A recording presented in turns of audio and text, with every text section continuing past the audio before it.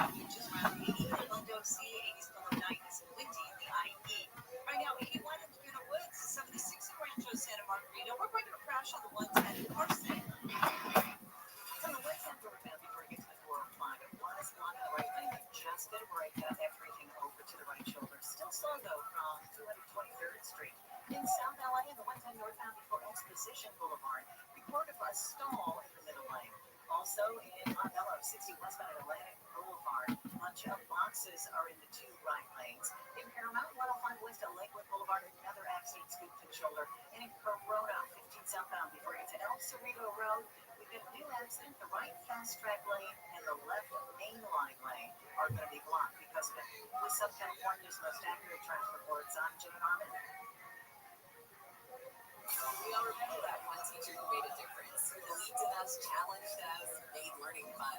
Now's your chance to say thank you in a big way. iHeartRadio's Thank a Teacher, powered by Donors Choose, celebrating the incredible impact of public school educators. Nominate an outstanding teacher in your life who's gone above and beyond for their students to be among the winners of $5,000 to stock your classroom. Help us say thank you to the educators shaping our future. Get all the info and nominate a teacher who goes the extra mile today at iHeartRadio.com/teachers. Taking your kids to their first baseball game.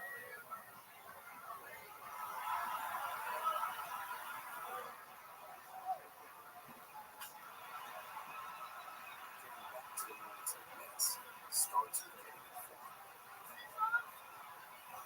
Get the latest info about COVID-19 vaccines at getvaccineanswers.org. It's up to you. Brought to you by iHeartRadio and the Ad Council. Multistream Cinema, few films have been as successful as The Godfather. Francis Ford Coppola's gangster epic set a new standard, not just for movies about the mafia, but for movies in general. We're constantly harangued and chased from one place to another, and at the same time we're doing so much more for the societies around us, and it's a very martyr-like kind of image. Which reminds me of a joke. Please forgive me if I tell you this one more joke. I know we're near the end of the lecture, but I'll tell you, this is a funny joke. So, my jokes are not by definition funny, but the joke goes like this. This is I actually heard this when I was doing my own doctoral research in the former Soviet Union. And if you'll recall what it was like back then, so much shortages of consumer goods that lines would form everywhere, the drop of a hat. You know, if they heard that a particular store was opening, people would stand in line and they would buy anything. They had Czechoslovakian shoes, only size 7. You would buy as many as you could, and then later you would barter them, you know, in the various open-air markets. So anyways, there's this lineup at Chetha outside a grocery store, and because they heard there's cucumbers going to be on sale. And everyone's standing there in line, and there are all these different nationalities, you know, Russians and Latvians and Lithuanians and Uzbeks and Jews and all kinds of people. So they're standing in line, and the door opens, or the window opens, and the manager leans out and says, "We've just learned that one of the trucks of cucumbers has broken down and will not arrive. Therefore, all Jews, please leave the line." So what can they do? You know, they pack up, they leave the line. Closes the window. A little later, he opens up the window. He says, "We've just learned that one of the trucks has been stolen by the mafia, and we're going to have less cucumbers than we expected. So therefore, all Central Asians, please leave the line. Uzbeks, Tatars, Kazakhs, all leave the line." So, you know, they have to leave. This goes on. Lithuanians leave, Latvians, Poles, everyone's leaving, until finally there's only pure Soviet citizens standing in line. And the guy opens up the door and he says, "We've just learned the last truck has caught fire, and there were no trucks arriving today, no cucumbers at all. Everyone, please go home." So Ivan turns to Petro and says, "You see, the Jews get all the breaks." So in many ways, the Sefer Yochassid, which is, we're talking now about a 16th century history, follows a model that we repeated over and over again by many historians. It's not the first of the series. You can even say that some of the biblical books follow within this kind of metaphor of the lachrymose model, where the Jews get all the breaks, said with a certain amount of black humor. But nevertheless, it is a testament to the work of his maturity, the work of his old age, as he reflects on the meaning of Jewish existence in the diaspora. So, in terms of his legacy, we get a sense of the importance of people like Zacuto for understanding the Iberian reality.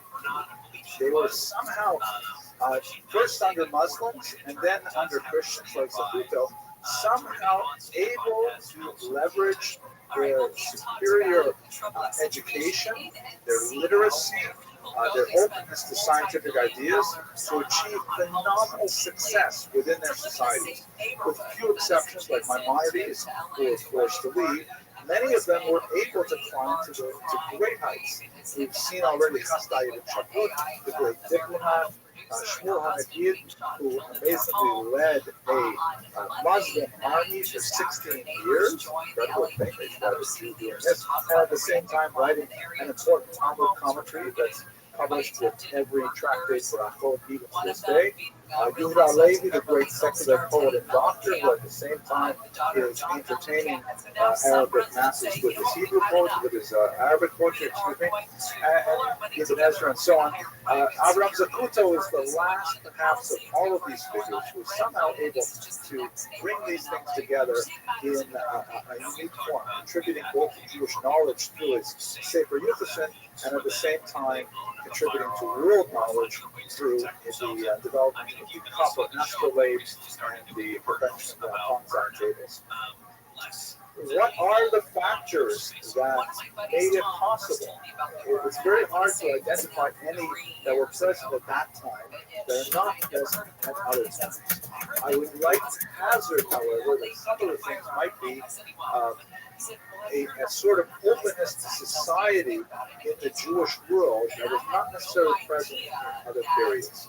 An openness, an idea that Jews, should not be closed off to any body of knowledge simply because they were Jewish. There was no idea that these scientific endeavors were somehow taboo because they were practiced primarily by Christians or by Muslims. Obviously, we don't have that many Jews excelling in Christian theology. Maybe we do. I haven't studied them, but that's probably the big part of the reason for their success is this lack of fear of the toxicity of outside society. At the same time, as we shall see beginning next week, it was indeed toxic because the ferocity of the first the Inquisition and then the expulsion was so unprecedented and so rapid that it's hard to imagine how this could have happened to any other society. The Jews were so well integrated into Spanish culture, both under the Muslims and later under the Christians, that one might think that their position was impregnable, but in reality, that was exactly what brought them down. As we shall see next week, it was the complicated relationship between the conversos and their attachment to the traditional Jewish community that ultimately made the expulsion inevitable to Ferdinand and Isabella, who were slaves to the ideology of the purities of Jewish life. That's something we'll have to explore much greater detail starting next week. It's a baby bear. I'll remind you that Tuesday, not tomorrow, but next week, we'll have an amazing Jewish poetry reading from Professor Yoshua in November. I really hope to see you there. It would be nice to sit with you in the audience and listen to someone else. Maybe he'll make some jokes and criticize them. But with that, I'd like to conclude the lecture for tonight. Thank you very much for coming, and I look forward to seeing you next week.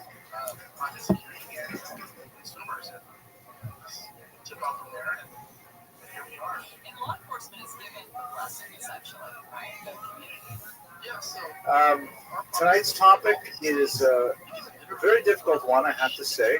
This is not someone that I would necessarily choose ideally as our subject or as a focus. He's an extremely important figure in many ways, but I'm choosing him primarily because he is emblematic of a conundrum that the Jews faced during the extremely terrible times of the Spanish Inquisition and the expulsion. He'll be a foil in some ways for the larger discussion that will take up the bulk of our time tonight, which is speaking about the mechanics of the Inquisition that led inexorably and terribly to the expulsion of the Jews in 1492. I'm speaking, of course, about Abraham Senior, also spelled Senior, who was a very important financier and leader of the Jewish community in Segovia, Spain, during the last years of the 15th century. We have to begin with a joke, though, and it's hard, after spending so much time this week in particular being immersed in the Spanish Inquisition, but I will try nevertheless. Did I tell you a while ago about the joke about the guy who his therapist tells him it's time to step away? No? Okay, so the joke goes like this. There's this Jewish man who's been going to a very competent psychologist for many, many years. And he's worked through all of his issues one at a time, and he's really made tremendous progress. So finally, the therapist says to him, listen, Irving, you know, you've been my patient for many decades now, really, and it's been a wonderful experience working with you, but I really think it's time to cut the apron strings and let you go out on your own. I really don't think you need to come back to see me twice a week like you have been for so long. And Irving says, well, gee, doctor, I don't know. I mean, this is a big step. I mean, without regular contact. Listen, I'll tell you what, Irving. I'm going to give you my personal cell phone number, and you can call me anytime, 24/6. Anytime you have any kind of problem, just call me. Doesn't matter. I will answer, and we'll work it through. But you will be fine. I'm confident in you. So Irving, he trusts his therapist. He says, fine. So he goes off on his way. A couple of days later, there's a call on the cell phone at 5:35 in the morning. And the psychologist wakes up, groggy, says, hello, hello, and says, doctor, it's Irving. I had a terrible, terrible night. I need to talk to you about it. And he says, oh, no problem, Irving. I'll help you out. What happened? He says, well, doctor, I had this horrible dream that you were my mother. And that you were smothering me, and that you were controlling every aspect of my life, and I couldn't make a single decision without, consulting with you. And so the doctor says, well, what did you do about it? I said, well, I woke up shivering and shaking, and I figured I'd better go settle my stomach, so I went into the kitchen, and I sat down, I made myself some tea, and I had a little breakfast. I had, a couple of pieces of Melba toast, and then I called you. And the doctor says to him, a couple of pieces of Melba toast, that's what you call breakfast? It takes a little bit, right? It takes a little bit. Okay, all right. Thank you for listening to me. It makes me feel better. Okay, let's do the good and welfare. First of all, tonight's lecture is sponsored by Mr. Cyril Alvarez, who has been watching these lectures for quite some time. He's quite expert in this particular subject, far more so than I believe. He's been doing genealogical research on the Senior family, which is actually quite extensive, especially after the conversion, when they take on the name Coronel. It's actually quite an illustrious family for many centuries. So we're very grateful to him for sponsoring this lecture. All of these sponsorships go, of course, to our scholarship fund, which has raised now almost $11,000. So we're very pleased for that. By the way, we will be starting, God willing, out in the new semester, a whole new series focusing on the Sephardic diaspora, including as well Mizrahi Jews and their traditions. And we'll be seeking a whole bunch more sponsorships at that time as well. Very important reminder, tomorrow night, a tremendous event. We're going to have a poetry reading by the incomparable Yehoshua November, who is a professor on our campus, a very beloved professor teaching English composition in particular. His poetry has been published in New York Times, Chicago Tribune, many literary magazines, and he'll be signing copies of his latest book, which was incidentally a finalist for the National Jewish Book Award. Very impressive poetry, and gives us a sense of what it means to be a poet today. I hope that you will all come, because we've spent so much time discussing poetry in the Andalusian period. Let's study it in the Brooklyn period tomorrow. So that's at 7:30 in this room at this time. There will be sushi and other foodstuffs to entertain us. Okay. In terms of the academic resources for tonight's lecture, I've relied very heavily on the research of Professor Chaim Weinart, shown here. He was born in Russia in the 1917, an auspicious year, a century ago. He served in the Latvian army, and then immediately after finishing his service in 1937, he made Aliyah to study at Hebrew University, serving also in the IDF, in the intelligence division, and ultimately he became sexual thing. at Hebrew University. And absolutely. Epstein was mainly a Mossad operative, kids like Maxwell, her dad, all Mossad on record. The media just keeps this debate going, is it Mossad, is it Mossad? Well, he wasn't officially Mossad. Any real operative at the highest level is an operative. People think it was an operative at lower level, no one comes there the boss. But he himself was just a manager. His lane was the case manager. This has all basically come out. And this is the leverage that Israel is using over Trump right now. to do all this, and my information is not Trump himself. He just all this other stuff, trying to embarrass him, beauty pageants, flying twice on his plane from New York to Palm Beach. And again, Trump was all release until he got that meeting with Netanyahu that you nailed. But what's more important is this has captured the public's understanding and imagination. And so it's all about integrity. It's all about getting rid of the deep state and Trump joining with it and defending it. I had on my show today Mark Mitchell, who is the hands down, the best record nailing elections, not just here around the world from Rasmussen polling. And he said, I'm not a Republican or Democrat, but I care about the voters and freedom in the future. And he said, the exact number, like 14 points lost with independence. It's a collapse. It's a collapse. It's a collapse. 5 or 6 points lost to those hardcore book banks. This is a disaster. As Steve Bannon without seeing polls, we can have it go said we'll lose 40 seats. It's overshadowing another interesting and important story. That's that Comey, Brennan, Clapper, all these guys essentially participated in what was kind of an attempted coup with, manufacturing this evidence that Trump was installed by Russia. Yeah, Crossfire Hurricane. And that's the key. That was my whole show today was Crossfire Hurricane is proven. Crossfire Hurricane is confirmed that not just Obama giving orders to Clapper, Brennan, Comey, before 2016 that Trump was running.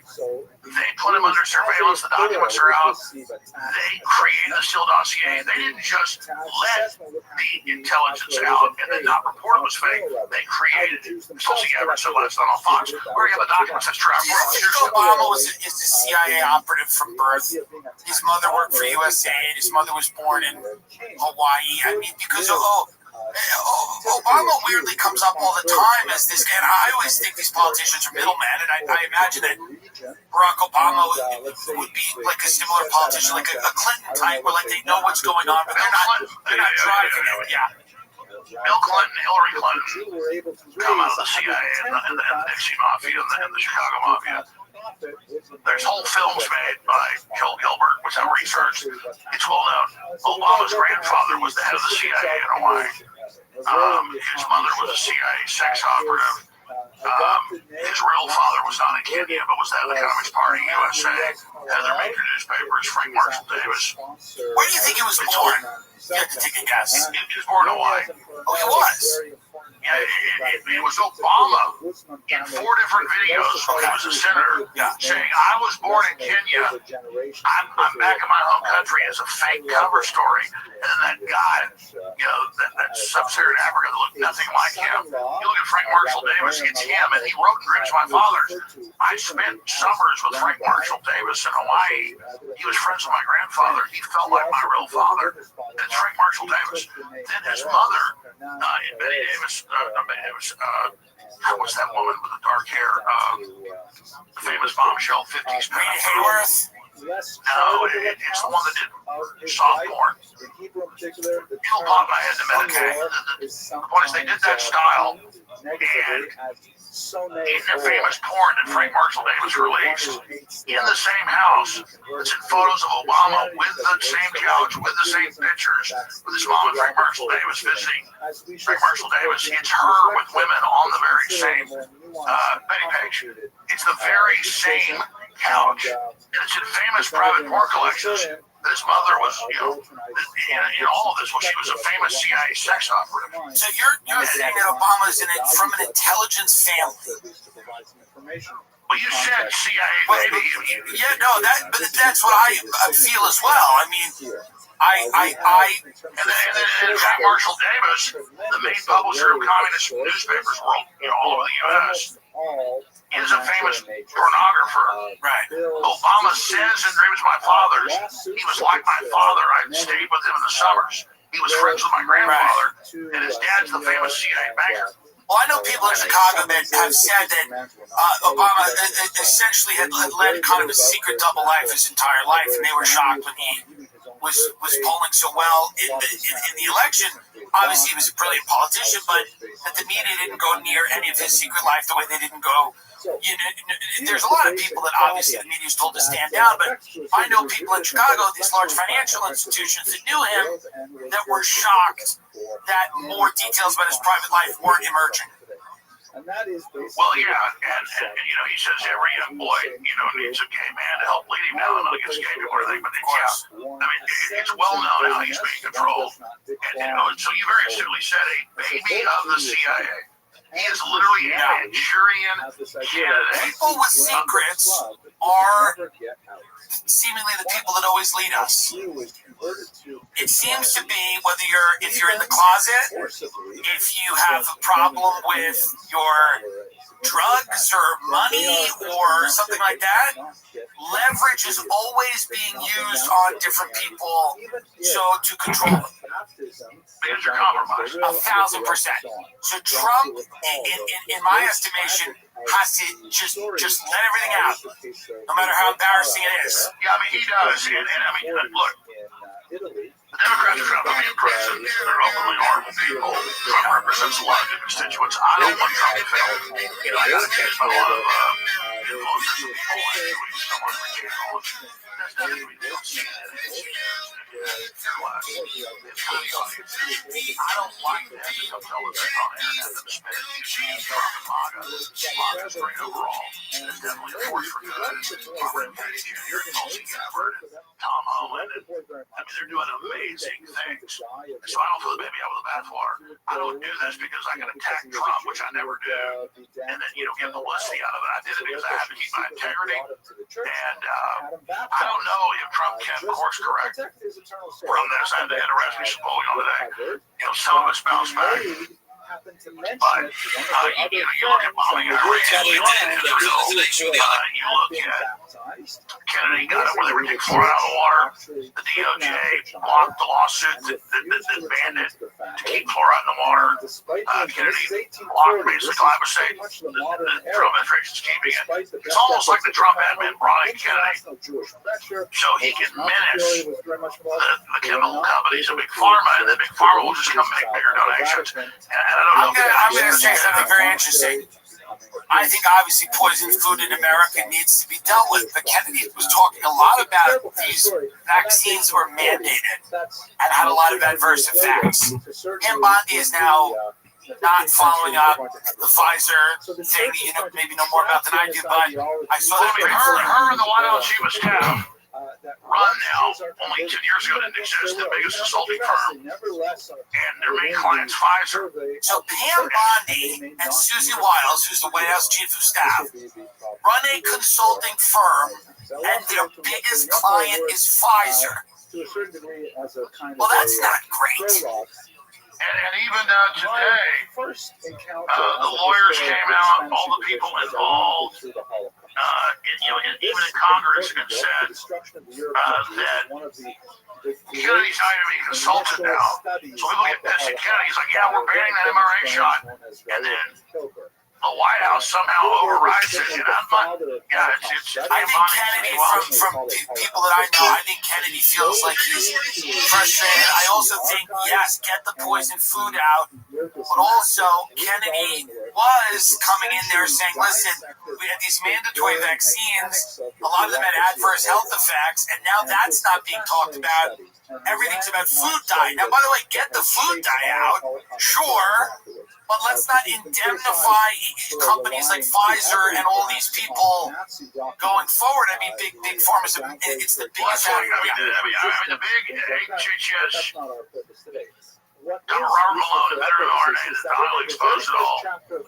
He came out today and said, no, I've seen the documents. The FDA and all of it authorized these new RNAs. They literally didn't even consult Kennedy. And somehow even Kennedy passed. I mean, this is going on. So it's a big, giant operation.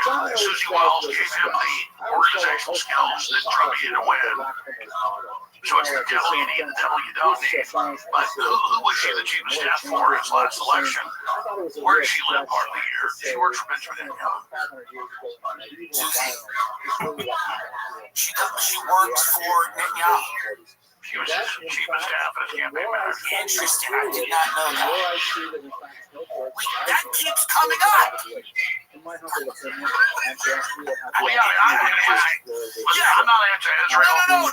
Listen, we don't even have to keep saying that. We're not I'm not the heart anti-Israel. for it. I have responsibility. You do. Like a Jack in the Box and Netanyahu. Jack in the Box, Netanyahu. Remember Netanyahu back there in the COVID days? I want Israel in the headquarters of human testing. We don't know what they're going to do. We offer the Israeli people guinea pigs to be tested on.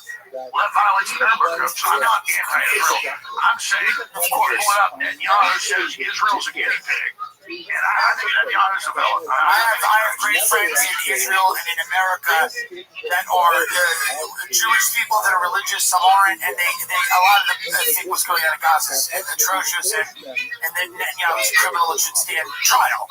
But it is interesting to see that this administration is starting to spin out of control. It feels like that. That's a good way to see it. In the first 5 months or so, it was like almost perfectly on track for it, and then it just started going sideways, and now it's moving very quickly the wrong direction. And I have no interest in them failing. Like, I'm the Democrats are long term being president. And suing me and all this stuff. I mean, it's like my lifeboat. I mean, it's Trump, and then he's poking holes in the bottom of the boat. And I don't want to be enemies with Susie Walls. I don't want to be enemies. And I can tell you a lot more. I mean, I had a White House call up, and they're like, last week, what do you want? Now, I'm like, oh, you think I'm doing all this to get something to do Restream? I want you to do what you were elected to do. Yeah. So it went from, you're mad, we're going to have our influencers attacking you 2 weeks ago, to, what do you want? Yeah. Well, they want it to go away. They want this to go away. And I've been listening to you since I'm 12 years old on the GCN network. I remember listening to you before 9/11, by the way. And then, GCN network, we're talking like fucking 1999. We're talking 8-bit internet. I mean, unbelievable. And I believe that was the network you were on, was GCN. Yes. Yeah. So that's how long I've been listening. And that's why I bring you in on stuff like There that. he is. Because I often get confused. All based. Yo, pimp. Did you know that Hulk Hogan died?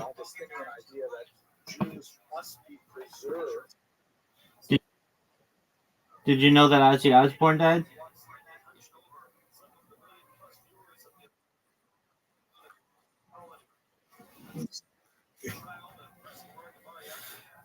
Dog.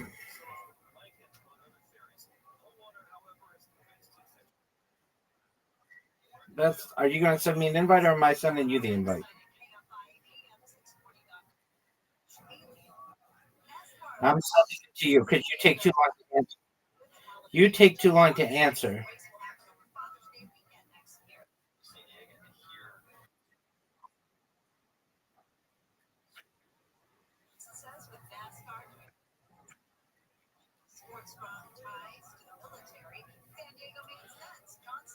That's a make. That's a make.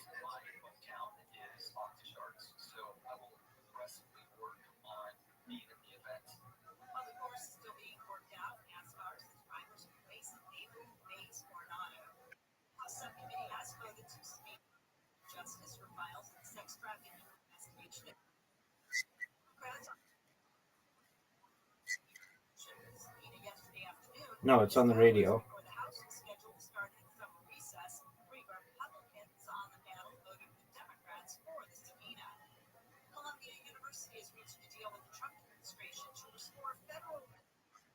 But I've got these computers that are going all the time, and so I see what people are tweeting, and when I start seeing the same celebrity's picture in a feed, I start to wonder what's going on with them.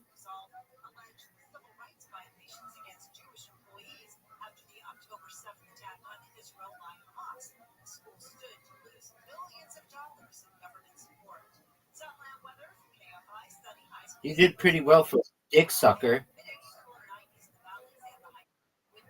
You did well, dude.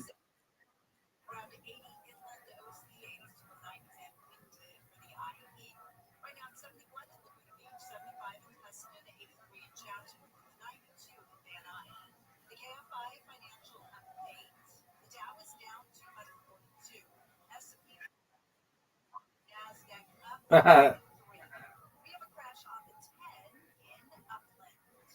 many people do you think live in a yurt? How many? Between 1 and 1.5 million.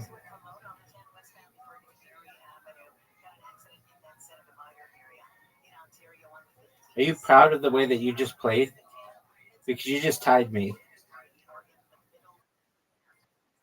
Are you ready for this and then Moncala?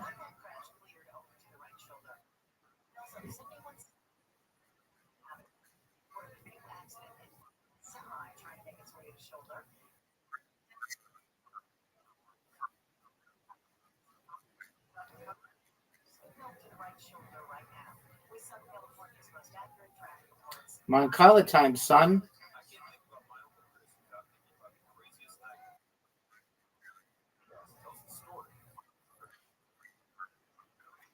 I don't know what you're smoking. You're full of it.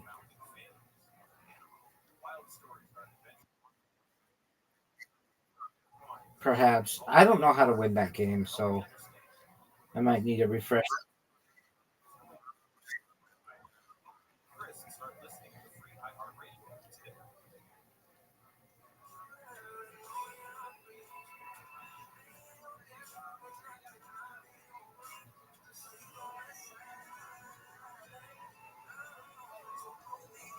What's your favorite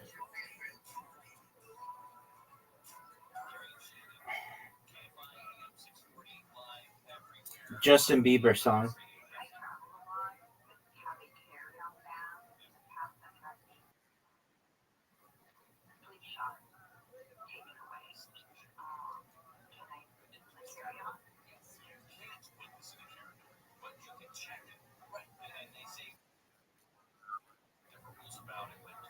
Are you serious?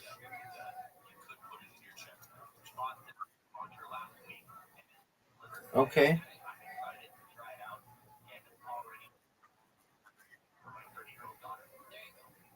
Do you like Carly Rae Jepsen?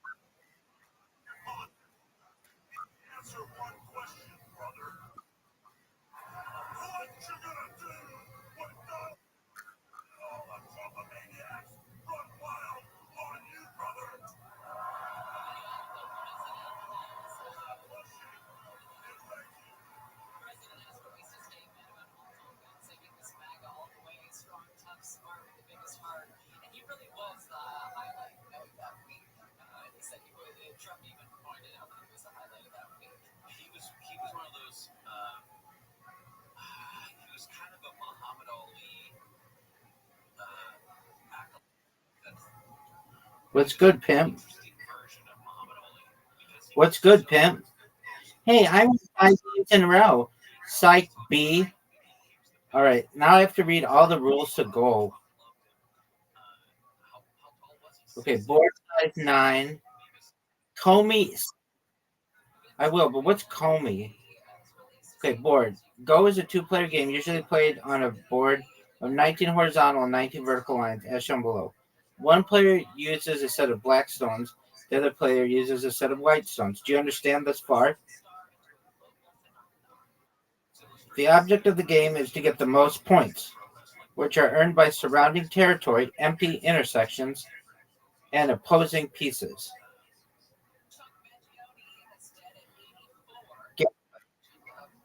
Placing stones. Beginning with black, each player in turn places a stone on an empty intersection or point. Once placed, a stone is never moved, although it is removed if the opponent captures it. If any stones become completely surrounded by opposing pieces, they are captured and removed, as shown in the example of the white stone below. A stone or group is completely surrounded when it is not adjacent in any horizontal or vertical direction to any empty intersections. Liberty. An empty intersection adjacent to a stone or group is called the liberty of that group. An empty section. Okay.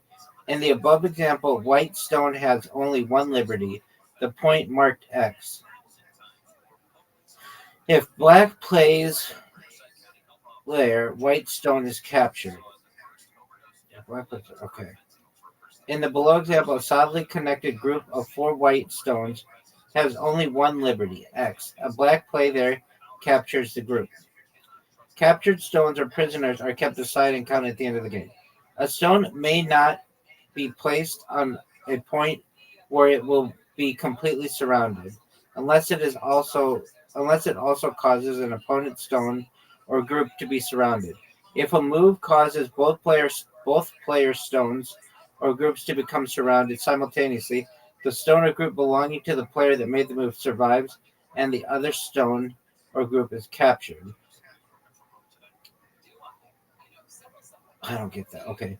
In the above position, both white and black can make a capture by playing at the point marked X. If white makes the capture, the position will be shown in the second diagram. If black makes the capture, the position will look like the third diagram. Oh.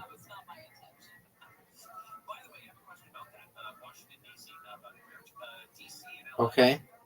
If black makes the capture, the position will look like a third diagram. In this third diagram, a white play on the corner point will capture all 5 black stones, showing that black's capture was a waste of time. More than one group may be captured as the result of a single play. In the example below, a white play at X will capture all 3 black stones. Endgame. Players alternately place stones on the neutral points intersections adjacent to both player stones, also known as dame, pronounced dame. Okay, also known as dame. Next, dead stones, ones that are not fully surrounded, but that would inevitably be captured if they continued, are removed from the board and added to the piles of prisoners.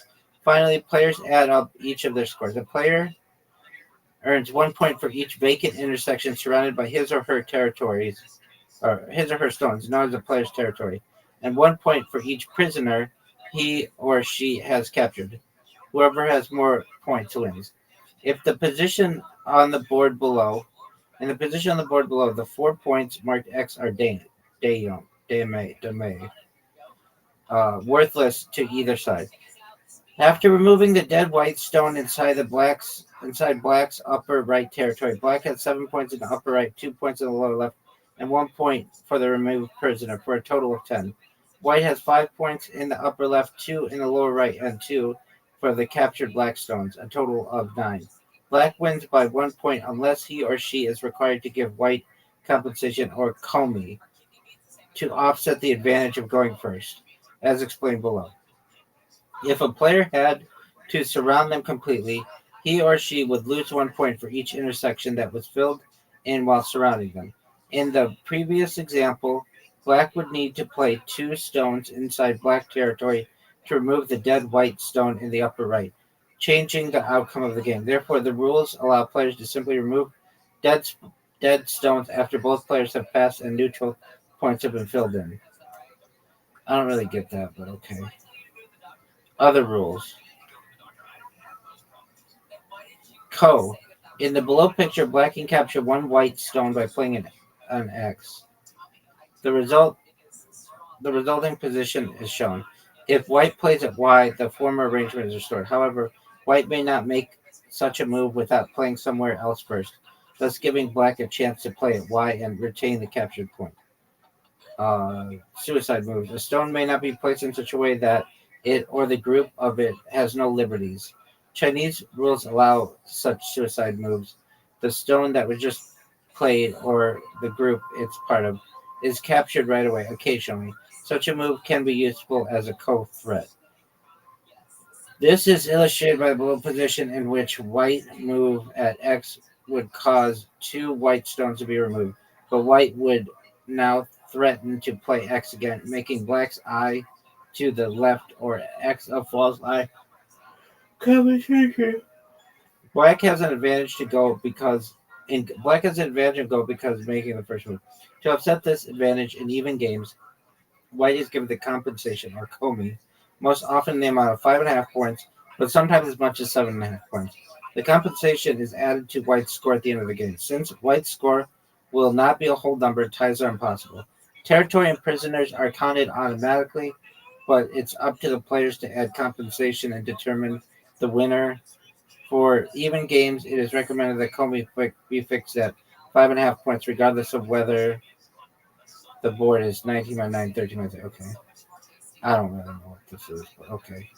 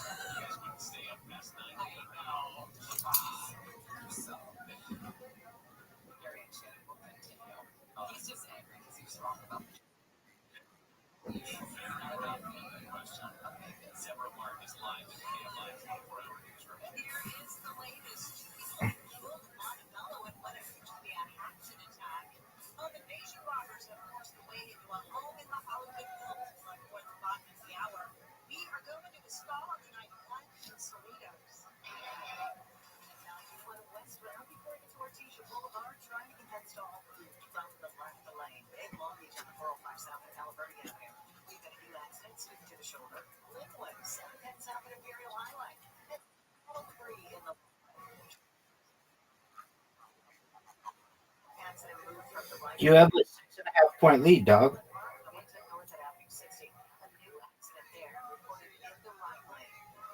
I wonder why there isn't a timer.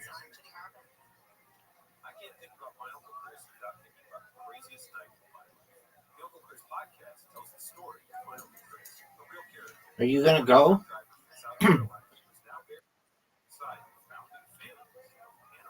Let's see that, Tim.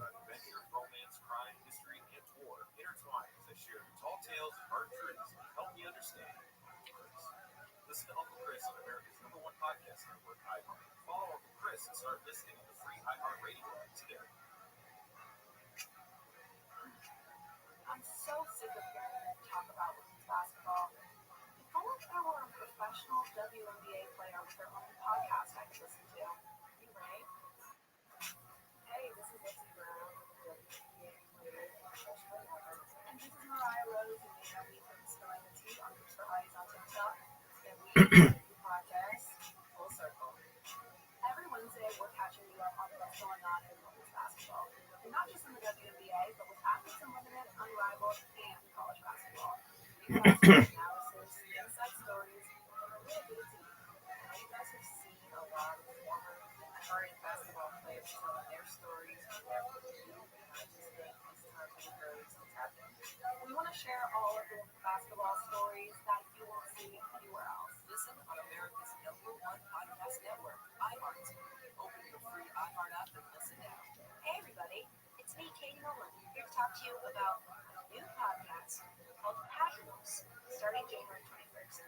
It's a sports podcast, but for people who don't necessarily consider themselves as listeners of sports podcasts. It's just regular people laughing about sports, not screaming. I mean, we might scream, but it's going to be about something very silly and not about something as serious. Seriously, is this making sense? You guys kind of get the vibe.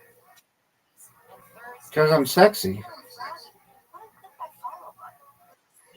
Like, you can always unclick it if you feel like that was a bad decision. It's not going to get a notification that you do that. But if you click it now, you'll never miss an episode. And that's ideal. This is going to be good. Oh, it's going to be good. Listen on America's #1 podcast network, iHeart. Open your free iHeart app and listen now. iHeart is America's #1 podcast network. Open the free iHeart app and explore podcasts like this. chance.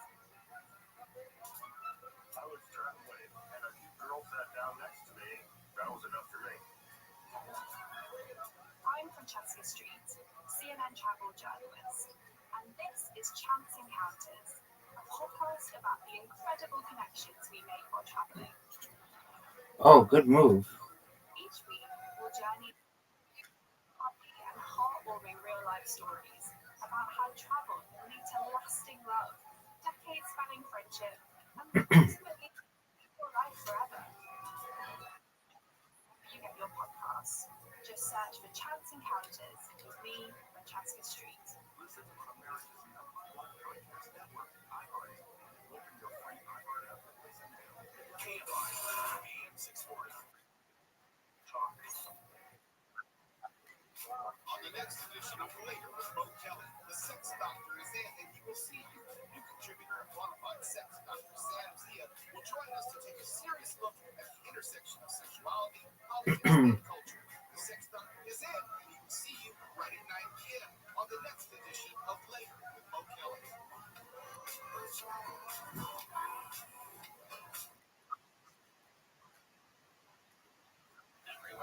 To win? Hate to find the Dodgers take on the Red Sox in Boston. First pitch for accomplice to all Dodger games on Sports on the iHeartRadio app.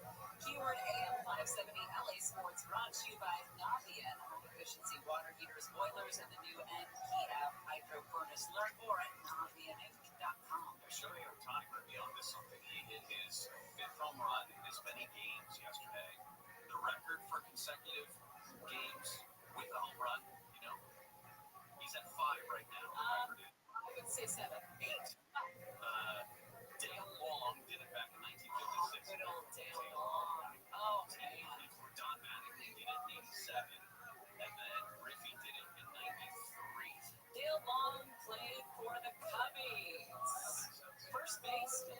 He played for the Pirates, the Browns, the Cubs, the San Francisco Giants, New York Yankees, and the Washington Senators. You know where the Browns play? The Browns, they play in St. Louis. Right? Played. Did you see the? Did you know? Did you see the guy fall off the barge in Cleveland when they unveiled the helmet? Yeah. That was so apropos. So Cleveland. Dale Long's career was marked by 2 milestones. In 1956, he set an MLB record by hitting a home run in 8 consecutive games. 2 years later, he became the first left-handed throwing catcher since who? 1902. James Donahue. Oh, what a great freaking name. He was also a journeyman, also played for the Pirates.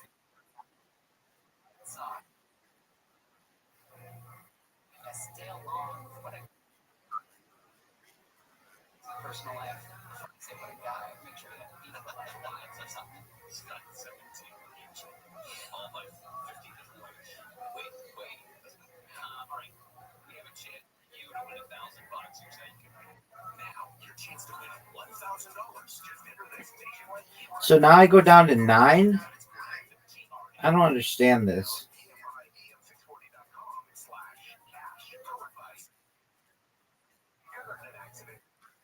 Call the winning attorneys at Sweet J.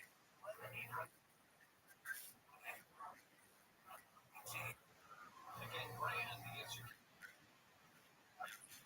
email. Winners will be notified with a quick flash email that congratulates them on winning $1,000. And an hour from now, John is going to give you a shot at another $1,000. We were talking about guns. Did you know that our guns have a 6th sense which tell us when to stop beating? Yes. Where is your Why don't I listen? Is that what you're doing? That's such a low-hanging fruit. But I find that to be Low-hanging fruit. Go on. I find that to be interesting. What the gut tells you to listen. Yeah. Like if you listen to it, which I know. If it's M&M's, my 6th sense disappears. I'm a real big M&M girl. And To this day. you didn't eat any of the M&Ms that my wife grabbed on. Those are heated M&Ms. I'm a plain M&M person. My husband's a heated M&Ms. You didn't eat any. I know, that was odd. We went to the doctor. It's your turn, dog.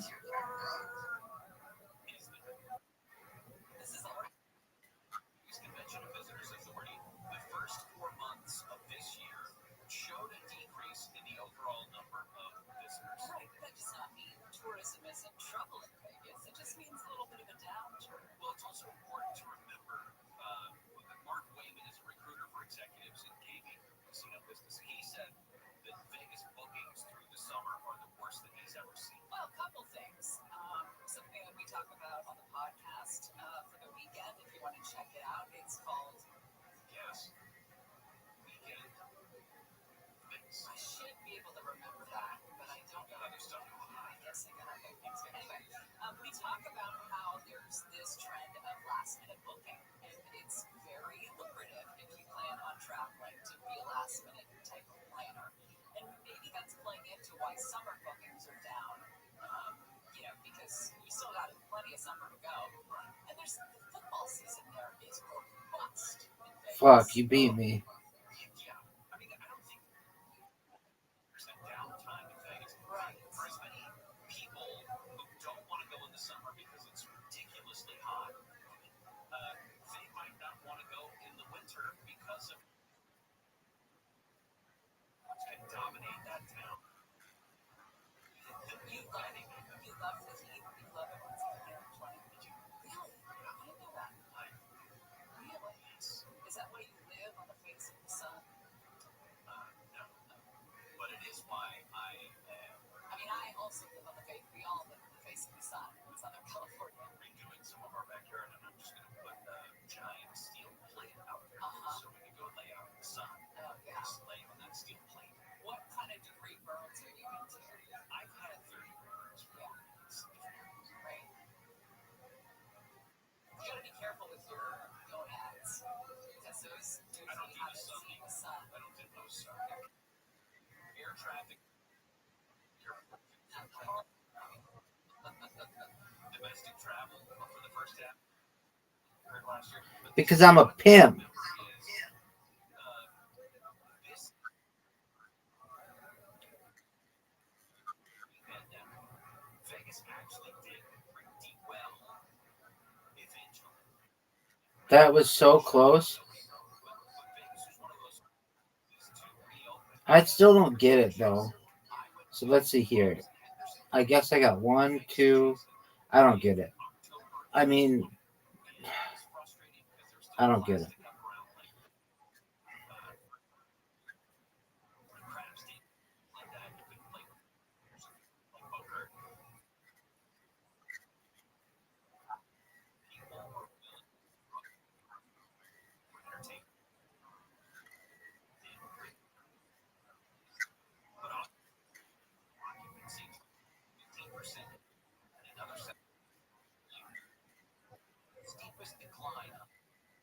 Right, I get that. I get the capture thing. That's a tough game. You know what's more fun though?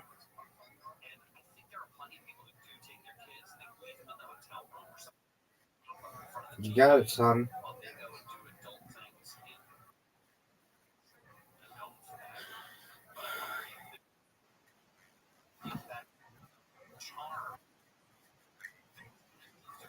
It's like the most complicated game.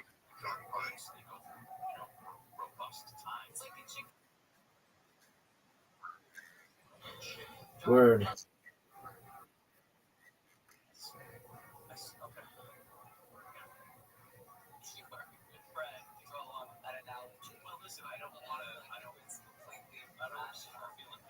Sometimes you don't make any sense. But that made sense. I just need to give myself time to allow it to create. You're being so polite because we still have guns on the table. It's a very polite society in here. Strange science when we come back. Miss any part of our show, you can always come back and check out the podcast. Yes, we'll get it all into the 6 sense in your gut and how it controls how much you eat. And this one also, why bread makes us sad. It does. It weighs me down. And you know what? I blame Adam Levine for. Really? Oh, you said great. I don't know if you would have won. He said years ago in an interview he doesn't eat bread down, and I haven't heard. Ever since I heard that, every time I eat bread, it's like it weighs me down. A lot. I also hate people that you're a lot. You're just an absolute. Some people pride themselves on watching television.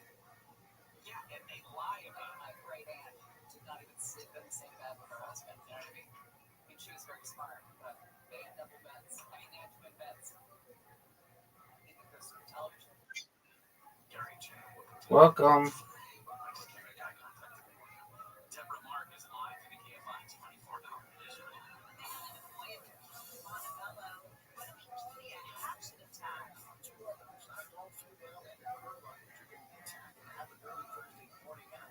Complex on the western boulevard in Montevideo.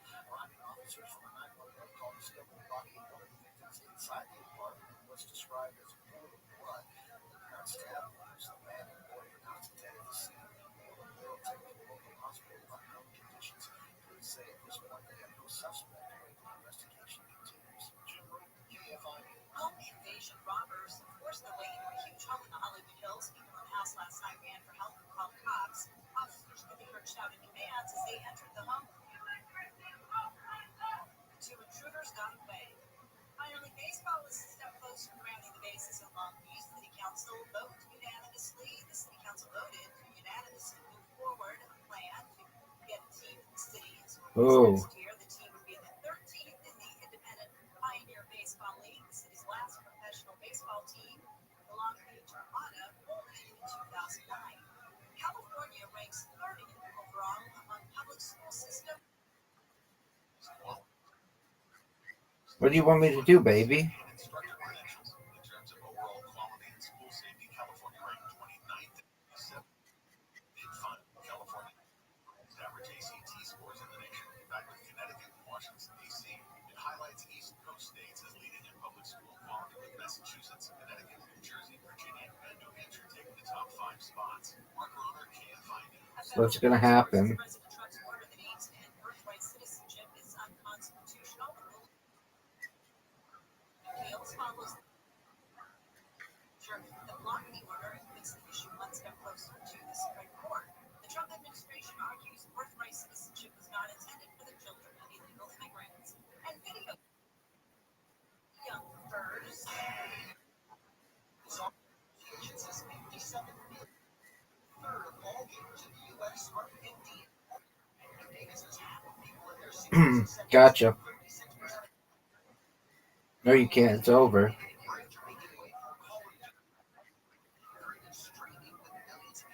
I don't know why you say that. It's over.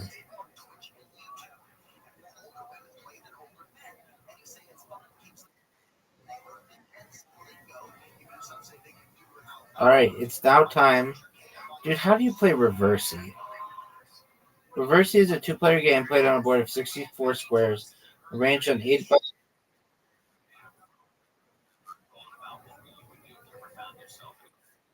gameplay. Have you played Reversi? Okay. Dog.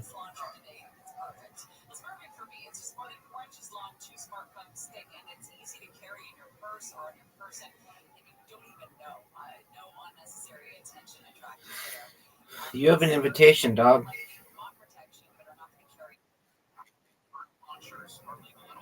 Do you?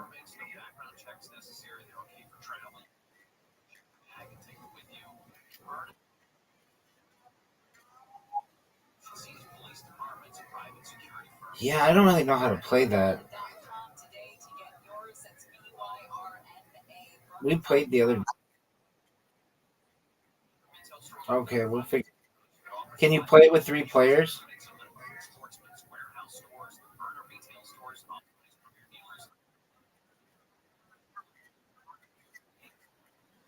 Can you play with 10,000?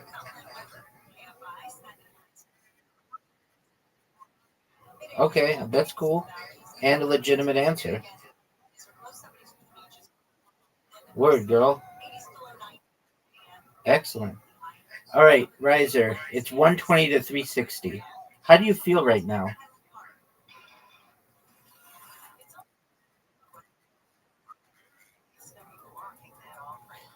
Oh, good one, dude. Get it. That's 2, baby. Don't get another one. That's all I ask. 2 is good. 2 is good. Oh, Are you proud of that? I can't think about my own craziest Yoko's podcast. South Carolina is now buried alongside the founding families of Canada. Wild stories about adventure, romance, Oh, I missed the board with one of them. tall tales, and hard journeys. Help me understand.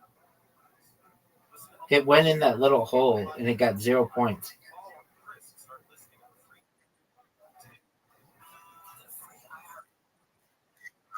Oh, it's definitely possible, son. You've got a chance to win. That's a miss. That's a big make, dude. Big make. You should be proud of that shot. That's a miss. That's a miss. That's a miss. That's that's a miss. Oh, huge make, dude. Huge make. Put pressure on, son.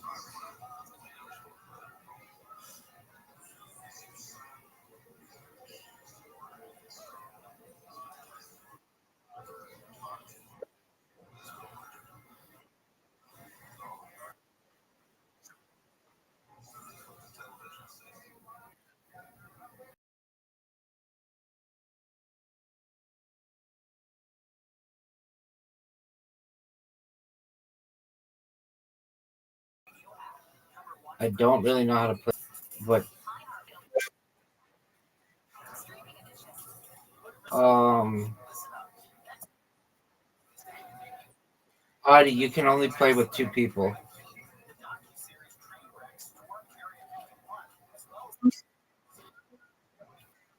I agree. We'll see what else you can play. Okay, let's play this game. It's called Audie. Are you ready to play?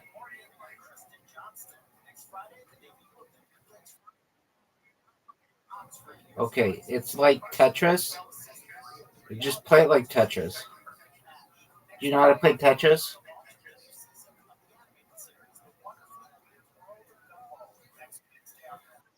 Okay, the one thing is you can't like flip it upside down or something. You can't rotate it or something.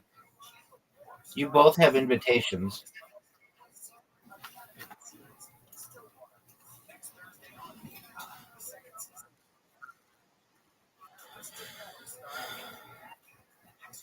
Here we go. 5, 4, 3. I like this cyberpunk background. Oh, I love this kind of background. It's my jam.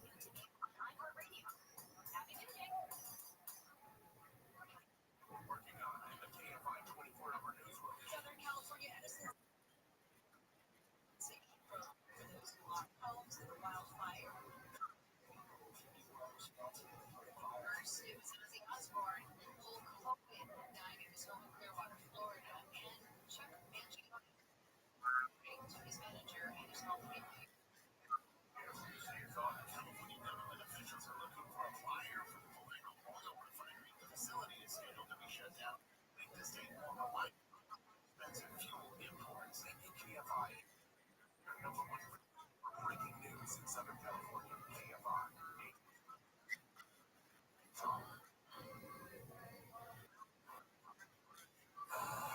Word girl.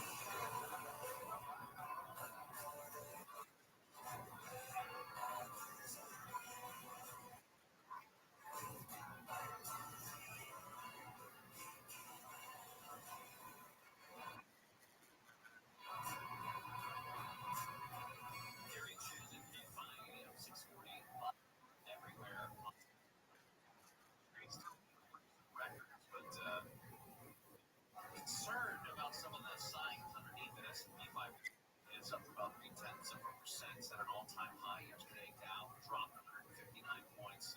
Now is the Nasdaq, I should say. Alphabet was the company that climbed behind Google and YouTube, delivering bigger profits than expected. Tesla down a little bit. Worries about how much Elon Musk and those of politics. Justice Department officials meeting with today in Florida. Meeting is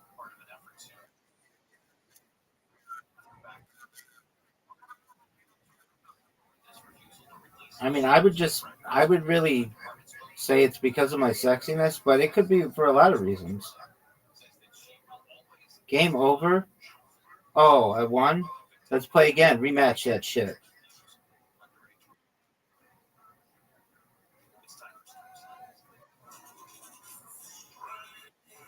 Audie, you need to change your name to be not Gail Settle.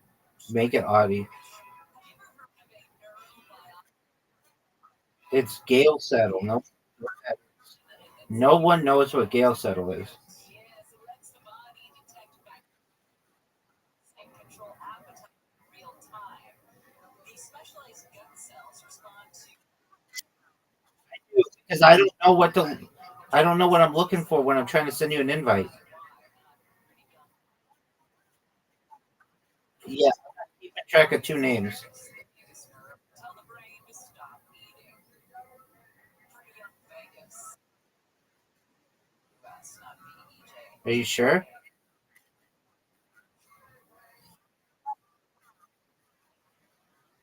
Refer to this as a sense that would rival sight, smell, taste, touch, and hearing in importance. There are certain mice that lack this sensing system. When these mice ate more food, they gained more weight. Is there a way to test for this sixth sense? Like, could we be missing it, some of us? Shoot. If you're not missing it, it's muted. Like, when I see the back I like this game. does it run and hide? Sense? Well, I would also say that there's amount of there's probably each other. One is our constant desire to stay fed. Yeah. Like we have a very basic desire to eat because that's what fuels our body. And sugars like that also trigger something ridiculously powerful in our heads. Because that's So they work, or they work against each competition. well, you're immediately drawn to the M&Ms. You know it's your body knows it's a good. Eat enough M&Ms that your body and that Know what's going on with my bacon. I think there's certain things where it doesn't kick in and say you've had enough. French fries. French fries. Also another problem. Is it like 9 French fries is the amount you should have? Who stops at 9 French fries? Kind of a psychopathic monster. That's a serial killer. No, the current weight loss medications, all these GLP-1s that we've talked about, whether it's all those, they target your brain cancer, or they will slow down those I'm trying. this kind of research to neurobiotic sense. That would be a completely different approach. If you could manipulate your bacterial sensing system in your guts, that may be a way to at least curb cravings. But isn't something cravings the problem? You start eating whatever the food is. It should kick in. The secondary portion of it, when it tells you the non-French fry rule, Like when you had that brownie, yeah, where was the pretty young Vegas? where was the end? There was no end until it was gone, You did not finish it. until it disappeared. We do have a plain side asteroid headed for Earth. Let's go! We've got that to tell you about. We've got Red making a sad to get into as well. I have a sad story to tell about a spider. Shoot. So I used to be terrified of spiders. I too would just throw phone books. Back when we had phone books at them when I lived alone, or I'd spray them with whatever was in a spray bottle around my hair. The spider would get the peroxide. Febreze does a lot of insect killing. A blonde, smell good spider. Amongst the spiders, I was told these spiders found Champion. not be afraid of them. All right, let's read the rules. How to play. Now when I see a spider, History of clocks. In 1986, famed game designers, also twins, George and Jerry Stamwer released Plox, a classic arcade game that spawned a cult following. Mysteriously, 11 months after the game's release, the Stammer brothers went missing, along with the game's source code. All Plox games were rendered unplayable when a kill switch of the game was activated. The team at Plato has recently unearthed a cassette containing the source code from the New Mexico desert. Like, I don't know if to believe this. We're excited to offer the game for a new generation of Plox players. Basic rules. Plox is an arcade-style blocks matching game for two players.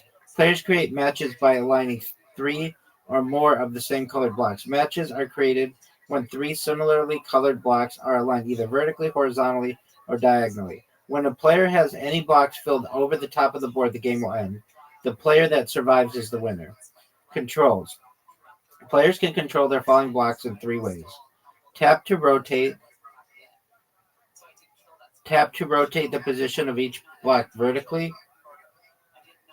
Oh, you can change it? I didn't know you could do that. Well, I was only doing it one way. Okay, so tap to rotate the position of each block vertically. Players can control. Okay, slide. Hold, tap, and slide down to hold, tap, and slide left or right to move the block horizontally.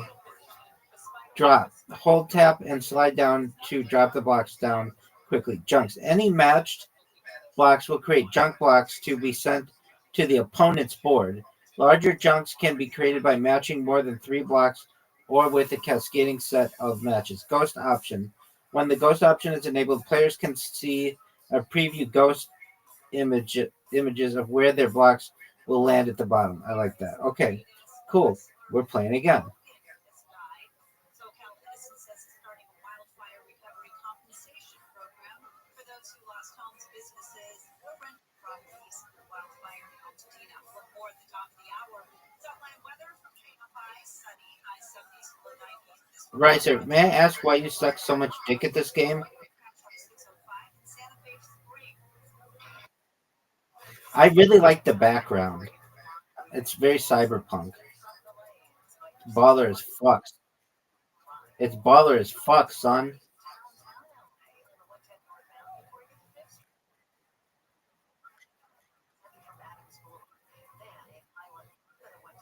What if I found out what?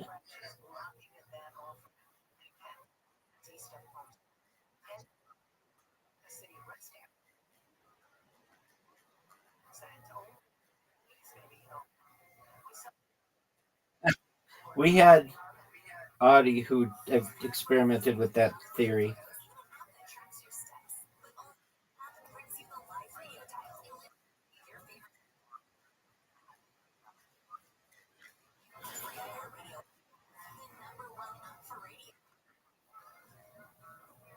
Saturday workouts.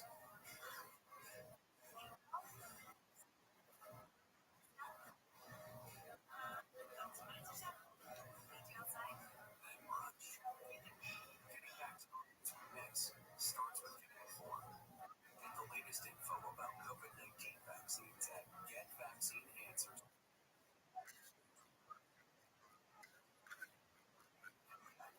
What do you want me to do about it?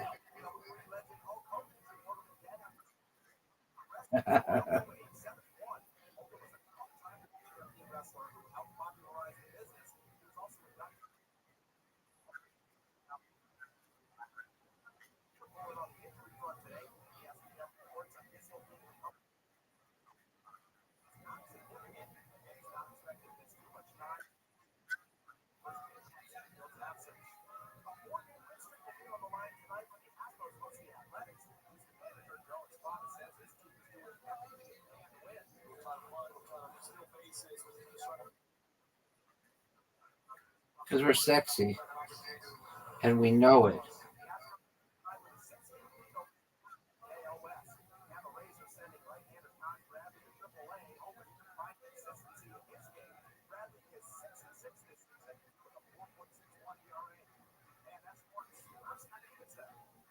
The free iHeartRadio app is number one for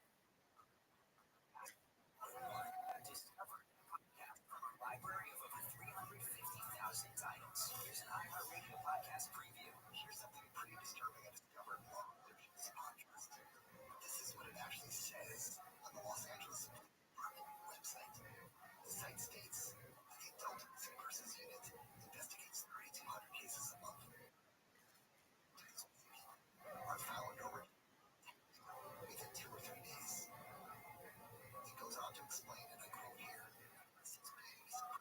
Oh fuck! I fucked up.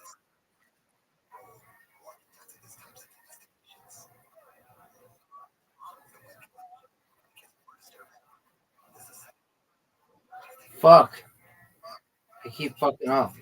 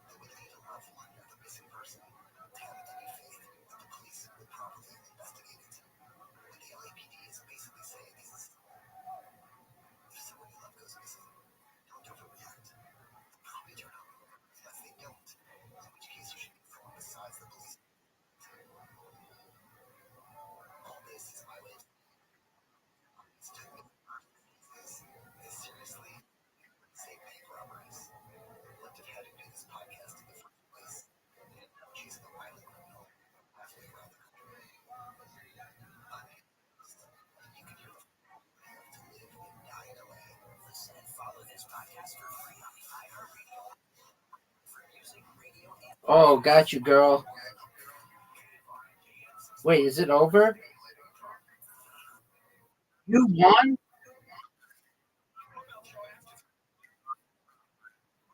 How the fuck did you win?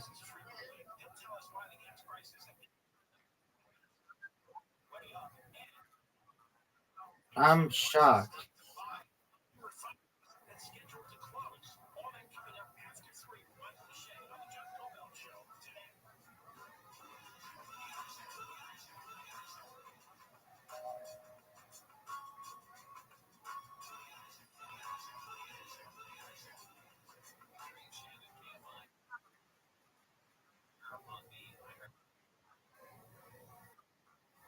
Oh my goodness.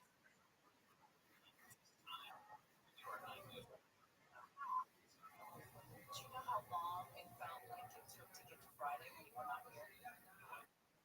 I forgot what day it was. I know. Good for you. Isn't that nice? Do you still go home this week and put on coconut shells? Just the skirt.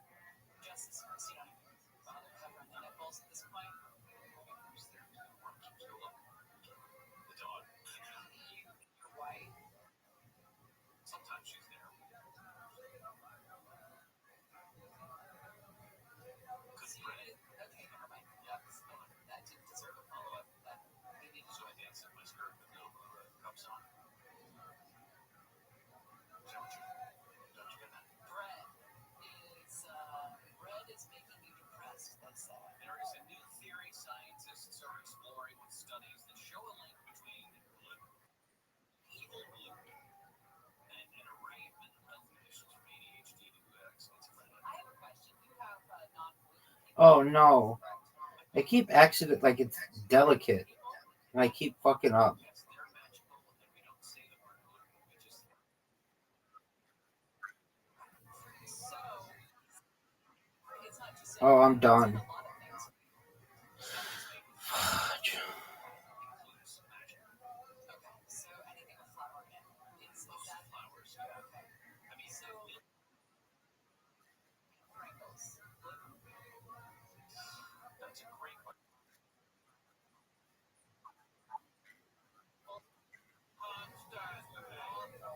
Constantly. I'm sorry, do you have a magic menu? I'm sorry, do you serve magic pizza crust?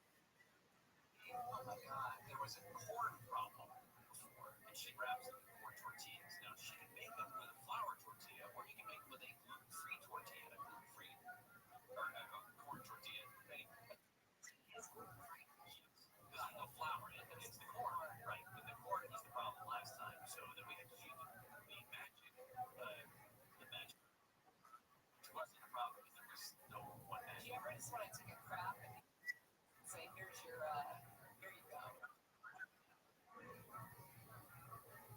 Champion. Riser, why did you suck so much dick at this game? Professor of psychiatry for mental illness research at Restream. 17 years leading mental illness, and said, my line of thinking was, I don't know. diet actually. So this all started when she was analyzing she was analyzing soldiers from the Second World War. And then during wheat shortages, when we were fighting in World War II, during wheat shortages, hospitalizations went down. I feel like that's another factor at play. It could be. Listen, it doesn't necessarily mean there's a connection. There's some sort of correlation, but we don't know what it was. The other thing was she looked at the work out of the 1970s. A psychiatrist did a study and looked at people with schizophrenia who recovered after taking on a wheat-free diet. The last thing we need is people with schizophrenia having another reason not to take their medication for schizophrenia. Oh, maybe I'll just try wheatless, give up bread, and then it'll all be cured. Isn't that a major problem about schizophrenia? They don't want to take their meds, and I get it. You don't feel like yourself. It's awful. You feel like you're numbed out or what have you. That would be awful. But That same guy who worked in the 70s talking about schizophrenia, recovering on a wheat-free diet, schizophrenics, I should say, he also visited Fuck. islands in Papua New Guinea where wheat is not part of the diet. And they have virtually 0 cases of schizophrenia. Now, again, it's not to say that wheat or gluten causes schizophrenia, Fuck. but that's a weird correlation. She, their brain off brain. But we've talked about before gluten sensitive. Fuck. Gluten's a bunch of proteins that are found in wheats and barleys and rye, wheat grains that are found in breads and pastas and the pastries, which is what makes them taste so good. Some people are sensitive to gluten, which means their immune system will fight against the gluten because it considers it a foreign invader in the body. Shit. The end result, gluten was only 1,000 years ago, is what they said. this is making me want bread real bad. Well, it can cause, I kind of just want to go home, get a loaf of bread, sit on the couch, maybe just bring the butter from the fridge to the couch. Like, just what are we doing? don't scoop it. Spread it on the individual. Butter in one hand, baguette in the other. I don't even know if I'm going to bother with a knife at this point. Damn right, just as God intended. What do you think he gave me these for? The problem not for gnawing on a cube of butter. The problem inflammation. Champion. Can't stop, won't stop. Rockefeller. Gets to the brain, energy for emotional control, anxiety, seizures. Do you think Zoot knows about Hulk Hogan? Concern is that on rare occasions be the cause of some schizophrenia. So We've got an asteroid the size of a plane that's going to pass Earth next week. Get out your crystals, burn your sage. Okay. Whatever you do, Ready? make sure this thing is a direct hit. I mean, that it misses us is what I meant. It's not going to come that close. A distance of approximately 393,000 miles. 6 times. Yeah, we could play basketball after this. You love that game. All right, I'm excited. It's Friday. Are you excited? I know some secrets about tomorrow's show already. I'm not telling you. Really? So you better come. I'm excited. There's secrets? Are we getting a cat? No. Gary and Shannon, we'll see you tomorrow.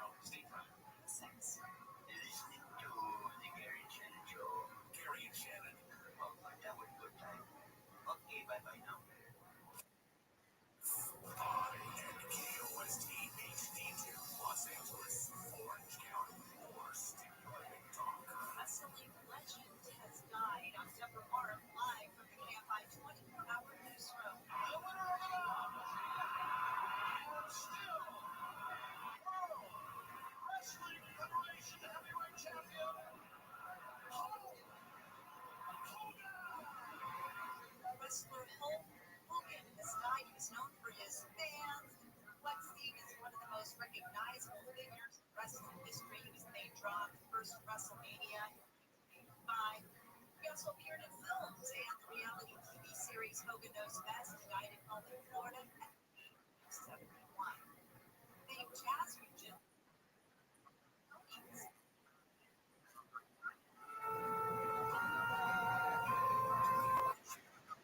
this week at home in Stevens Run.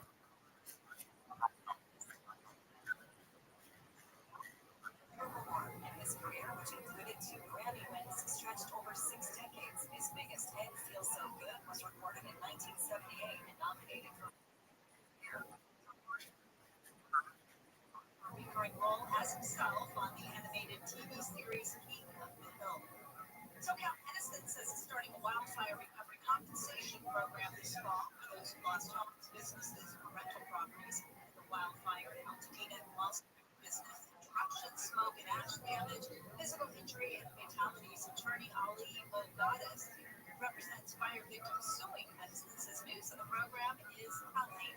The details haven't been released yet, but if it passes any indication, we know that this is going to be an attempt by SCE to send deeply inquiry. He tells KTLA that's not good. He's looking forward to trial next year. California is looking for someone who wants to buy an oil refinery. Champion. Can't stop, won't stop. Basketball time, folks. which may trigger a spike in gas prices at the pump for the state's 28 million drivers. Reuters is reporting that the California Energy Commission is actively looking to make a deal to try and keep that plant open. But if they can't, the closing of 2 refineries in the coming months will make the state more reliant on more expensive fuel imports. Jason Capitonia, FIN. Orange County's council is calling for the unmasking device agents, KFI's Artie, you have an invitation.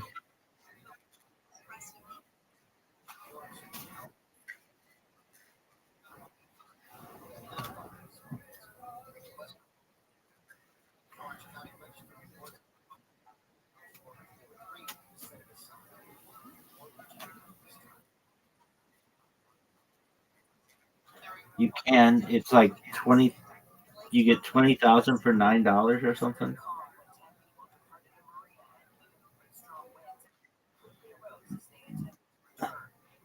I think they give you a whole bunch if you're sexy. That's how I got mine.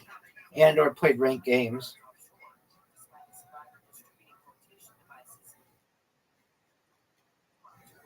Word, I think. That's a miss. That's a make. That's a big make. It's a make. It's a make. That's a make. Big make. Make. Big make. 11, dude. That's a huge round.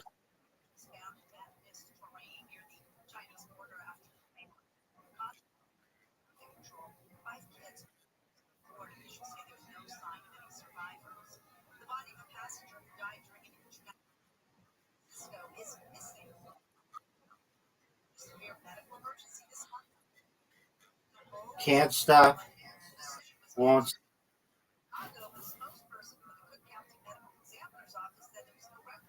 I hate when like I think I shot and then it doesn't let me take it. Go, girl. Good one.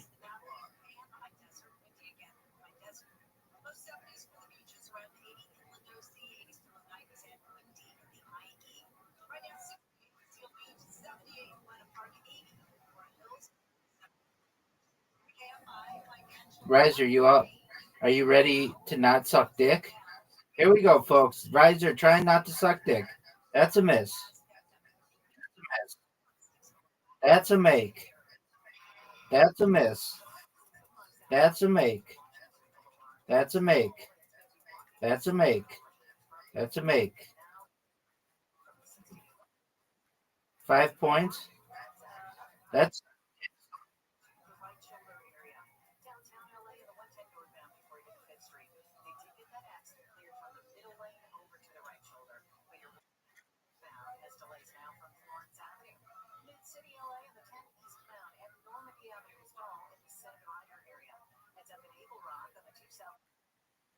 like a pro, baby.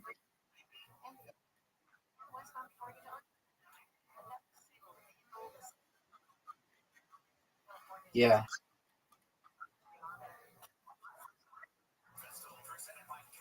that's a make.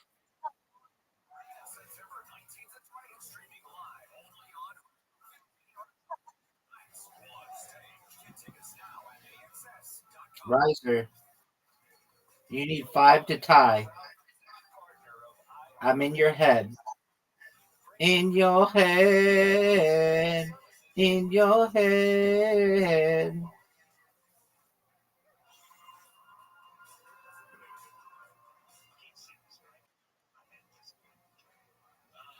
No, not good, son.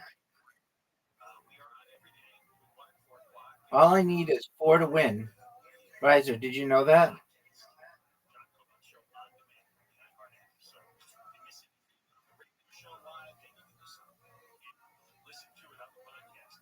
are you shaking your head?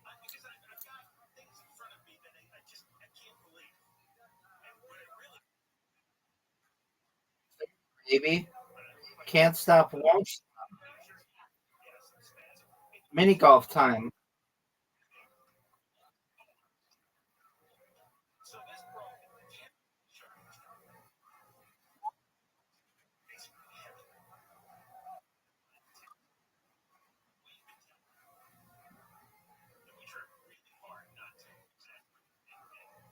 Riser, for some reason I can't send player 3 an invite to that game, so I'm going to send a new one.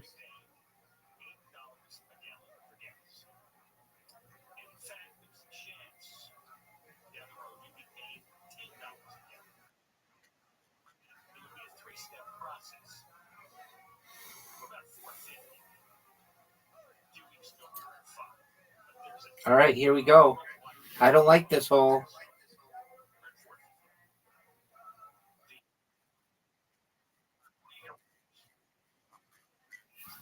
How about you STFU, dog?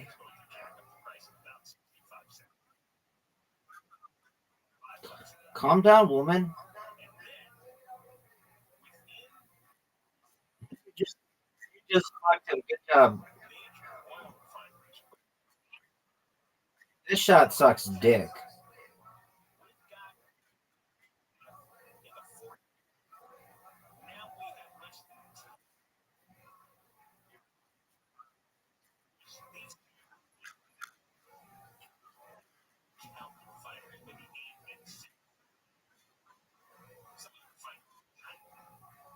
Hit my ball.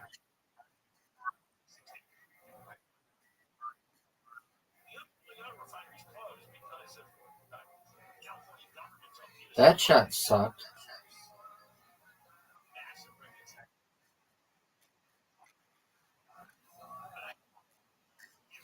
Look how good this one is.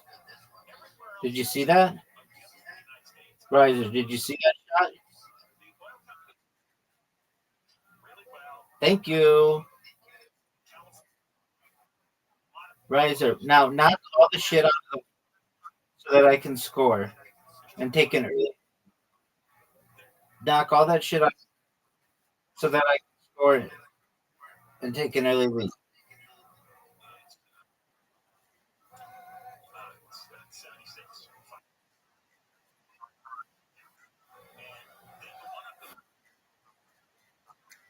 Just knock my ball in the hole, girl. Teamwork makes the dream work.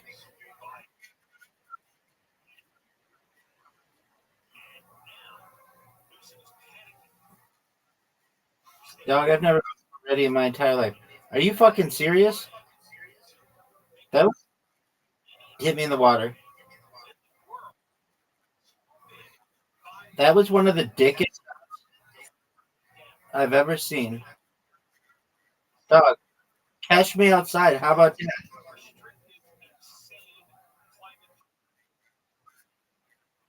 that? Oh, no way. She's going to win. If you don't talk to us, I don't talk to you. I love it.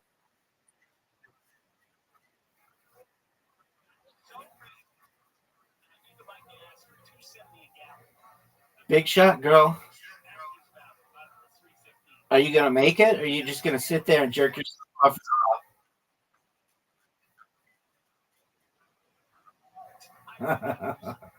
Been there.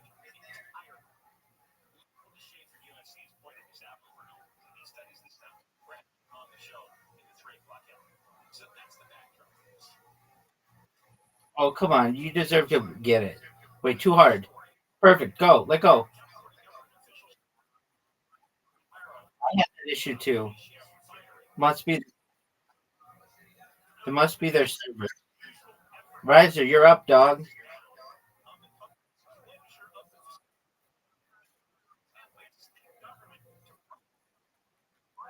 It's the Plato servers.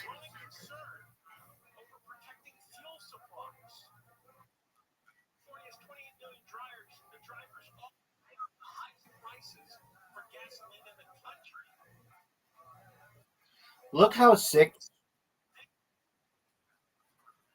dog. Do you recognize how sick my shot was? She's gonna hit my ball, maybe.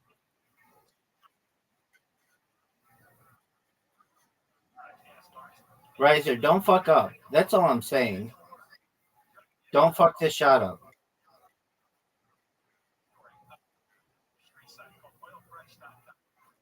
Fuck. This needs to be one of the greatest shots in the history of this game, and I'm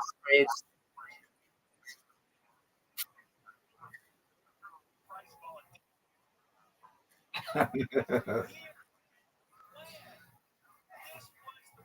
She's fucked. You're done, girl. You're done. Get it.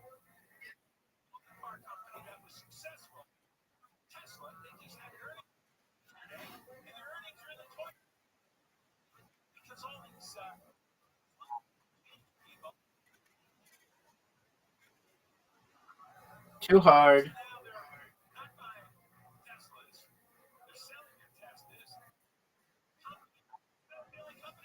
Get it, girl.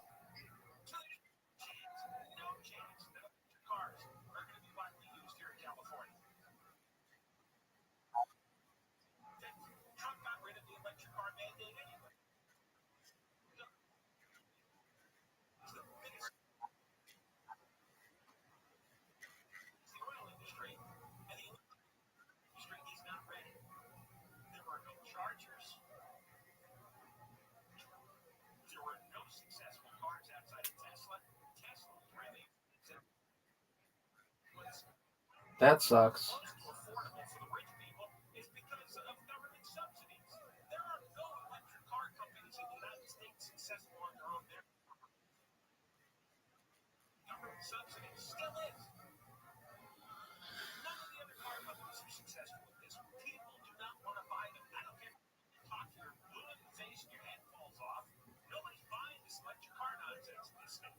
Hit my ball.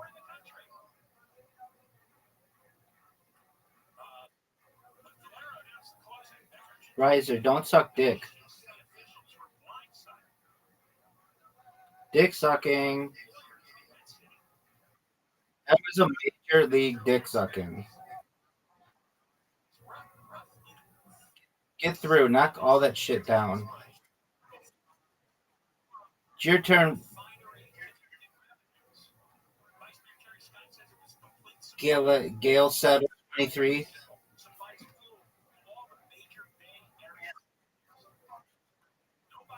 Gale Settle.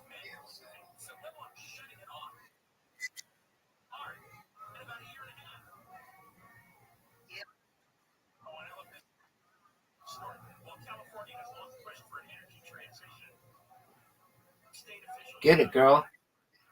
Get it, girl. Oh, no.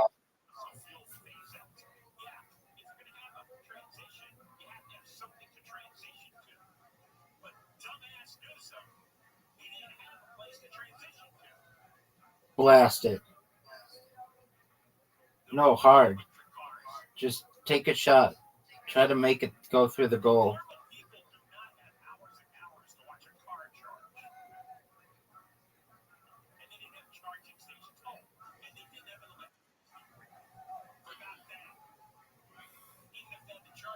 Blast it through. You have to make it.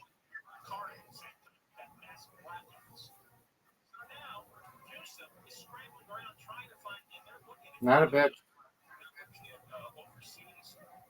But who's going to come in here to lose money? Why would you do that? It's the thing. Valero and Phillips are losing a lot of money. That's why they're closing. Who was he selling for the last couple of years? He had a special session, right? He wanted special legislation. He wanted a special tax on price gouging oil companies. He was lying the entire time. He was lying. How sick. Look how sick. Oh, dude, Riser, you fucked me. That was not cool, dude. Now Audie has to hit my ball. Get it, girl.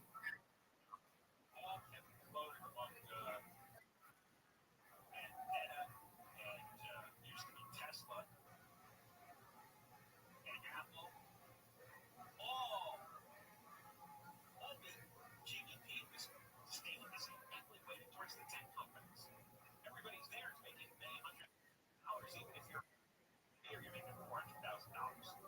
Meantime, the rest of the state, highest poverty rate, highest homeless rate. Stop. Drop. Let it down. Open up shop.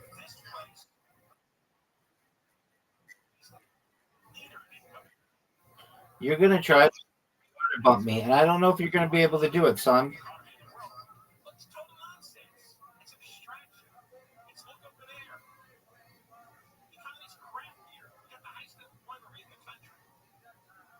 We're number one in new local events. We're number in local events. And now this dumbass not going to reach you a letter because he wrote a letter to the vice chair of the California Energy Commission, a guy named Seema, begging to do something.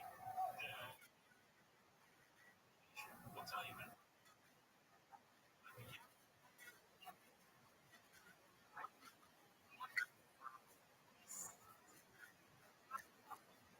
That's not the right.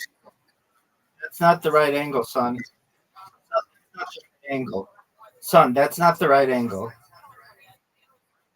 And you're now gonna get 0 points, and I'm gonna take the lead if Audie makes this shot.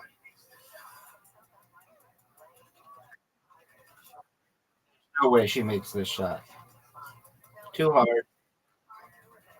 No way.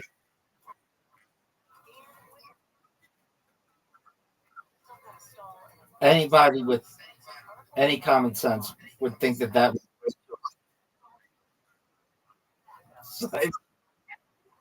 my whole life is my whole life is bullying.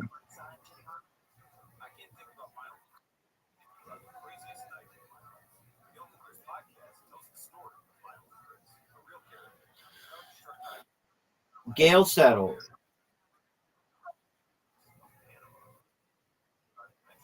1,000%. Share the wealth. No way. No way is she gonna make this. Sesame Street says to share.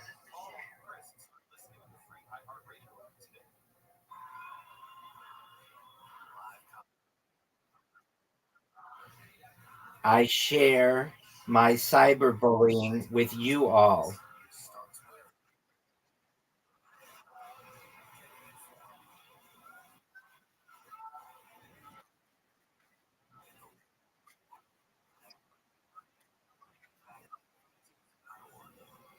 Stop. Drop. Let it down. Open up shop. Roll. Roll. What are you gonna do, Riser? Riser, what are you gonna do, son? Riser, you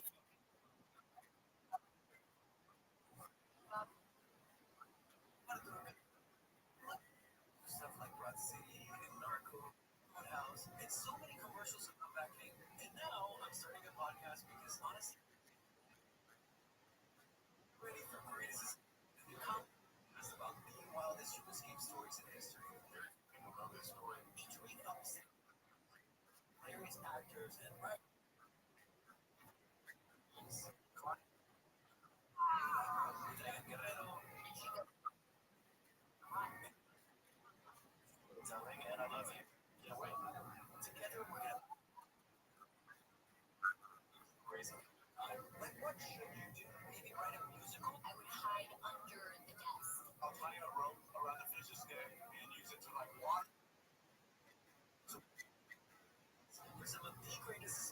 I fucked up.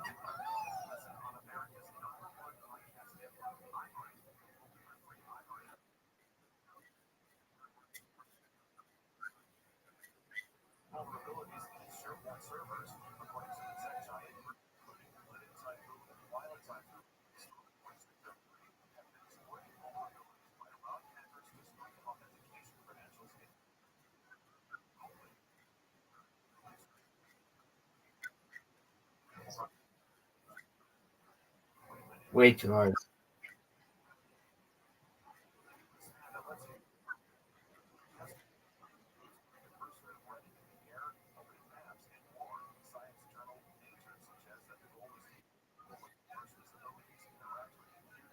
Stop.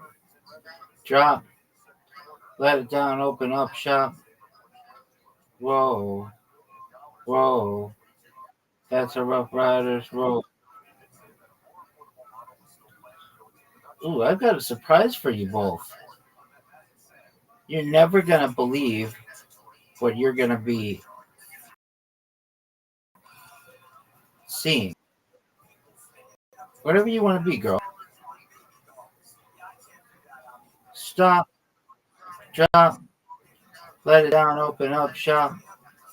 Roll. Roll. That's a Rough Riders roll.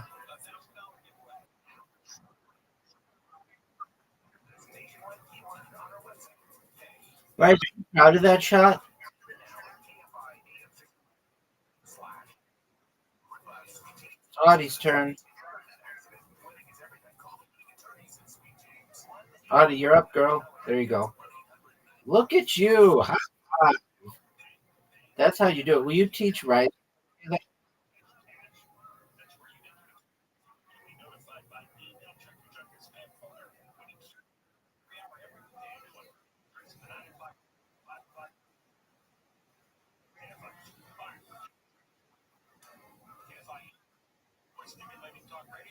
Riser, don't fuck up.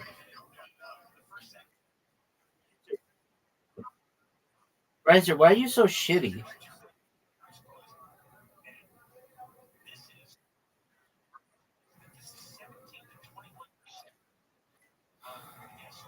Get it, girl. In a row.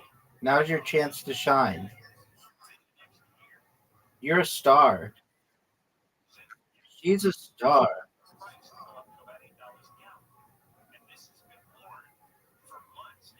Riser, get on our level.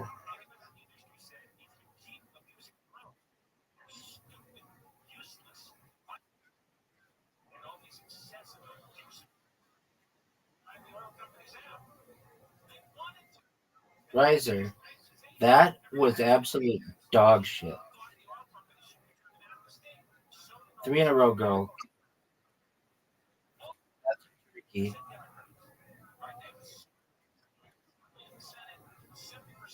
Stop. Drop.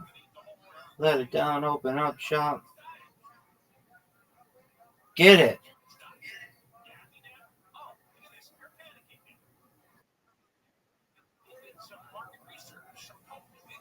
Riser, I dedicate this role to Hulk Hogan.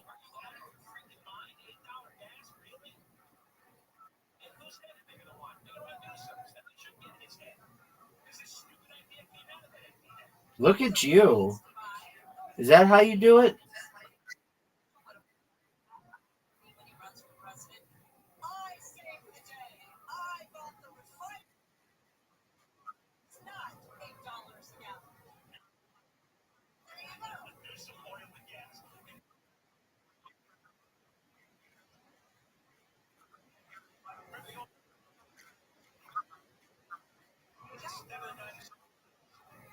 Sweet. You're up, girl. Go. Wow, she got it.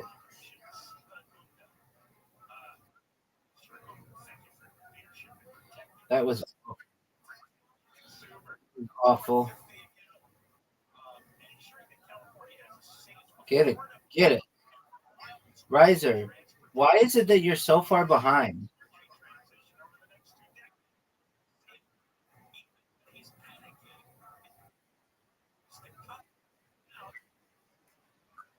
Oh, okay. Well, get good.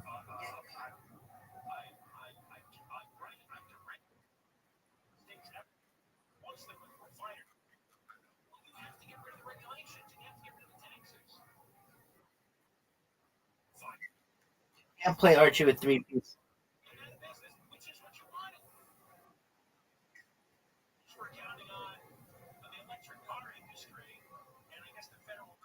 Oh, good spare. Oh, that fucked me. If she gets a strike here, it's basically over.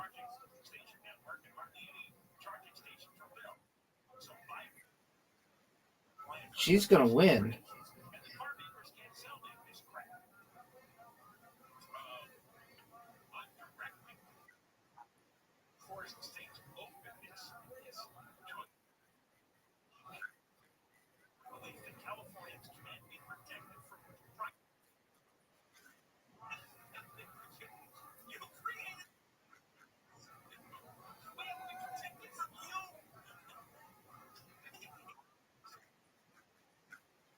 Bounce.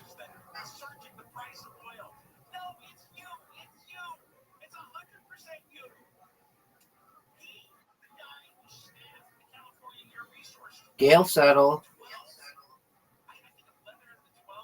Riser. Riser, we're waiting on you. Riser.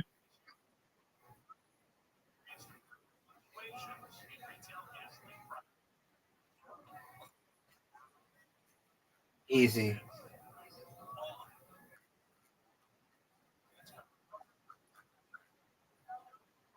The hard one's too hard for me. Psych. Oh,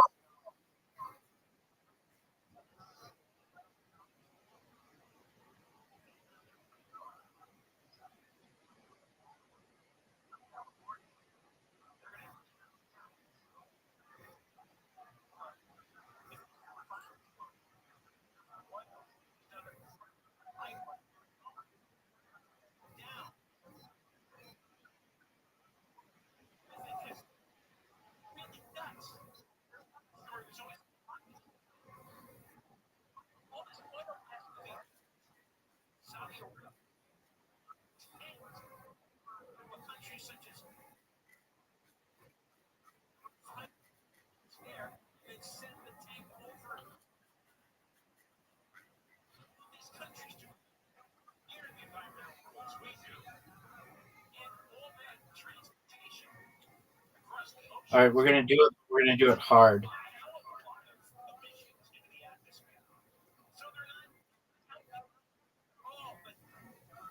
Gale settle.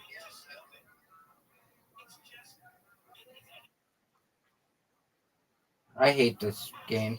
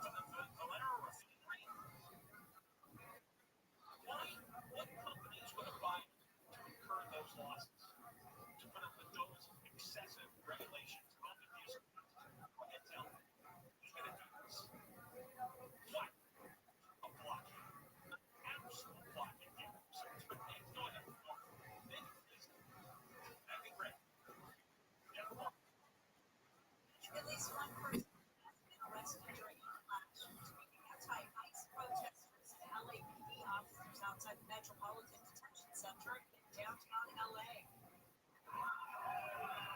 traffic especially around 8:40 last help 10:15.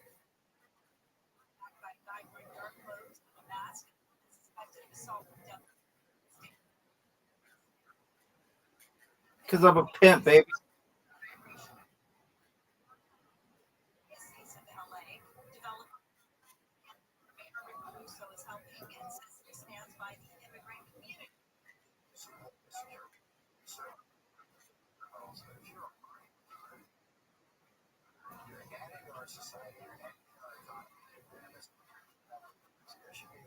The program is to help parishes across the diocese provide meals, groceries, and prescriptions. This one's tough. Some people need homes. The cost of housing in Southern California has dropped slightly. Reports the average price has dropped 11%.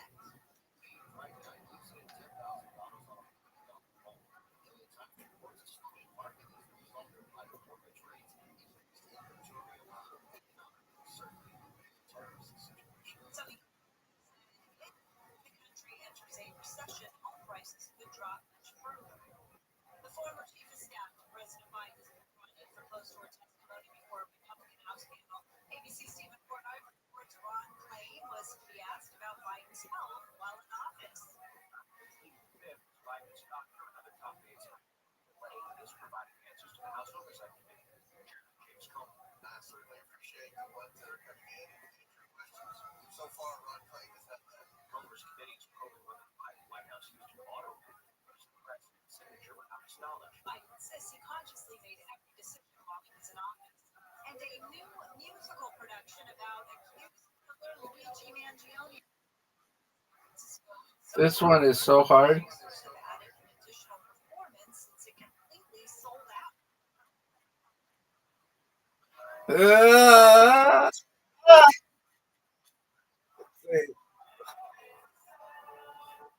Luigi, the musical,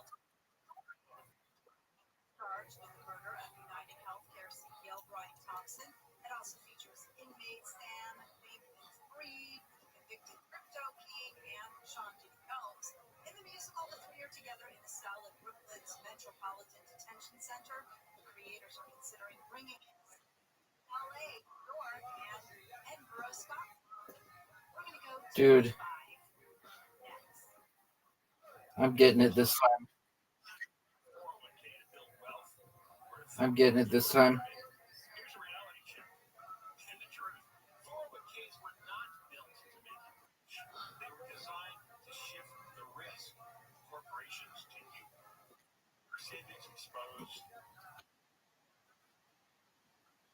Like, They're reclaiming control. They're getting to real assets. how did I win?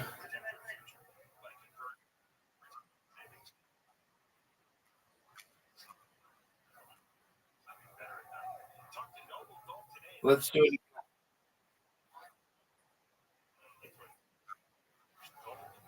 Word box. Word box, but the round time's 60 seconds, not 90. Gale settle. Outland weather, KOI sunny, highs mid-70s, mid-80s, metro LA, mid-80s, low 90s in the valleys, and the high desert, breezy for the high desert, low 70s at the beaches, rising into the low 80s, low 90s, and windy for the IE.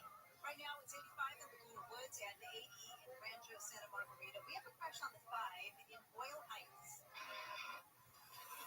Southbound Mission Road all around. Moving over to the right shoulder. Then on the time south at Garfield as you make your way into Commerce. Got a stall in the right lane in Lear. South at Washington. They just did break up that stall clear, but still a slow ride.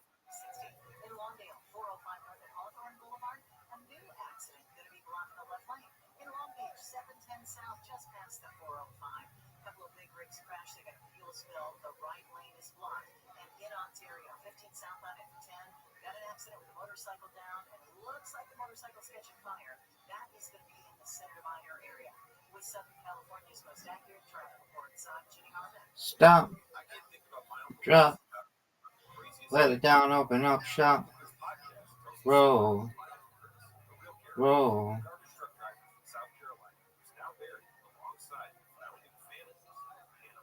Wild stories about adventure, romance, crime, history, and war intertwined to share the tall tales and hard truths that help me understand. Listen to Chris on America's #1 podcast network, iHeart. Follow Chris and start listening to the free iHeartRadio app today. The free iHeartRadio app is #1 for music, radio, and podcasts, all in one. Discover a new podcast from our library of over 350,000 titles. Here's an iHeartRadio podcast preview. Lisa Sky, you love working with people. I want to do something that really lights me up. I love creating community, connecting people. She was excited about her new job. Day one, literally 8 a.m., I have an email that says, "Good morning. Let's create the largest networking community on the planet." Lisa's new boss was a 6'5" entrepreneur from Israel named Adam Newman, and he had a brand new startup called I remember thinking, all right, I'm about to Stop. be on the ride. Drop. Let it. What did you want? What are you happy with your results, Riser?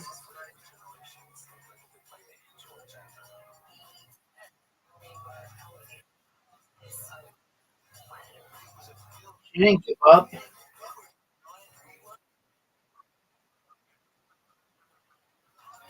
Okay, let's reload it.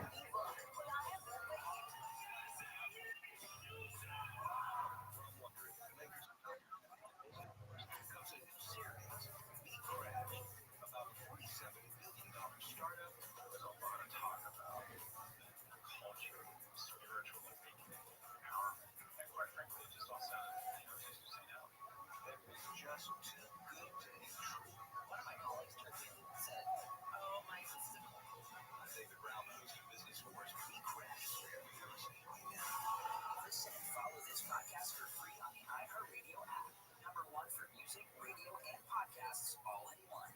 Here's what we're working on in the KFI 24-hour newsroom. Southern California Edison's starting a wildfire recovery compensation program for those who lost homes in a wildfire. Compensating people who are responsible for the fire. First, it was Ozzy Osbourne. Hulk Hogan died at his home in Clearwater, Florida. And Chuck Mangione also died, according to his manager at his home in When your government officials are looking for a buyer for the Valero oil refinery, the facility is scheduled to be shut down, which will make the state more reliant on more expensive fuel imports. KFI AM 640, your #1 preset for breaking news in Southern California. KFI AM 640, more stimulating talk.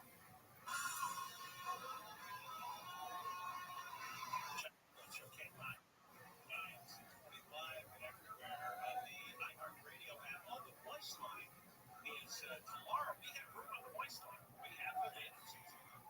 Yeah, the whole hotel is not full yet. The hotel crazy. 877 West 86. 877 West 86. If you're number oriented, that's 877-664-7886. Usually talkback feature in the iHeartRadio app. So, and then you want to react to an $8 a gallon gas that's coming. So let us have it, and we'll be airing all those voice line comments tomorrow in 3 o'clock hour twice. But I want to tell you about Brian Koberger's first meal. He's sent to a maximum security prison. Don't tell me it's me. I'll tell you in just a moment. But I found one more little bit about Gavin Newsom is now begging any oil company in the world to buy the Valero refinery in Benicia, which is going to close next spring. No way.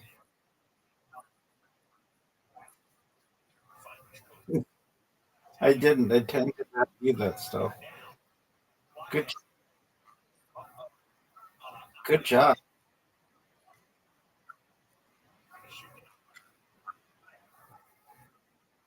Daily Caller did some research. He's the president of Prime, and some months ago he described Stop. California as Come on, one more, Don. One more. Put this invitation to one more. Just one more. We can finish. Okay, we'll do that next. But just play this. We're in this one. We'll do quit S and D, dog. Riser, come on. Riser, riser, riser, riser, riser. You have an invitation. We're waiting on you. Riser, you have an invitation.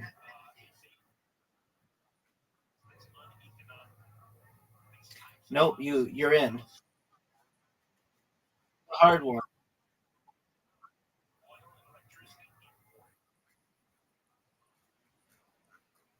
You don't want to do that.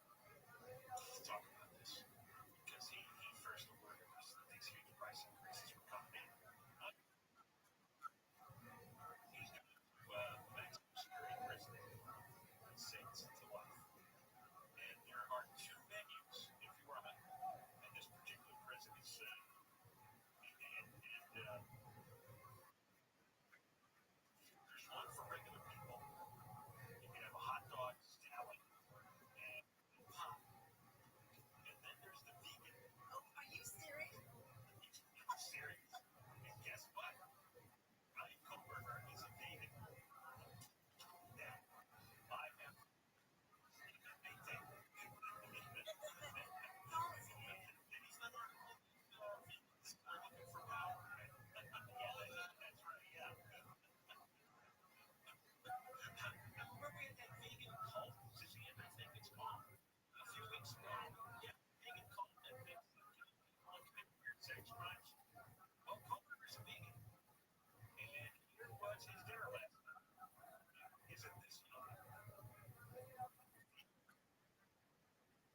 This DNA one is very difficult for me. Psych, just got it. Like a pimp.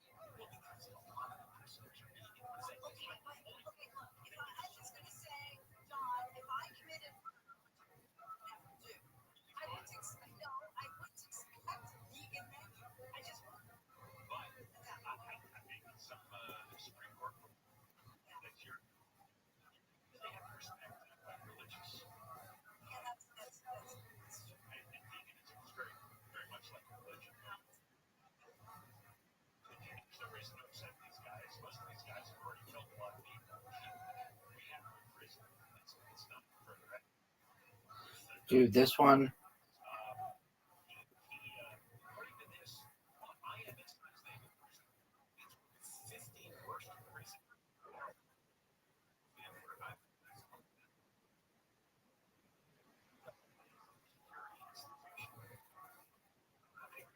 Oh man.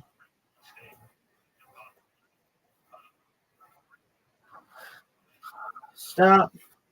Drop. Let it down. Open up shop. Go. Roll.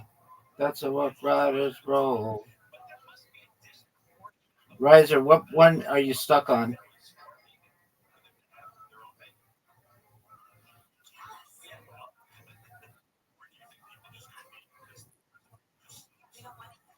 Okay, what did you want to play, Riser?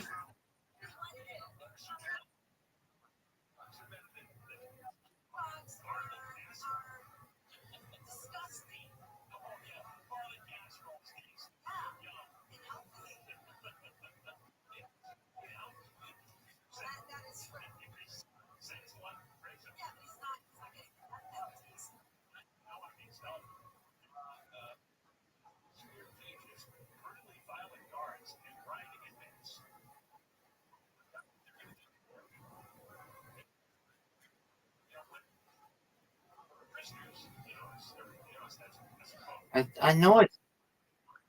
Audie, did you accept?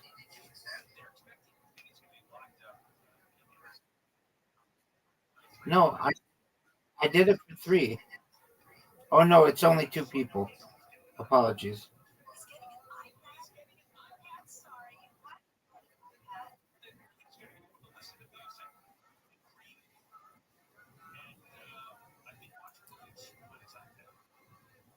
Blacko. Audie, you ready?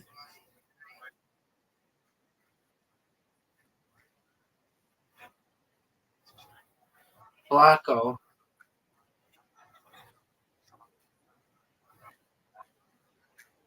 Yeah, but she doesn't know how to play.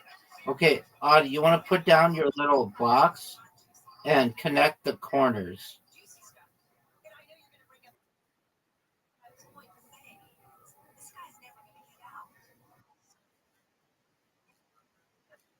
That's okay. It's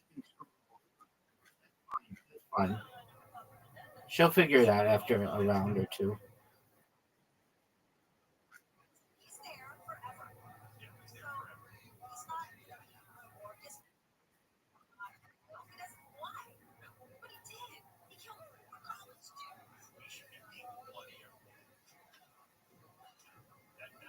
You want to do it on the corner. There you go. That's a good one. Now, Audie, you know where your shapes are? You can scroll them over.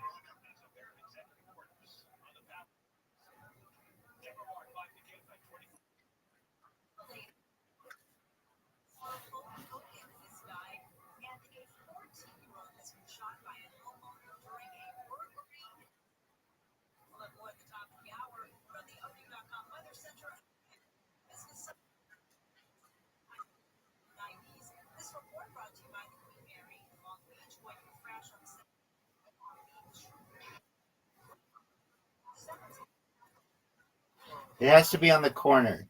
It's not like Tetris. Oh, beautiful, beautiful, dude.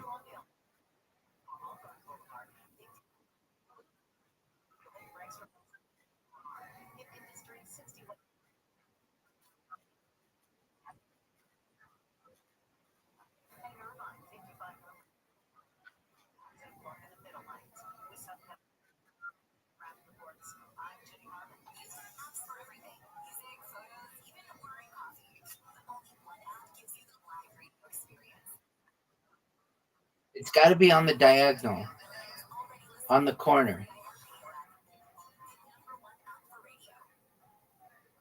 on the corner. Move it to the left, 2 spaces. Move it to the left, 2 spaces. To the left, the left.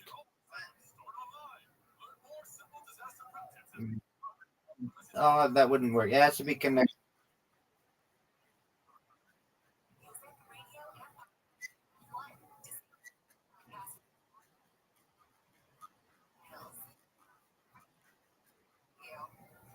That's dirty, dude.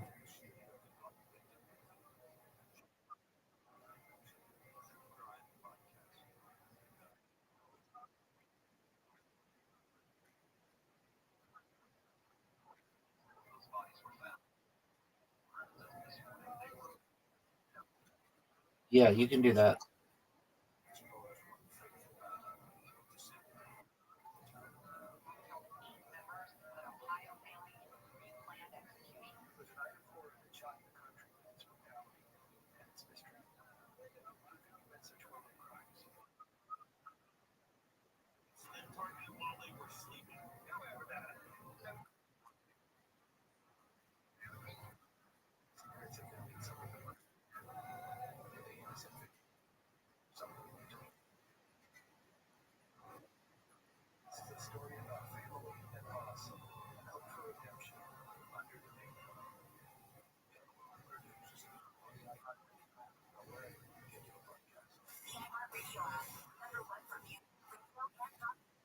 Yeah, right there. Okay. Yeah, there you go. No, yeah, there. No, yeah, there you go. That's good. Perfect. Good one, dude.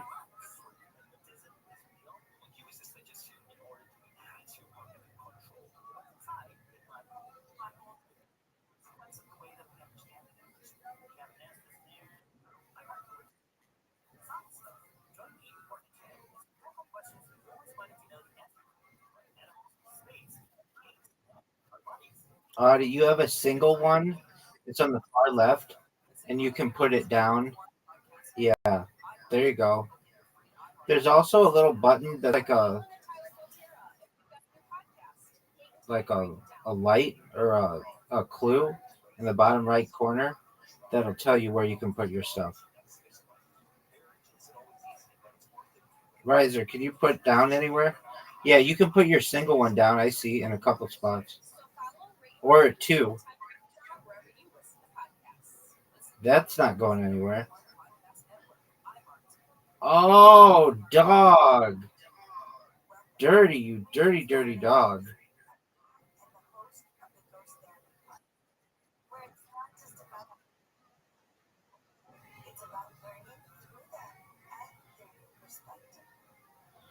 Stop, drop, let it down, open up, shop.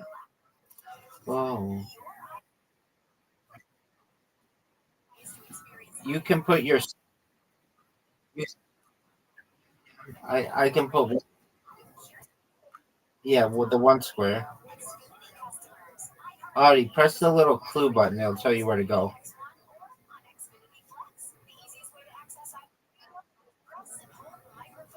I see where you can go, Riser. I see two spots you can go. Three spots. There you go, son.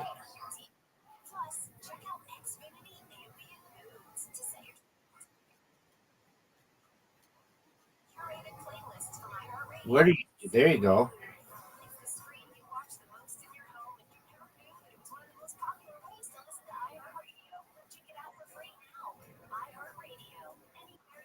Where did my thing go? Where'd my thing go?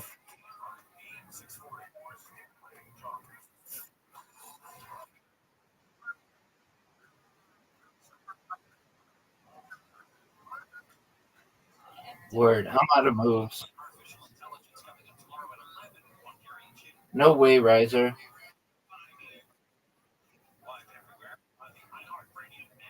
Riser, you only have one move. Yep. You're done, son. You're done. Champion. All right, let's try. Let's try it again. Yep.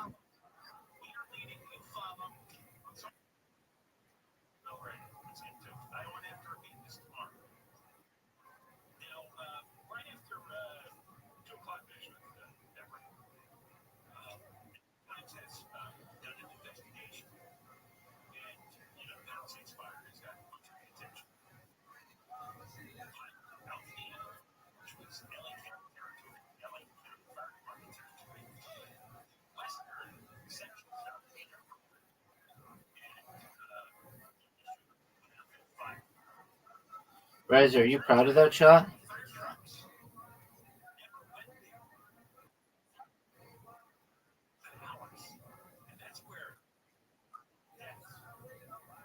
You're welcome, pimp.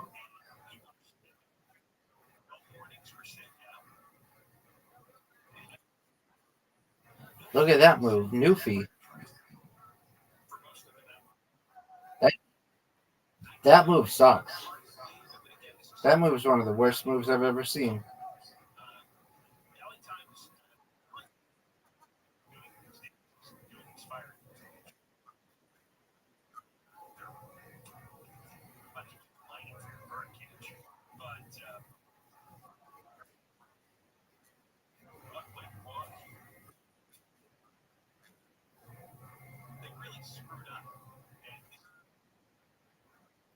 Dirty move, dog. Palisades fire. Karen Bass announced executive orders. Again, like addiction, streamlining permit process.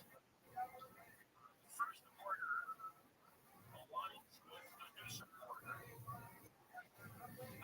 California Environmental Quality Act has been suspended. California Coastal Act has also been suspended. So can build their houses without being encumbered by That sucks. and those organizations. And she keeps going while her recovery is on track to be the fastest. She's so full of crap. Here is the top level of soil really fast. Bass is the she's I mean she's a pathological liar. But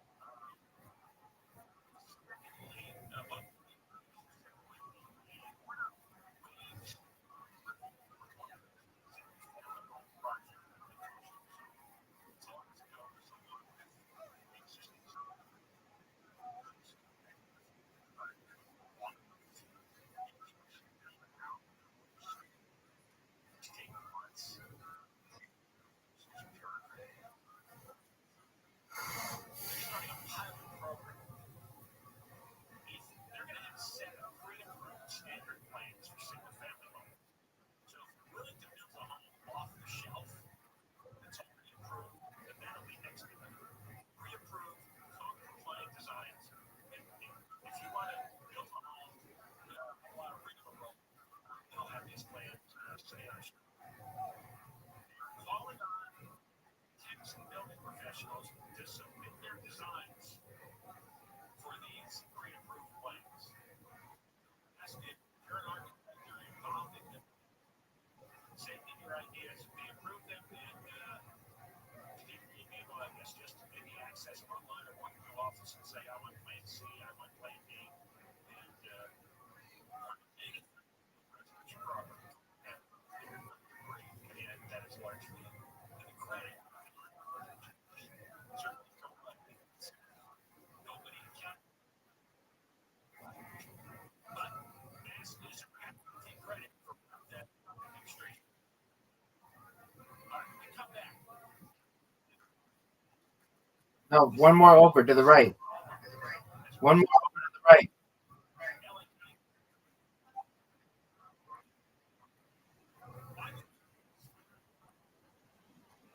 Well, how do you live in Penn? Well, we're just playing games. Oh, all kinds. We played Go.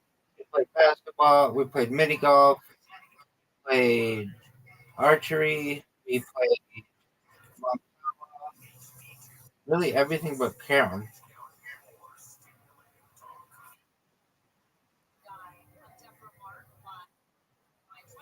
Living the dream, dog. Every day is a holiday. Every meal's a feast. How are things in your neck of the woods, pimp?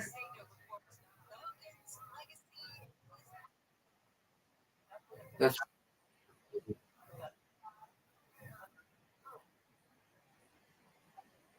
word, dog.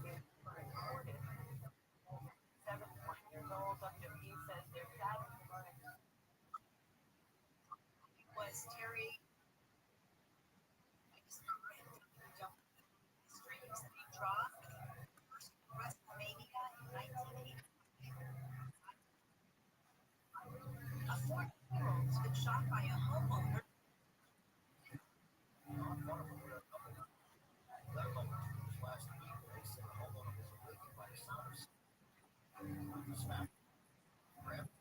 Artie, you gonna answer? The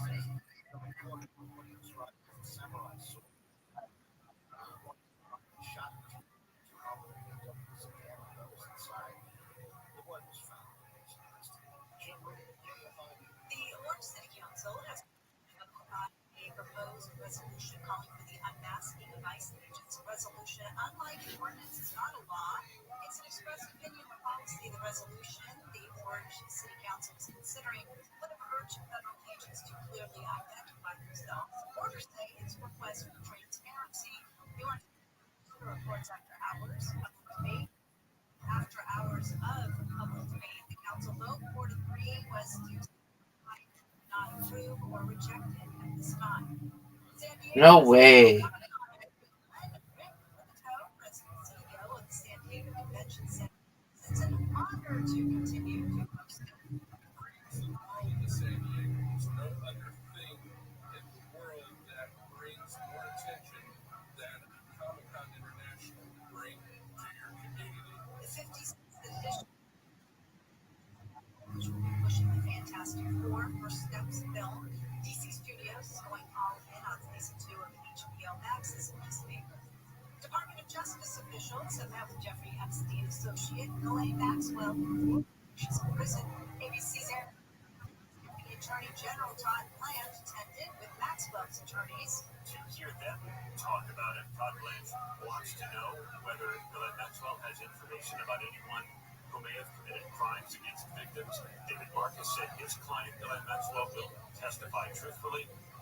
Maxwell was once charged with perjury and convicted of sex trafficking and enabling Jeffrey Epstein's abuse of young women and girls. President Trump has brought his criticism of federal Rez, are you gonna win? to the Federal Reserve building. Trump Fuck you, dude. Fuck you.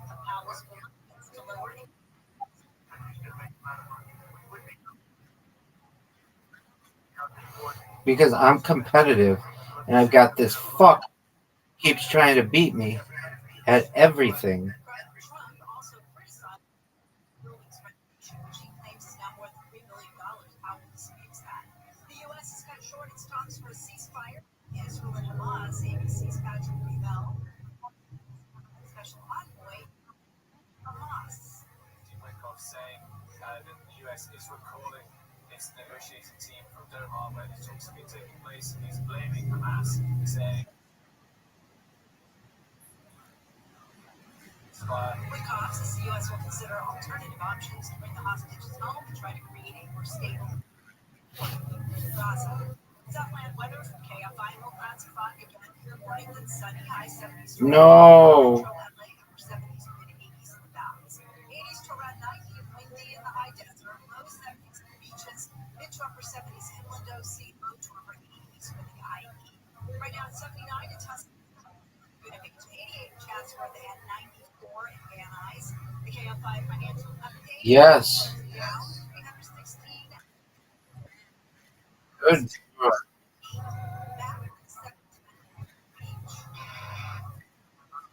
Southbound before it gets to 401. Had a crash with a couple of big rigs. One still leaking fuel. The two. Amazing. No way. No way.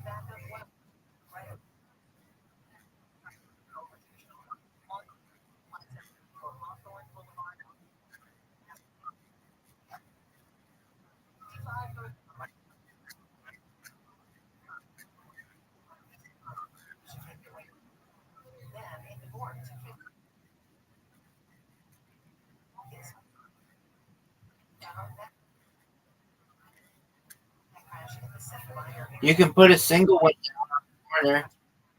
Put a single one down.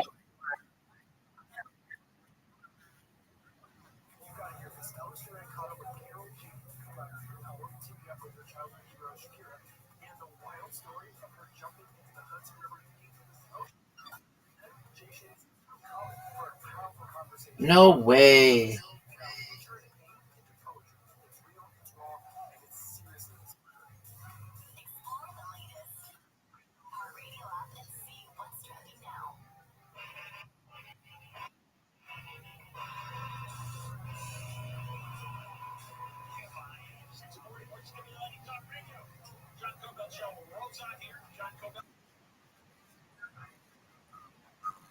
After 4 o'clock,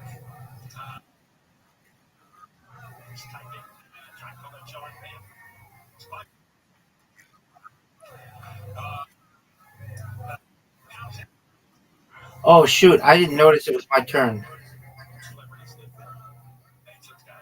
Well, that's my own fault.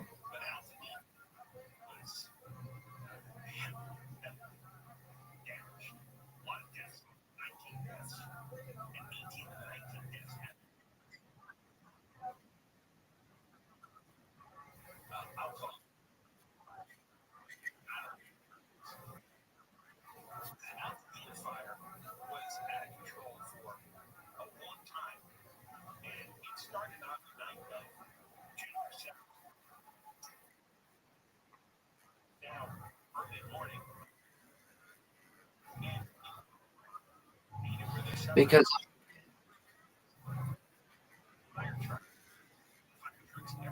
with sexy, I know it. You know it. Everybody knows it. All right. Next game that we're gonna play is we're gonna play Blast.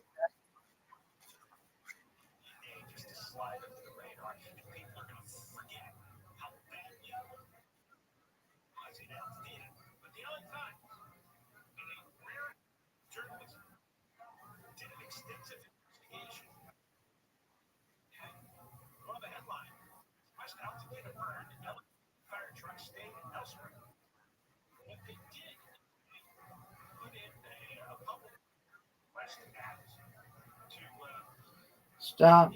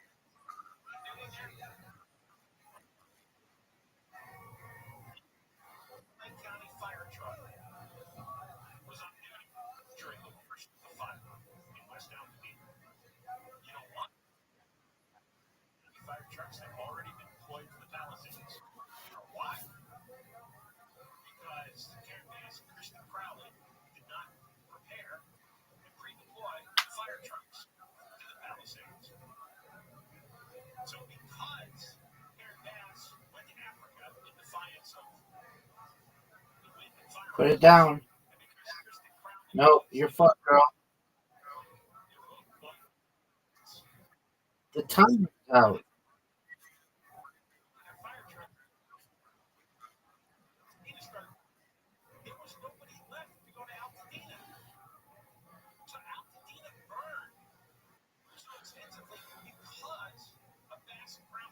Dude, fuck you.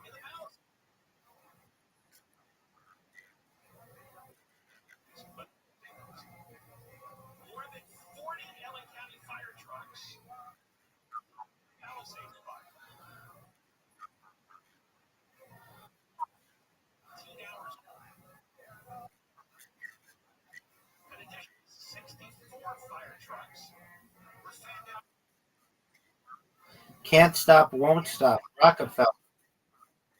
Can't stop, won't stop. Rockefeller. That was dirty, son.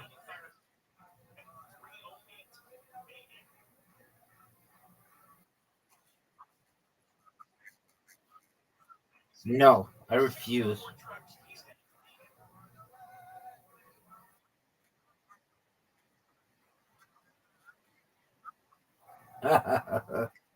Mocking you because your idea was such dog shit.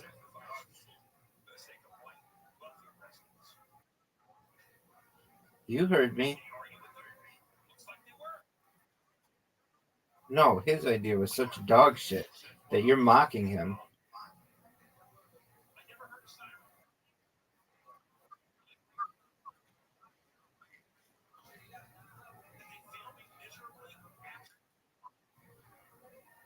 Riser, don't do that, dude.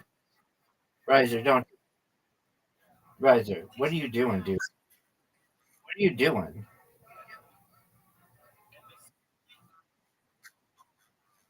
It's garbage.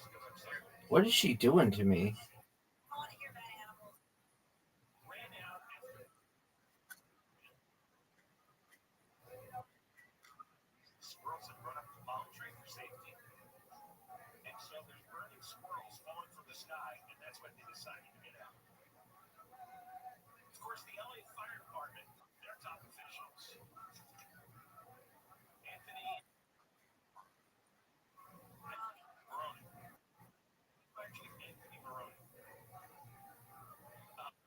Dude.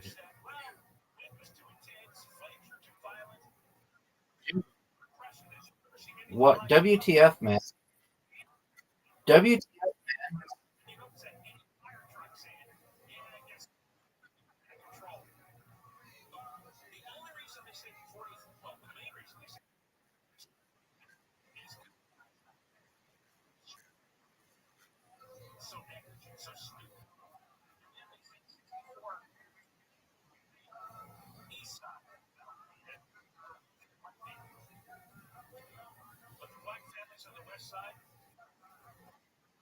Right, so what the fuck are you doing?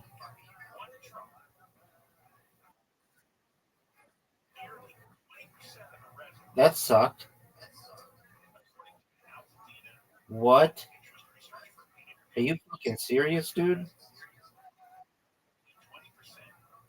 You just think that's so fucking funny, don't you? You just think that's so funny. I hear you giggling. You think that they're so fucking cool, don't you?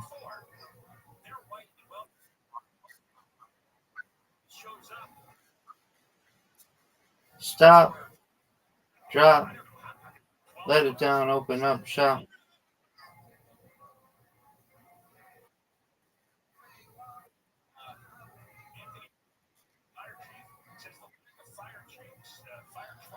That's how Rough Riders roll. Like a West Side gangster.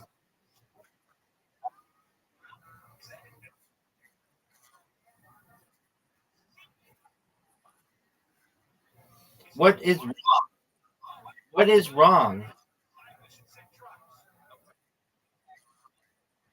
Yeah, you are. Deservedly, because you're being a punk.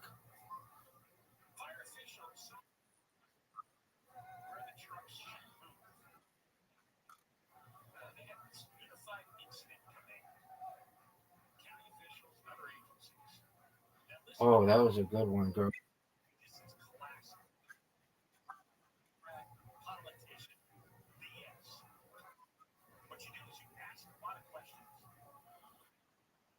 Riser, you're up, pimp.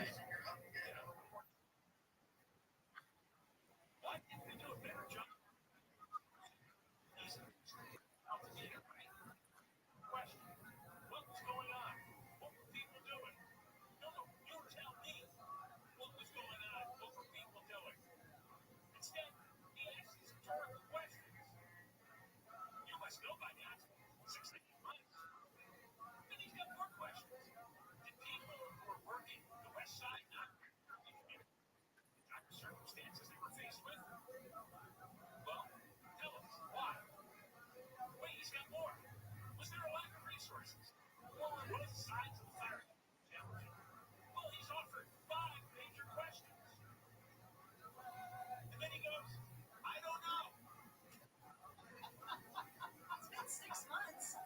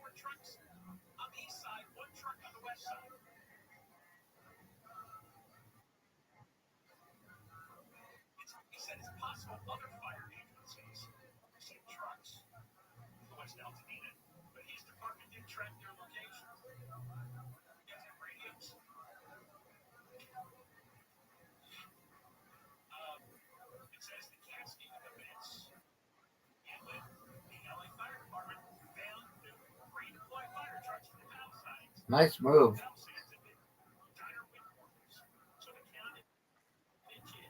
You're welcome. You're welcome, pimp. I'm gonna save that little area.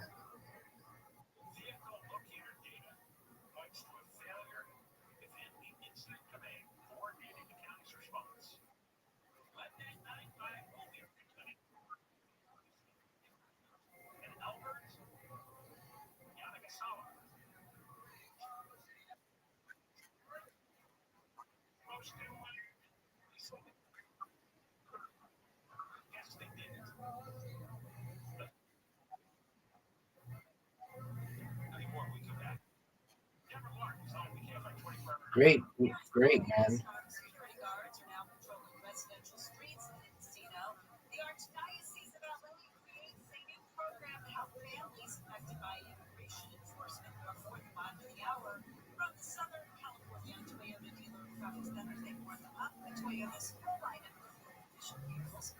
Crash up to 15 to 4. 215 northbound, like after Door Road, we got an accident blocking the left lane. It's almost backed up all the way from the 210. If you're heading down the overpass on the 15 southbound, right past Lakemore Road, had a crash. They cleared it into the center brighter area, but it is going to be slow for East Range. Cactus City, this is east of Palm Springs, 10. No way. Cactus City West area, pretty bad crash. Only the left lane is open. And it won't be set head southbound before 405. Still got that accident blocking the two left lanes. With some California's most accurate traffic reports. I'm Jenny Hartman. No way. Newfie.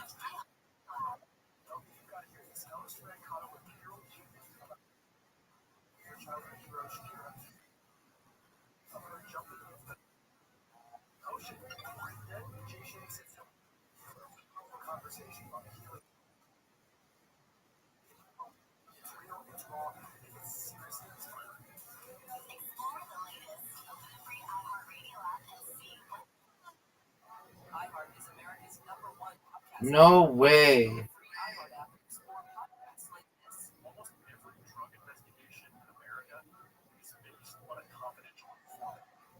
People with their own trouble I'm out of move, son. by telling someone else. The CI system. Deadly consequences. I'm doing our reporter on what TV You're gonna win. you inside the secret world. The story of one city of America's All right. I need a break. I need a break.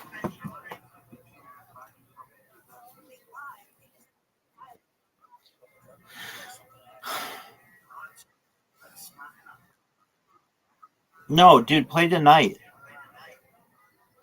This is Spotlight. Listen on America's #1 podcast network. Sounds like a plan, girl. Republicans are pushing back on reports that recent raids are targeting those without criminal records. Senator John Cornyn says just speaking possible. The idea that somebody could break our laws in our country, Take care, Pam. rights and privileges of an American citizen, fetched. The Texas Republicans said hearing this week that there are 291,000 Oh, that's a big boy. that despite having a final order of removal from a judge, that You ready? You want vice agents are targeting. A report says former President Joe Biden received around $10 million for his book advance. The Wall Street Journal reporting Action Book Group paid the advance to Biden for the book, which will be published by Stephen Brown and Company.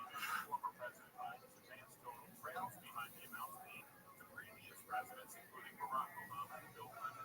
Clinton received a $15 million advance for his book. That's politics. I'm Brad C.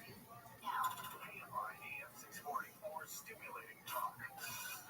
It's how much of today after 4 p.m. Edison is going to pay heat fire victims cash for the damage they did. You want to go outside? Okay. Okay. Come on. Come on. Oh, big boy. Big boy. I love you. Oh, big boy. Big boy.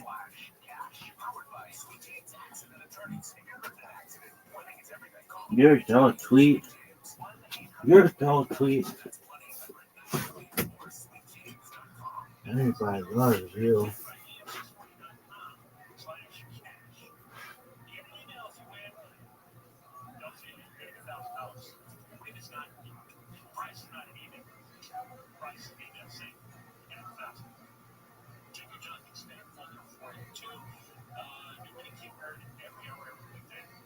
Starts in the 9 o'clock hour, more than 5 o'clock hour exchange with us, 320 and KF5. I was telling you about the LA Times investigation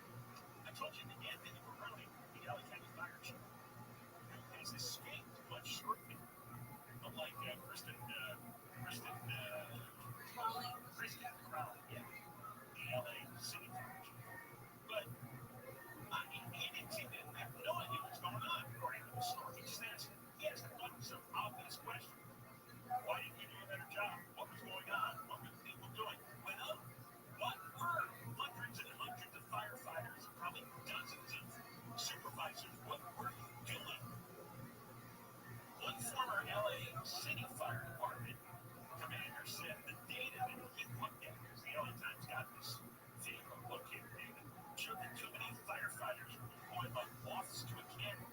In other words, they swarmed the flames that were immediately in front of them. But he said somebody had to stand back and look at the big picture. It takes leadership and situational awareness to say, hey guys, I understand you guys are fighting the fire there, but I don't need you there. Based on the map, you look at the weather, the rate of the fire spread, the 911 calls, I need you to defend the homes in this other place. Right, so you're not only looking at where it is now, but you're using all the weather and fire spread information which is available. And this automatic vehicle locator data, they use GPS coordinates to pinpoint every time a truck stopped.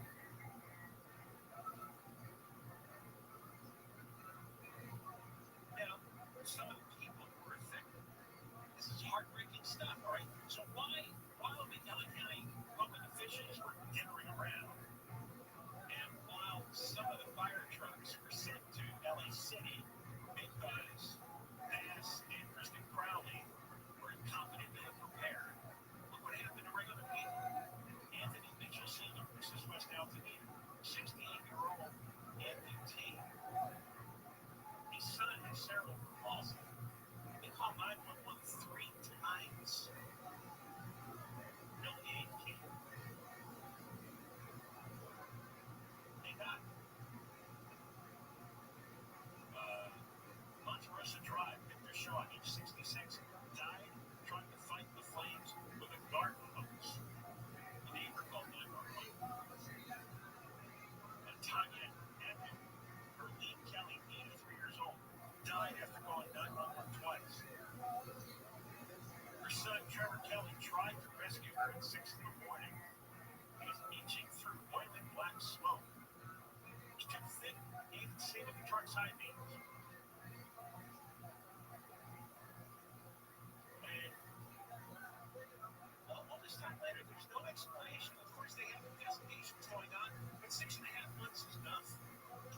This other thing I've got here, Newsom has got an investigation that they're going to announce soon. All the things his administration did right and wrong about the COVID lockdown. Now, in 2025, 5.5 years after we started the lockdown. I think it's going to be 1,000 pages. 1,000 pages. Very comprehensive. That shit's very complicated. So people get more very quickly. And do you think the report is going to be honest assessment and get just informative? What are the odds of that as he prepares his presidential that we are going to hear all the things Gavin Newsom did wrong back in 2020? Or all the things that he told us to do that he didn't. Yeah. You know what? Maybe I should make this kind of some websites to track. I think actually Katie Grimes, he has kept a running list of everything that he's done over the last 6.5 years. Because people need reminders. This news cycle is so fast. I mean, I can't remember by the end of our show what we did at the beginning of the show. And the next day, forget it.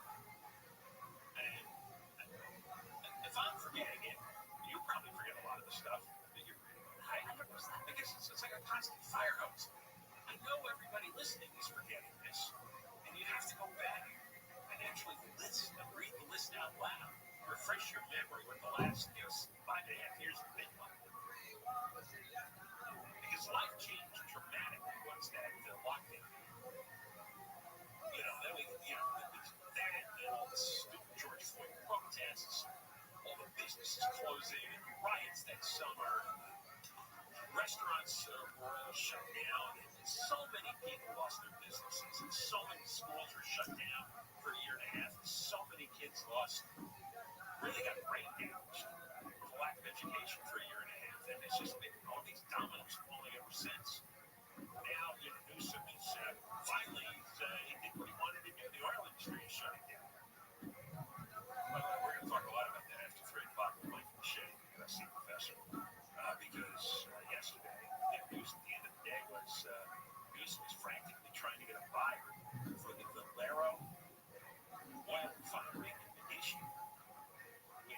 closing in April, and between that and the second refinery that's closing in Wilmington, gas is $15 a gallon.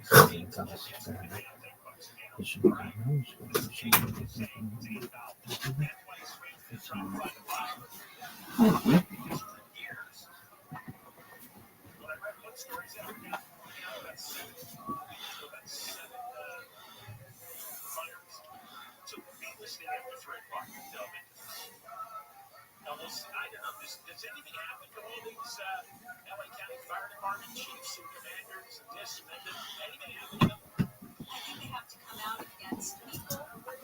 Basically say to ourselves, state, but there's no grounds in church ideology. what the hell's going on? It's almost like the gaslighting is so crazy because it's like they start going like, who said Epstein was a black pill operation? They're like, who said any of this? And you go, why would you suggest he's connected to the Mossad or anything? And you go, wait a minute, hold on. This has all been kind of decided. There's mountains of evidence. So to attack supporters or people that are just raising questions, of course you're going to have to go out and say, hey guys, we know what you're doing. For whatever reason you want this to go away, it's not going to go away until you disclose the information you have. And that's the problem, because the CIA was involved, MI6 was involved, Mossad was the main group for more evidence. And now that they've implicated people in Trump's circle, he's told now, and he's totally big-headed. It's a straight kind of weakness. And so the polls show it from Rasmussen, and all the other polls show it. This is a death spiral, and it's so sad. And the Democrats, they're openly with 350,000 kids smuggled across, a bunch of it sex slavery, slave labor. You have Tom Omen, they already saved 35,000 kids, prosecuted for 1,000 human traffickers. All this good's happening, and I don't want to see this happen. But the way this works, and I'm surmising this, I don't know if this is true, but if Trump makes a deal with the deep state to leave him alone, all the Epstein thing is implicates intelligence agencies. They go, okay, you got to have Cash Patel and Montino and all you know, so there's nothing there. And this is what Cal Seraphin, really smart FBI whistleblowers, said months ago on my show. They're being given bad advice to go out and do stuff that discredits them by the very same people acting like they're on their side. So it looks like they made a deal to take success for a reason, and the very same media and Democrats that turn on them. And now hanging around their neck and nose when Democrats say they want Epstein classified. They only want stuff with Trump in it. I say release it all. Release it all. Release it all is the only way. And maybe depose Alex Acosta. Let's find out who told him that. And that's the U.S. attorney that prosecuted 50 years ago and said he was told go easy. Intelligence. Yes, I mean, let's find out. And at the end of the day, I think that, I'm not naive. You're not naive. We know that there's serious players behind the scenes that are exerting pressure on all kinds of people.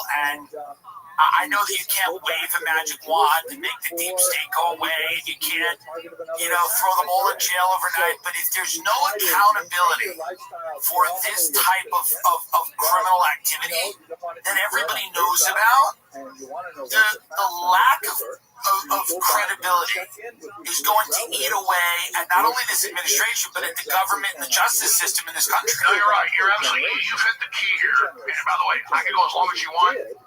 We're going to wrap up in a few minutes. My bladder's about to bust. Can I just run pee? I'll come right back. I'll run pee and come back. I'll just pee on air right now. No, you can run and pee and I'll vamp while you're there. I'm good. I taught my whole show on right there. Moscow. I learned how to do this with you. I just talk. I don't even have guests. No, but what I was to say is, just like the made-up stuff Trump being paid on, that was all fake. So on the other side, I have such no belief in the establishment media because they lied so much. Hang on 1 minute. Go if you want. I got more stuff to add. Go pee. I just can't think. I understand. Alex Jones is taking a pee break, ladies and gentlemen. And now it's time to tell you about Athletic Greens, the company that dropped me for talking about Alex Jones. I did one ad on my show about Athletic Greens many years ago, and we did it from Alex's studio, and they dropped me. So here's what I'd like to say about Athletic Greens. One day my friend took Athletic Greens and he died. He put athletic greens in a water bottle and shook it up, and then he drank it, and now he's dead. Athletic greens killed my friend. I don't know why it happened. Maybe it wasn't athletic greens. Maybe it was just some type of a random medical emergency. But I bet it was the greens. He was frothing at the mouth. He goes, "Oh no, what's happening?" And it was green stuff was coming out of his mouth. He was going, "I can't believe it. It's athletic greens. I'm dying. It's killing me. I knew it was fake." This is as he's talking. He goes, "I knew it was fake anyway. You don't get healthy by putting a vial of green shit in water. It's a lifestyle. I knew it was fake. I just thought I'd take the easy way out." And then he just started, and he was having a seizure because of athletic greens. Now, I'm just saying, they can sue me, I'll sue him back. But I'm just saying it's a comedy show. Everything I'm saying is a joke. Of course, obviously, full disclaimer, did kill my friend. They did drop me. We tried to get them back. I performed at Carnegie Hall. We said, "How about you guys come? We'll give you free tickets to my show.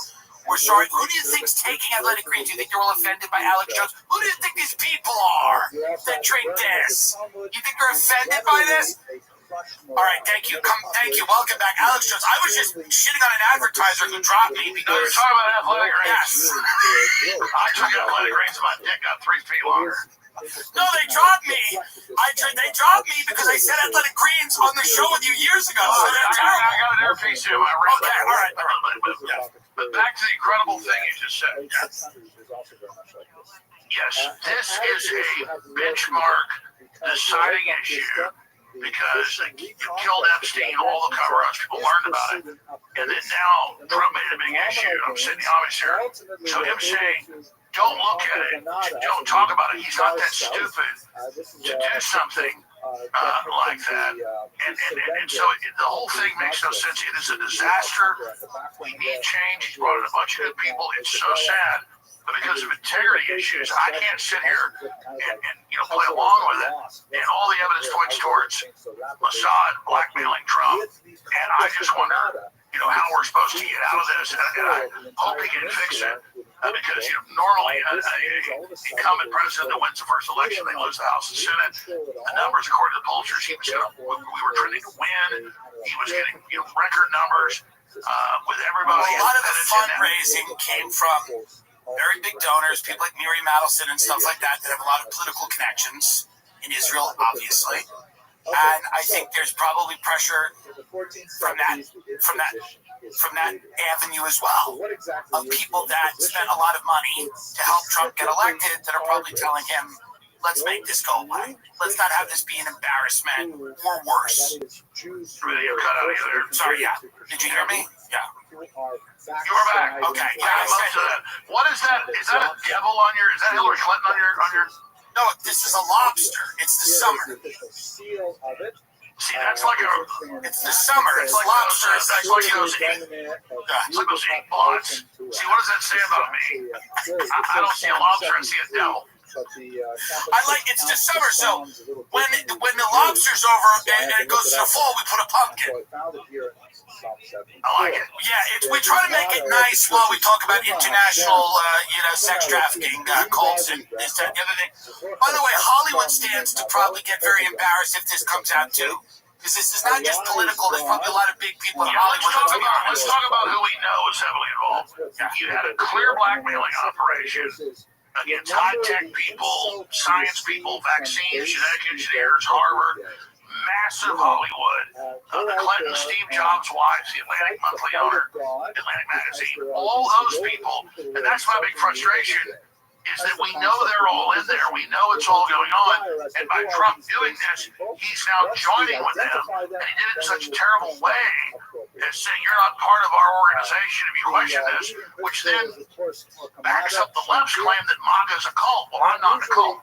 So how are you processing this? Because I'm on a lesser two evils guy, but overall Trump has reached a lot better, I think, than Democrats.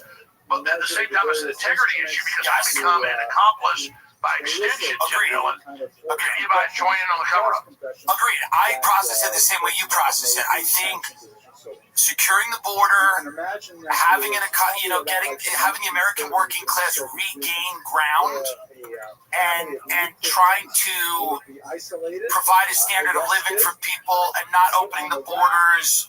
They've done that in the UK. It's caused tremendous strife. They're now putting people in jail for tweeting about social and cultural issues in that country. He's gotten 15 trillion committed, 5 trillion is already put in. I mean, he got into this new economic delivery, the line here, the Federal Reserve, the establishment won't give him interest cuts. I mean, he is still the maverick. Here's what I know, and I'll give you inside baseball, and I hate to do this. Do it. I started hearing this about a year ago from people really close to Trump. He was 78, then he's 79 now. And then all the trials, all the pressure, all the demonization, he doesn't crack up, but at a certain point he becomes a really grumpy old man. And now, I did this months ago, and I kind of mentioned it, but I didn't want to attack him and give them fodder. But it isn't issues that incriminate him. It's not Epstein stuff. It's not something that can be a problem. They'll bring in some side issue, and he'll scream at him and say, I only want to hear about stopping World War III, bringing jobs back, securing the border, and defeating election fraud. And he gets really mad now. He didn't used to do that. And other people that talk to him, a week and a half ago saying, sir, you got to stop defending this. You got to stop the Epstein cover-up. And these people he's known for 30 years, 50 years, they'll just say, fuck you then, and hang up on him, or kick him out of the Oval Office. So it's not just that he blew up about this. It's good to have a guy that doesn't give a crap. Sure, at a certain point for fighting corruption. But when he doesn't give a crap about his constituents, we're kind of experiencing, what the establishment's experiencing. So I love him doing that to them, but with us, the optics are really bad. Who is he listening to? People say Stephen Miller and Susie Wiles have the most outside influence in the administration. Do you think that's true? Yeah, I'm not defending Stephen Miller, but from my sources, he basically has the beat on the border and domestic stuff. It's Susie Wiles. And I hate to demonize her, I'm not trying to come after her. I was warned up front she was bad news. And anybody that wants anything has to go through her. I just know her consultancy firm has gone from small to number one. And Bondi and her, they're good buddies, very tight. Is that the case? Absolutely. Well, then they were the same consultants. Right. Is it weird that they have a huge consultant firm, but they're also both in the White House? It's a major conflict of interest. Seems so. So it's not quite Hunter Biden level stuff where 10% of the big guy. And again, I'm not trying to say they're the only problem. It's just that, look, a lot of it is, it's complex, it's huge, a lot's going on, and Trump is trying to be pragmatic, but if he thought he could make deals with the deep state, like, sir, the CIA and Mossad are implicated, let's shut this down, they walk into the trap, and now, by the way, that stuff we raided from the Democrats, it's all about you. And it doesn't mean it's real. I already predicted it's recycled. It's recycled BS about Trump. And so I think that's what Do you think there's any part of him that says they'll kill me because they tried to, they maybe tried to in Pennsylvania, where very few people are satisfied with the explanation of who that, would-be assassin was, Thomas Matthew Crooks, or, he had no online footprint, we didn't know that much about him, the media's only recently started to kind of put out a narrative about him, but that was clearly a big brush with death. Do you think that there's any fear in that sense that Trump goes, that these people are playing for keeps? I think that's at the end of the day. I think overall Trump wants success for America. He's pragmatically trying to pick the best direction, but there's a new video out that's viral everywhere about, look, on July 13th. I just saw that, yes. On July 13th, you see the film crew being waved up after he's shot. It shows his production. Well, he might have been in a presidential speech of Trump or Obama or any of them, which I've been to, or Bush, W, or any of them. I've been to all those. You have the Secret Service directing press up, directing press back. They tell you when you can be there, when you can't. He gets shot, he falls down, they wave him back. He pops back up. They let the press in. These are TV productions. So people seeing that production and then thinking, oh, it's fake. No, the whole thing is a production. But I know ballistics, I know rifles. They didn't have real people shooting at him, and then they just perfectly grazed his ear. And you can't fake real like that. You can't fake the acoustics of another shooter, or a guy getting killed, or other people getting shot in the background. I mean, the greatest directors all fused together. Steven Spielberg, Francis Ford Coppola, Scorsese. Nobody could do that. Nobody can, carry that out. That was real. His ear got grazed. The Democrats hold up the cartridges in the bullet and go, something this big, and it's this big. And when it grazes you, that's exactly what it does. And because, long story short, I got shot with a 22 caliber pellet when I was 11. It hit my ear and blood a lot, but the hole was closed like a day. Just went right through the side. The same thing happened. And then my family shot me. It was an accident. The point is that my grandmother's ranch. The point is, no, that was real. And all the lawfare and all the indictment and the mug shot and the persecution I've gone through was real. And because of that failing, and because of what happened, they're now trying to spin that and make it go away. But people that see, oh, they push the media back. Well, if you go to any debate or presidential deal, they tell the media come forward, they tell them come back. And then once Trump pops back up, they're like, okay, he's okay, you come back forward, because they're producers, they're filmmakers that run this, that are trying to get iconic shots for videos or put out for Trump. And so they all seem shot, they get scared and run back. Then he pops back up, it's normal, okay, they creep back up, bring the cameras back up. You got a bunch of Pulitzer Prize winning photographers there. But they've got to do what the Secret Service says, so people go, oh, that's a production. Well, when Trump goes to the NFL game or the World Cup game, that's a production. Doesn't mean the game didn't play. Doesn't mean it wasn't real. So yeah, it is a production, but it's a production that is of a real event that's happening. Before you go, what do you think Netanyahu wants? I mean, they bombed Syria today. The Gaza thing's insane. They seem to be hinting that they're not done with Iran. I've heard from people, and there's articles out. I mean, this is not a secret that they don't. I don't think they feel like enough damage was done. They want to do more. What do you think ultimately in Trump's 4 years they would like to see? Netanyahu would like to see, like, what would be their goal here? Would it be to reconfigure Gaza in the image of what they would want? I imagine that's on the table. Is it another attack on Iran? What do you think it is? Well, this I'm an expert on. So how much time do I have? As much as you want.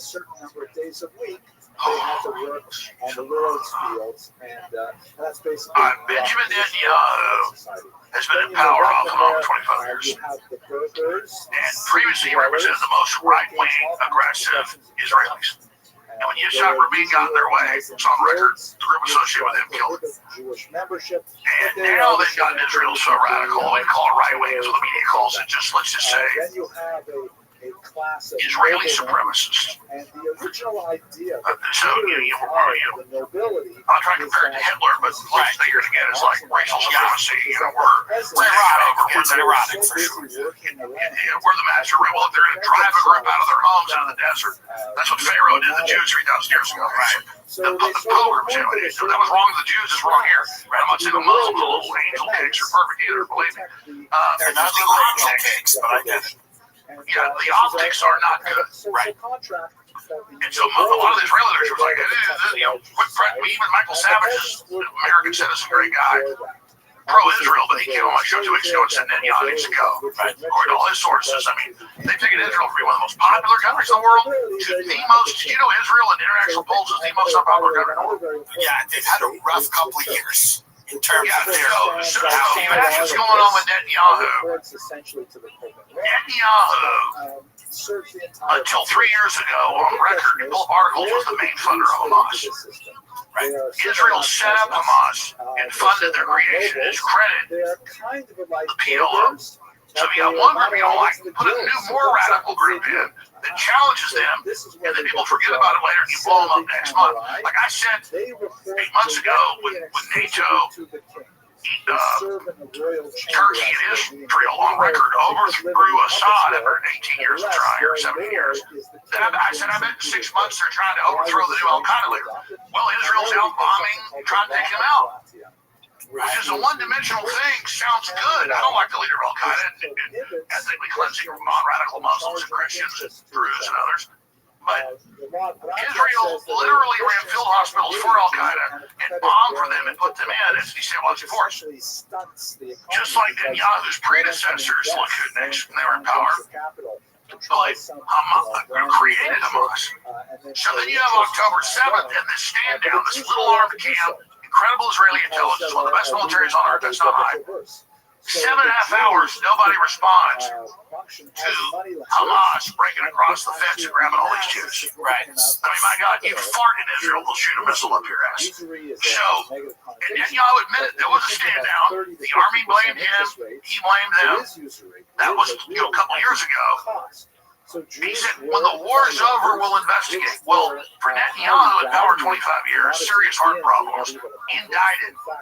He stays in power by having crises. And so it really comes down to him and his party. And they can't have elections for 5 months under emergency declaration. They can't even have elections because of this emergency. So he stands to gain. The weapons makers stand to gain with billions of wicked weapons being spent. Iran's no angel king. I'm not doing it to them, but if you go back to Wesley Clark 20-something years ago, he goes to the Pentagon, which is classified now. They go, the next 5 years, we're taking out 7 countries. Iran's the last. Well, they got Syria 8 months ago. The last one is Iran. And it's not just about getting that Gaza Strip. Right. Under international law, Israel gets 12 miles out, and they've got one of the biggest gas fields undrilled because of the conflict. I mean, it's more rich than, off the coast of Texas or Louisiana. And so there's trillions of dollars, and they've already built a pipeline up through there that goes up to Turkey.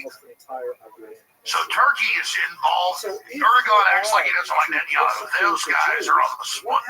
They're Siamese twins. They're joined them.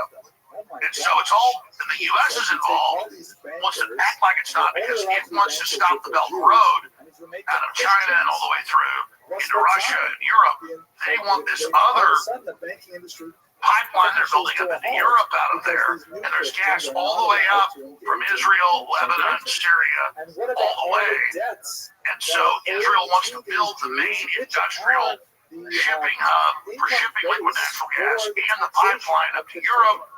It's got probably more gas than freaking Alaska. I mean, it's got more gas than Kuwait, more gas than areas there where Russia intersects with Ukraine. It's one of the richest gas fields in the world, trillions and trillions of pure liquid natural gas and oil.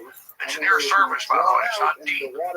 And so it is a gold mine. So you hear Jared Kushner, I'm going to build condos here. These weird areas of Trump. It's going to be so beautiful. And Saudi Arabia wants to come in and offers to pay to make it all nice and give all the Palestinians jobs. That's all of a cover. The hotels and the swimming pools and casinos are nothing.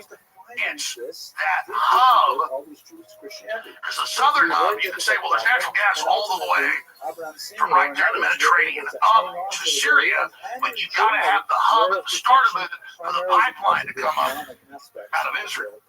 Right, so this is not even debated. So we're talking, they're saying like $7 trillion in current numbers just off the coast of Gaza. You add it all up, it's over 20 trillion. You can leverage that. Then you have the military control. Israel is never actually, other than by Tel Aviv, they've never had a proper port. And so this is about strategic alliances and control and blocking China. So I don't want to just blame Israel and all the Israelis. For sure. It's all about the U.S. acts like Trump, please do a deal with Gaza. Bomb the next week. 8 years ago. Does it again. Please don't hit Gaza. No, the U.S. and its interests are absolutely aligned with Israel. Well, no, in that sense, I think you're right. Well, what is the end game in the Ukraine? We are still cutting big checks. We're still spending a lot of money. It seems like we're trying to get that country nuked. Hopefully there'll be a deal in place. The Vice President said he thought that was a very big possibility, but it seems like the policy of America is to push Putin into a corner until he uses some type of tactical nuclear weapon. I mean, I can't see any other end game here. Well, as usual, your analysis just, yourself is accurate. The head of France's finance, the head of the military, the head of Sweden, Germany, the UK have all said the last 2 years, look this up. They said our business plan is a 20 to 30 year conventional war with Russia that will bankrupt Russia. We'll finally break Russia up in 5 parts. Well, that didn't work. Russia's outperforming weapons production, conventional munitions, artillery shells 3 to 1, drones 3 to 1. So that's not working. And so the EU's collapsed financially. It wants this. And you've got, just like Vietnam turned out with McNamara, he later admitted this before he died in the documentary. Oh, it was just a big war game to make money. They wanted a place where they could have won very quickly bombing the North. They could have won, destroying it, but they never did that because it was just a way to pump. I mean, LBJ made back then, made like $20 billion, like $3 billion himself. Just off dredging out the ocean and putting in ports. So it's all a giant war game. And you've had for 15 years the U.S. Soros overthrowing governments, Ukraine stirring it up, poking the Russians, and they don't care as long as they can keep it going. They've laundered $300 billion in just the last few years, and it's all a big weapons laboratory. And so to them, they don't care. They're talking about 30% of the EU budget now going to Ukraine. Psychotic for the next. So a war is a big black hole that you can launder money through. And at the end of the day, Putin's more popular than ever that he's in a war. Like the Iranians and Netanyahu go wink, wink. Those are super popular. Now they're popular. Putin was already popular. He's even more popular. It's not like they go wink, wink. But war is the health of the state. If you go back to the movie on Henry VIII called The King, which is a true story, he finds out at the end that his ministers have a rebellion in England with the Scots and the Irish and the Welsh, which is all true story. These letters are public now. They've been public for hundreds of years. And his French cousin, they're really all just Norman from William the Conqueror. They're not even French or British. They're all Vikings that conquered France and England. And they don't tell the new young king because his other brother, died, so they had to have him when his dad died. This is a true story. And so he goes and has to have a war with France, and all his buddies die. He wins. And his minister comes to the end and says, "You did a really good job. We staged all this." That's why he meets with the king of France. Even though he killed his son, he goes, "Great job. You're really a real leader." And then he meets with the head minister. And the exchequer head goes, "We staged all this for you, sir. Now you put down all the rebellions. You are now the true king of England." And he kills him. It's a true story. He pulls a dagger out because his best friend died and stabs him to death. Learning this whole thing was staged. Real people died. It was a real war, but it was totally staged to put down rebellions in France and in England. And now that's how the real world works. Psychotic, unfortunate. I hope the Trump administration comes clean. It's the only way forward. People in this country need. You cannot have the abuse of children go unchecked. You cannot let foreign governments have leverage over our government and influence that, makes us, completely ignore all of our principles. Not to say that we are passive or that we are little angel cakes, as you would say. We're certainly not. But everybody, we need to get all the information out, and I appreciate you. I think you're doing an amazing job, and I love that you still come on my show, and I really appreciate you. And a lot of people I've been begging to come on your show. We should come to Austin. But let me just add this final point. Yes. These Machiavellians think because they think all this twisted candy chess that they're smart. No, it's sick. You said it earlier. This big economist Martin Armstrong says we're very close to nuclear war. Rand Corporation does. We understand conquest. We understand duplicitous. But with nuclear weapons and with biological weapons and with 9 billion people, we have to stop the conquest economy. We've got to have real peace. And we keep hearing about all this peace, but it's got to stop because it can get out of control. You asked, will there be a nuclear war? Yes, on the threat escalation ladder, it goes from 1 to like 44 in the rank corporation. Everybody uses the same model. We're at like 35 now. A few more. Remember 2 years ago, Biden said we can't give F-16s and Abrams tanks since World War III because it goes up the escalation ladder. We're now to Trump met with Zelensky 2 weeks ago and said maybe we'll bomb Moscow so they'll stop. It just goes and goes and goes going. And the elites would rather destroy the world than sacrifice their positions of power. Exactly. They've got their bunkers, like Dr. Strangelove is based on a true story when Curtis LeMay, the chairman of the Joint Chiefs of Staff, L.O. Emerson, come to the movie came out in 64, made in 63. It's all declassified. And I know Jimmy Kubrick and all that stuff, but it's films made on this is a final thing. Curtis LeMay, the deputy head of the Joint Chiefs of Staff, and the Joint Chiefs of Staff, L.O. Emerson, look this up, folks. They come in the last year of the Eisenhower administration. Supreme Allied Commander, super hardcore, was mad at the Germans, said, well, there's only food for other people, we'll starve 2 million to death. It wasn't like he was a pussy at the end of the war. They come to him and they say, sir, we're going to bomb our own military bases and shoot down our own planes, and we're going to blame the Russians and say the Cubans did it. We've got a plan to sneak attack Russia, and we think we'll only lose 20 million Americans in their nuclear response, but if we wait a few years, under mutually assured destruction, they'll be able to take us out. And he fired them. Yeah. And then they tried to come back and Kennedy fired them. That's Operation Northwoods. The movie Dr. Strangelove was leaked basically to Kubrick, and he made the film to show what happened. They were literally in meetings talking about mine shafts and how we could get gross domestic product up. Even in the worst case scenario, they knocked out most of the population. And they came to Eisenhower, and then they tried again. Guess who the adjunct of L.O. Emerson was? Like 27. Donald Rumsfeld. Wow. So when you see 9/11 and the Project American Century, it's the same people, and Dick Cheney, he brought it. So this is literally the ghost of L.O. Emerson and the ghost of Curtis LeMay. The movie Dr. Strangelove is a documentary of what almost happened. The Cuban Missile Crisis, declassified. The U.S. put 19 missiles on the border of Russia in several places, including Turkey, medium-range nukes. Russia put nukes there. I'm not a Russian or been to Russia.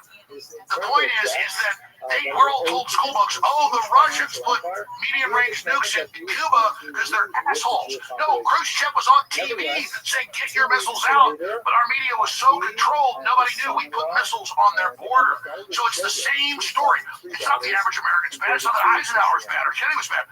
We have these crazy power-mad generals. And now what have we done? We put missiles on Russia's border. That's what Russia said a year ago. They said, you already are hitting us every day with medium-range hypersonic missiles. We can't stop.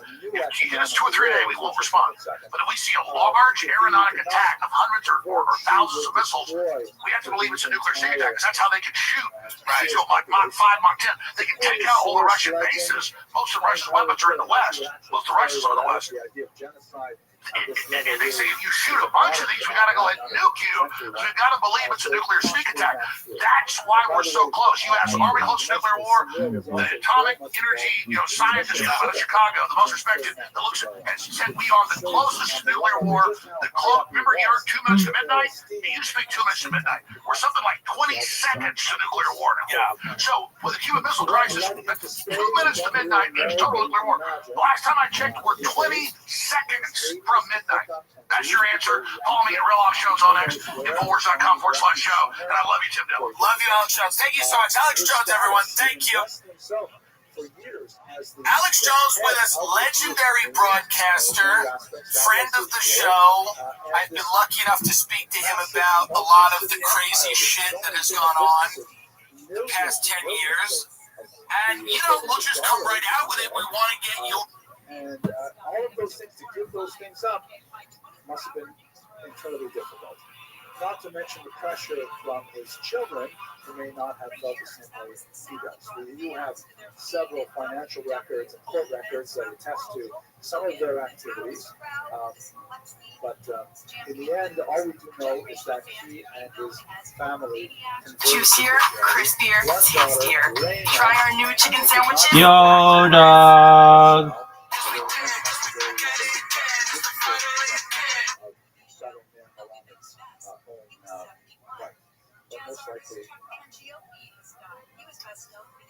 So The aftermath was complete economic chaos. Baynard goes through a tremendous amount of detail discussing how the peninsula, now bereft of Jews, except for a significant number who moved to Portugal. We'll study that next week. What exactly happened there is also unfortunately a very sad story. What happened to all of the economic activity that was concentrated in people like Senor? So, one of the things that the church had to kind of, the crown had to take care of right away is all of the debts that were owed to Senor and all of the debts that were owed to Jews throughout the population. The crown claimed them. So, in other words, if your average Christian businessman felt that with the expulsion of the Jews, the debts were going to be forgiven, and they got a huge, boon from the government. They were wrong. Boons from the government probably never come. And the crown put Senor in charge of collecting all of the debt owed to the Jews that were now out of the country. In other words, the Jews forfeited their debt, and in many cases they forfeited a huge amount of their assets because it was impossible to liquidate them with just a few weeks really till the expulsion took effect. So Senor was charged with the task of collecting that debt. This is really the fight of the kid. I can't wait to talk about my night. Okay, yeah, let's go. I need to know about your night. Do I look tired? You don't look tired. No? Yeah, I feel alright. I'm fucking exhausted because I decided to do a workout at Archetype Boxing, which meant you gotta do these, like, it's like a CrossFit thing. Then we just warm up. Then I did live wrestling. Live wrestling at 58. Not a good idea. And everybody's bigger. So I'm fine. You're tired? I'm just, it doesn't wake you a lot. up. It doesn't wake you up. Usually it does. This was a lot. I'm gonna have to go to Ways to Well and probably get a little help. I might start microdosing. I said it. When I say microdosing, I ain't talking about mushrooms. I'm talking about some tests. Well, that's not microdosing. It's gonna be little shots every day. Well, no, that's not. No? Maybe. You're gonna take shots of testosterone every day? Little ones, baby ones. No. Keep my levels just going. No, you just do it like once every 3 days. Okay. So it goes, Yeah. All right, little Wayne. you don't have, because, and also Ways of Well says in. Ways to Well, they're not gonna just go in and give you a shot. There's a You have to very do it good, yourself. there's a very good chance. I know you're tough. I fucking really do respect you. You're much bigger. But there is a thing now with me because I'm so not. I keep my elbows so tight to my body that finding a way to get under my arms is almost. It's very Impossible. It's very difficult. It's really. What shirt do you have? What bullshit shirt do you have on today? I don't even know. It's probably a fitness thing. Here's the thing. People just send you stuff and you put it But on. bro, listen. You're such a cock. No, you need to shut up for a second because the elbows are so tight right now, right? And with your age, you're probably only getting tougher. Well, the thing is my technique. So I beat the fuck out of you 10 years ago. I know, but and you've aged in 10 years. So in my mind, I'm like, man, he's only getting tougher and stronger. I'm training so much. And the thing is this, I'm a sponge. There's quick studies and then there are sponges. You teach me one fucking thing, one fucking time, and I'm fucking ready. That's why, look. You know what the problem is? What? Your brain is a sponge. But the vehicle that carries that brain is old as dust. I know, but fuckface, you're not getting my fucking, my neck in Father Time? Father Time? I know, but that's your nickname now. Father Time? Fuckface McGee, you're not getting my neck anymore. It doesn't happen. I know, but It shuts I down. got your neck 10 years ago? Yeah, That's all I want to keep I wasn't training on the level amp. I'm getting agitated. It doesn't matter. And I'm not quite ready to jump onto that chair. I'm not quite ready, and there's not a lot of room. Here's the thing, it'd be slower. No, I'm getting ready, bro. I sent you a picture of how fast my hands are. I know, maybe it's that. Hey, You know, you're Foxcatcher. You're the guy from their age. You're the fun guy. You're I slide by all the boys' lunch after. You're fun. I sent that to all the guys at Archetype because we had this thread where we sent each other videos. I got that video of me getting taken down pretty easily. Yeah, I said I look like the guy from Foxcatcher, and they all laughed for it because they laughed. Oh, you give me credit for that joke? That's you. That might be. But when he's in a singlet, God, he could. What a great actor he is. And that's the real deal. That fucking that's a sad story. that poor guy wanted to be a wrestler. You fucking loser. That's you. It might be me, right? Yes, it's all good. Because this is the thing. Again, I'm way more athletic than that guy. I'm Channing, was it? Channing Tatum? Channing Tatum. Yeah, I'm Channing Tatum. Only a lot bigger. Yeah, of course. Yeah, besides that, and his looks are better. And he's more shredded. Whatever. I'm just saying, as far as physically, I'm him. You're the guy with the thick I nose. want to go Well, back the money. to something that we Yeah, spoke except for about I don't have the money. I know. So I don't think so. You look like that, but you don't have his I money. look like that and I don't have his money. Now, Oh, dude, hold on. Look at last night. So, dude, last night, I'm asleep, right? I'm asleep. It's 2 a.m. I didn't know it's 2 a.m. I'm asleep, and the dog, Donnie, sleeps in the room. And he jumps on the bed. I don't feel it. And just everywhere on the bed. On my leg, I sleep in my undies. He shit on my explosive diarrhea.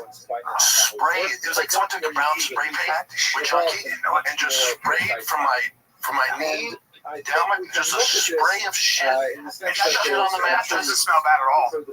Well, this is what's weird. I'm a hard sleeper. Yeah. I hear John and go, what the fuck? And then I'm dreaming. I'm here. That's exactly what it sounds like. Yeah. So I'm in my head because the kids and Billy, they were watching Luca before, and they're on the like mopeds in Italy. So I must have been having a dream. So I was thinking maybe I wasn't aware what's going on. And I'm like, am I fall asleep on the couch? Are they still watching Luca? Where they go, and it was warm on my leg. I'm like, man, that exhaust in my head because it was warm on my leg. I'm like, is it the exhaust that's in me? And then Joanne goes, babe. I'm like, what? I'm like, oh no, dude. When I say explosive diarrhea, all over it was like you took a gun and went, oh, like a paintball shit. Such a problem. That's not good.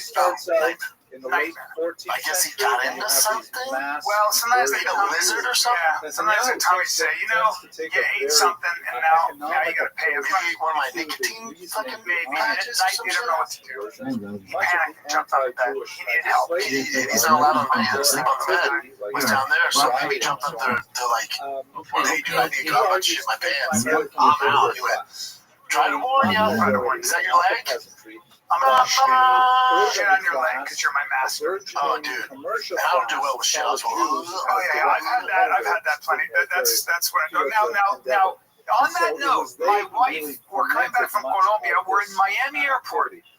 And I'm on the phone. I'm having a business call for my for this commercial I want to do. And I'm talking and I'm trying to listen. And my wife just keeps going, I smell shit.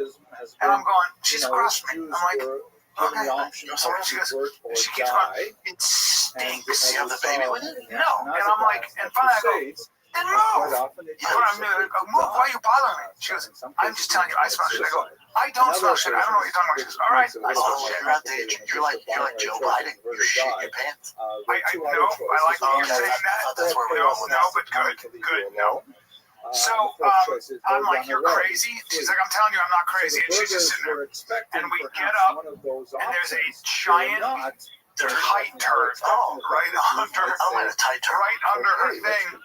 It looked like a little kid had climbed under there and just caught the squat, took a nice mustard poo. Oh, so it's still soft serve? Yeah, a little soft serve. If it's hard, just grab it and throw it away. This was a nice, tight, soft serve. Also, Danny, look around. Right. Do some investigating. What do you want me to do? Right. Do I look like the shit But it'd be like this. You're on the phone and just going, Somebody shit. Today, Netanyahu would argue, though, he's primarily for social mobility. I kept going. I didn't know what you were smell what I was saying. You can smell. I'm like, I had pants like things. Oh yeah, Jews prefer to remain Jews and I'm remain like, what? in What our do you sphere think? of activity Smells and like have our poo. initial And she thought it was the person behind her. ratified. So I'm like, and in front of that, I go, Given the choice, perhaps we should move. Yeah, get away from the shit. Come over here. and maintain our business practices Yeah, shit is a as very always. And then when things robust calm down, we will go back. Well, to I was reading about how we threw our cover out. I did take the cover. That was sleep. And of course, You're not watching that. I told Jen, I'm like, yo, the dry clean. She goes, no, that's the diarrhea juice is absorbed into the stuff. I go, diarrhea juice is not something I'm into. Diarrhea juice is probably. I still wanted to try to salvage the cover, but she just never throw it away. In the middle of the night, I'm at my 90s in the front yard. We're all disappeared in an instant. And so Yeah, that kind of stuff is that kind of stuff is not. It's just not good. competitors. But again, I thought I was thinking the live-action Luca movie. They were talking about these three migrants that ICE went, we don't know what to do with you, so we're going to send you to El Salvador for a little bit so we can figure out your file. What you don't want is to get put on a plane to El Salvador and go to Bukele's sprawling prison system that has all the gang members. They'll shave your head, they'll put you'll run your head down, and then you'll sit for 9 hours, you'll kneel on the pavement. Now, we're just getting started. Nose to ass. This is just foreplay. Nose to ass for 9 hours on that. That's good. That feels good on your knees when you kneel in the sun like that all the time. Yeah. So let's go ahead and do that. Now we're going to be in there, and there's a bucket for washing and for water, and you'll get the water and washing when they tell you. And you're in there, and they said it was 4 months of the rankest smell because people, What did they do? They're just here illegally? Yeah, they finally got sent back to Venezuela, which is, hey, socialism is great. Yes, that worked out for them. Yeah, so they had a tough time with it. That's not good. Yeah. Did you see your boy Dana White was on one? I think it was this morning. Jim, did he drop all this news? Was yesterday? He released some fire matchups. I'd like to. Bring this. You haven't seen any of this yet? I have. Bring this up. The astronaut. The worst one he released. Well, I'm very interested. I know what you're going to say about Cyril Khan and Tom Aspinall. It does nothing for me. But I'm going to let me push back on this. Yeah. Well, there's no. To your point before you go, it's the only fight the UFC can. There's nothing else for Tom. There's nobody else in the division. Now, I would like Derek Lewis to jump the queue. I would knockout. Yeah, fans are more familiar with him. He doesn't have quit in him. He's at least a guy that's going to go out on his shield. He's not easy. He's a lot harder to take down than Cyril Khan. Khan's a fucking 3-stripe white belt. This does nothing for him. Now, it's going to start the reign of Tom Aspinall, so we got to knock it out, whether it's now or in 2 years. You got Aspinall against Cyril Khan. You got Aspinall all day with that. Yeah, I think the bet there is, does he do it?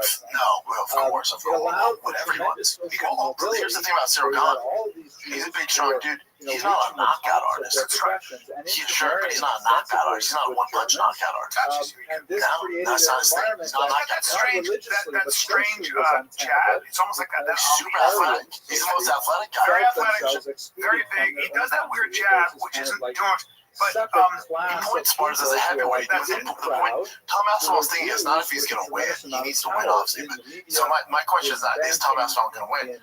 The challenge for Tom Aspinall and the pressure on Tom Aspinall is, can you look more impressive than John Jones did beat Cyril Khan? That's the question. Can you look more impressive? So I think it took John 2 minutes to submit Cyril Khan.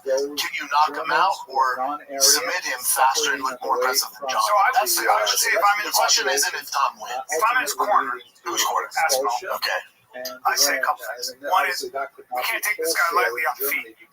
He's a high-level striker. Well, yeah, and now Tom's going to look and go, no shit, Father Time. So now he's going to say, I'm going to wrestle. Well, you're speaking, plain in terms. Cyril Khan, the only way he can win is if Tom exchanges and striking. Yes. So you're saying Cyril Khan cannot catch up to black belt Tom Aspinall on the ground? Never. He can't stand up. He can't work with good wrestlers. What's his learning curve? What's his learning curve? You would have done it. It's the biggest hole in this game. It's not like It's been a year. It's been a little over a year now. Training all the time. he was like, oh, buddy, no, you're highly yeah, distinct no, spellings of his Yeah. name He from the Latin was on a set alphabet, for a because he movie. was active in Spain, Cyril Portugal, Collins. Yeah. Italy, and as a result, Huge he's problem. using Latin alphabet. If you said to me Cyril Khan brought in these big-time, heavy Eastern European wrestlers, and he was working clinch, and he was working just the basics. First of all, how to neutralize, how to stop him getting taken down, and working his takedowns. Well, I would say this. I would say if Cyril Khan had giant Russian, Eastern European, Greco, and just general wrestlers in there, and he was getting all the looks, and he was figuring out how to stay on his feet or to stand up.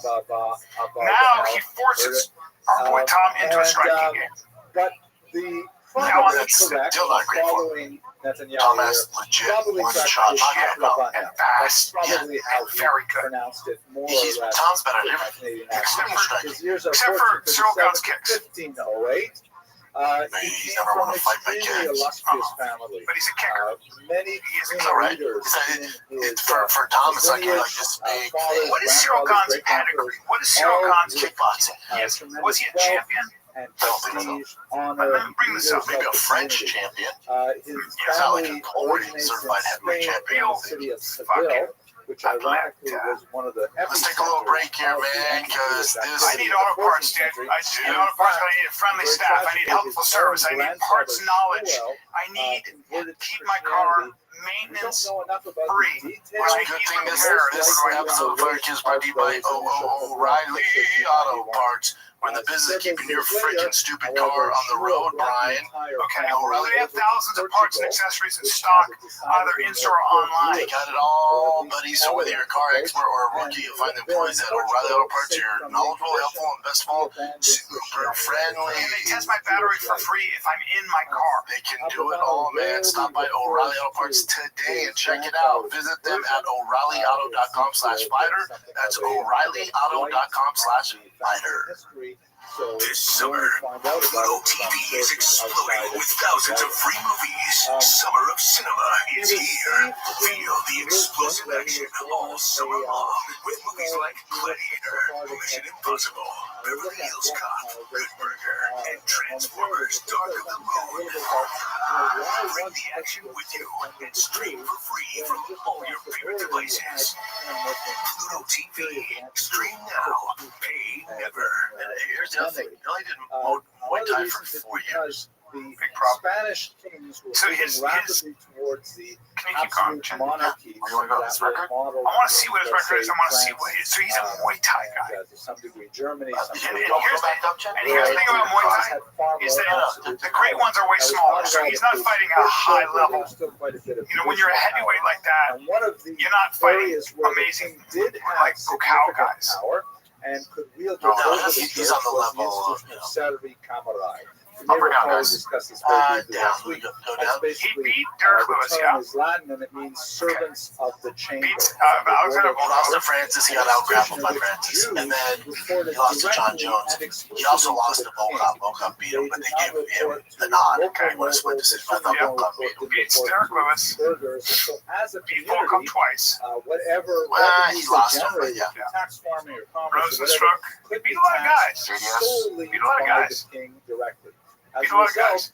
the Jews Good were record, extremely good record. valuable What's his best win? institution because the I would king say deployed Derek them Lewis. Or no, Volkov. specifically to fill Yeah, Volkov. As far as like, Yeah. but again, Volkov, stylistically, Volkov's definitely not a knockout No, artist. he's not. Definitely not. And And not not a a jab, which I don't understand. He's still better at it, but he's long. But Volkov, 2 wins over Volkov is by far his best win. So here's the thing about that.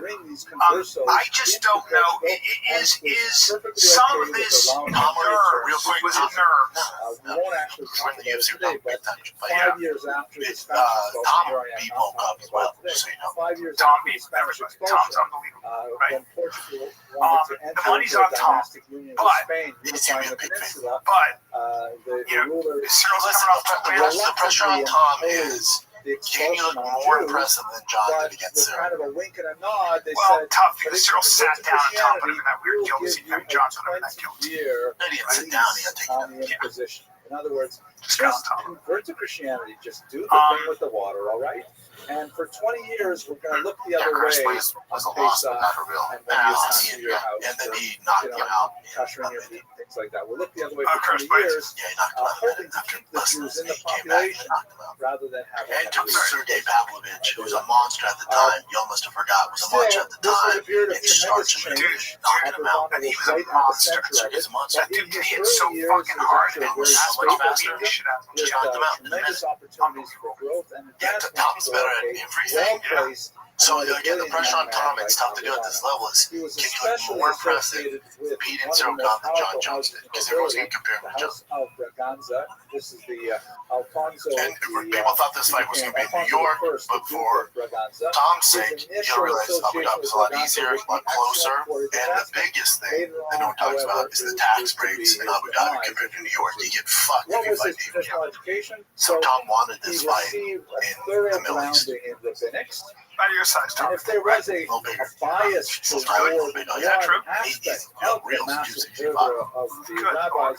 it would certainly be studies of Cyril Gahn's Tanakh. not much smaller. He was an unparalleled expert in the Hebrew scriptures. What other And fights of do you course, know? much of his writings the pressure's are on based Tom. on The pressure's on the Tom Hebrew there. scriptures. One of the This Spanish fight's Rep- fantastic. and UFC Kentucky 320 is things fantastic. I'm excited. But one of the Moran, Spanish this will be his one. geniuses This will be his of their particular fourth form of fight Judaic research Yeah. was in into text. less than, I want to say, So like the 15 months. Spaniards No problem. As a excelled champ, in Yeah. with his perfecting cardio. the Talmudic text And he and fought also Sugar twice, right? the religious text. Spain was also, of course, a hotbed of Kabbalistic activity. Nurmagomedov. You know, People so like the Ramban, Corey's heel Moshe hooks Dayan, and are others. the one And so thing he that was he's quite going to watch familiar out with for. Kabbalistic texts. This would be very So look at significant that. later on in From his life, as he February began to write of about 2024, Messianism. he fought Henry Messianic Cejudo, future, never heard of him. he believed, for example, Sugar Sean O'Malley got the belt. 1503 was Fought the Umar. year He's that an underdog in the Mashiach Sugar came. fight. I was at that Henry Cejudo fight. Yep. He was an underdog against Sugar and an underdog against same Umar. time, Big underdog against Umar. Beat the brakes off Umar. Sephardic mode, And then beat the brakes off Sugar. Now Umar did break his hand. Doesn't matter. But it was his cardio, dude. Omar was dying. Omar was like, holy. And those guys train as hard as it gets. And he's a smiling while he's fighting, dude. Best cardio of any professional athlete. Any major league. 100%. But English Corey's an interesting one. Corey would be a big underdog there. Probably have one Corey, out. very good on his back. Very sneaky with those heel hooks. Corey, he should be an underdog. Clearly, I'm rooting for Corey. Corey's my AJ brother. But Corey has the. If anybody's going to beat him, he's a minus 300 or plus 300. Corey has the ability to beat him because he has that knockout, awkward power where he can catch him coming in fucking 25 minutes. He has the submissions, the transitions. So Corey is his toughest, I think, task. So Would you say Corey's the best on his back? Especially if the guys he's Very educated on his back. and also very, his leg wide is very tricky. Now, the wrestling's being a problem for Corey. And the submissions can be I'm sorry. Again, The conditions can be an issue, but Corey has the ability in 25 minutes to flying knee, spinning back elbow, catch him in the leg lock. So Corey has more Hail Marys than these other guys. And But Corey would be another can deal with that cardio only because of his jiu-jitsu and his guard and his breadth of heel hooks, you can kind of like deal with that pace sometimes. I don't think anybody can. No, there's not a man alive who can do that. You just can't. It's work ethic. Corey won't be able to deal with it. The thing is, in 25 minutes, can he pull off that jumping knee, that spinning heel kick, the fucking heel hook? And if anybody's going to pull it off, it's going to be He's him. the only one. But he should be a plus 300. Because you're looking for Hail Mary. But he has more ability to pull off Hail Marys than anybody in Rob's spot. But Rob should definitely be the favorite. And that's your fight of the year again. Where they would be seized That's by a great pirates fucking fight. and then put on a slave market. And an active champ, too. Just taking advantage of being his age and that weight class. He's smart. Raced around So Clive Alex Peter, that makes sense. Yeah, it makes a lot of sense. to track down Because then you each also have one on this of card these Leo Jews Roundtree versus sold into Geary. slavery, So and the then winner of that's that is going to get a title shot. Now, if Geary wins, for this kind you're of not going to do activities, Alex. If earned Alex the were to win, respect you're not and going to do admiration with of Alex the entire again Jewish population, for a who fucking look third to time. him as a Moses-like I don't want to figure, see someone who is Roundtree truly Alex again. deserving I don't want of to see that. respect He got fucking and pieced admiration. No, I don't want to see that either. So this is my prediction.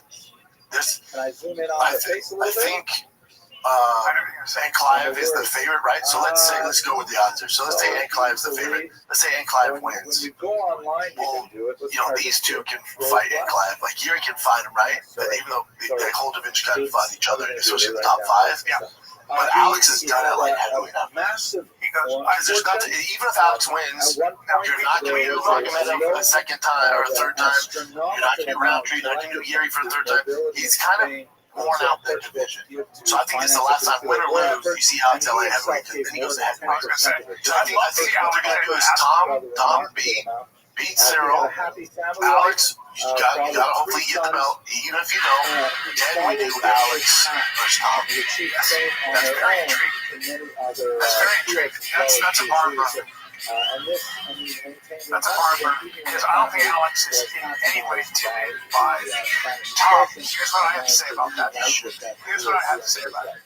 I think Alex gets punched in the face by Tom. If you ever watch Alex spar with boxers, he gets rocked. His hands are down. Said this. You gotta remember the odds for Tom said, I'm not striking that guy. With Kara, He's like, it's the only way he can win.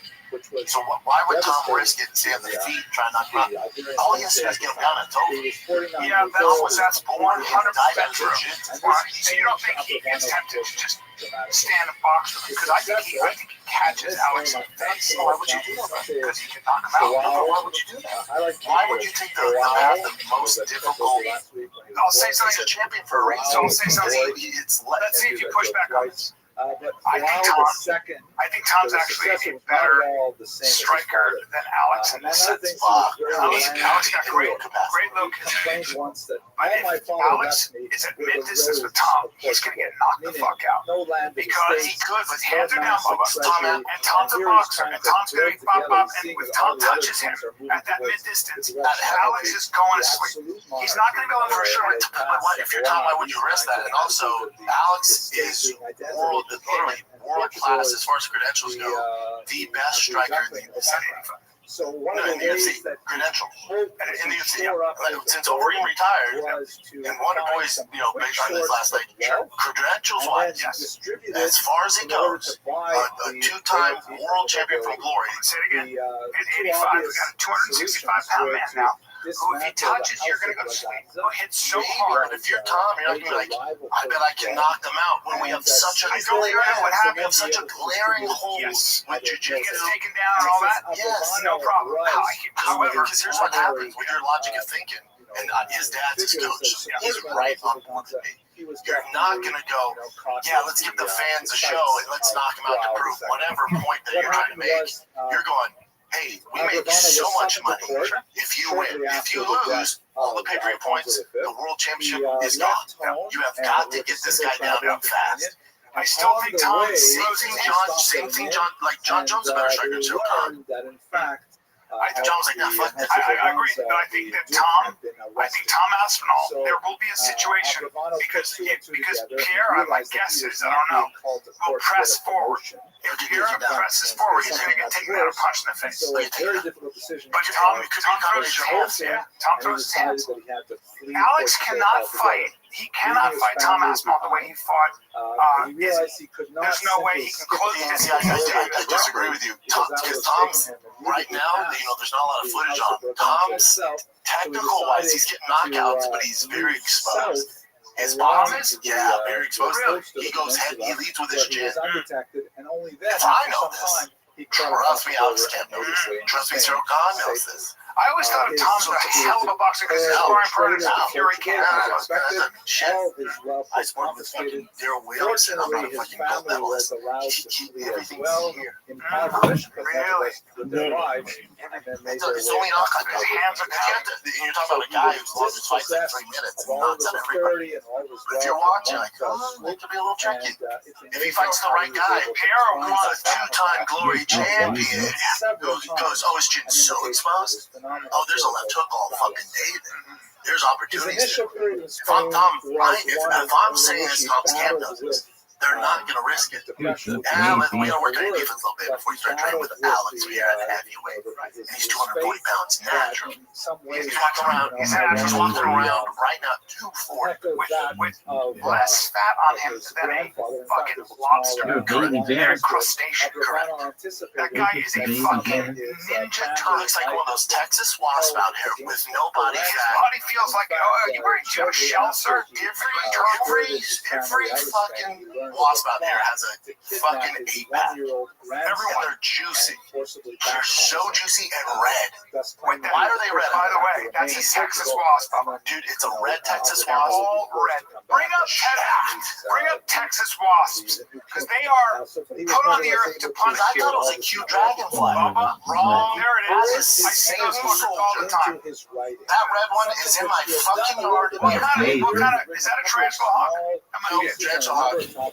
Well, once he came to What to know and what to appreciate. Okay?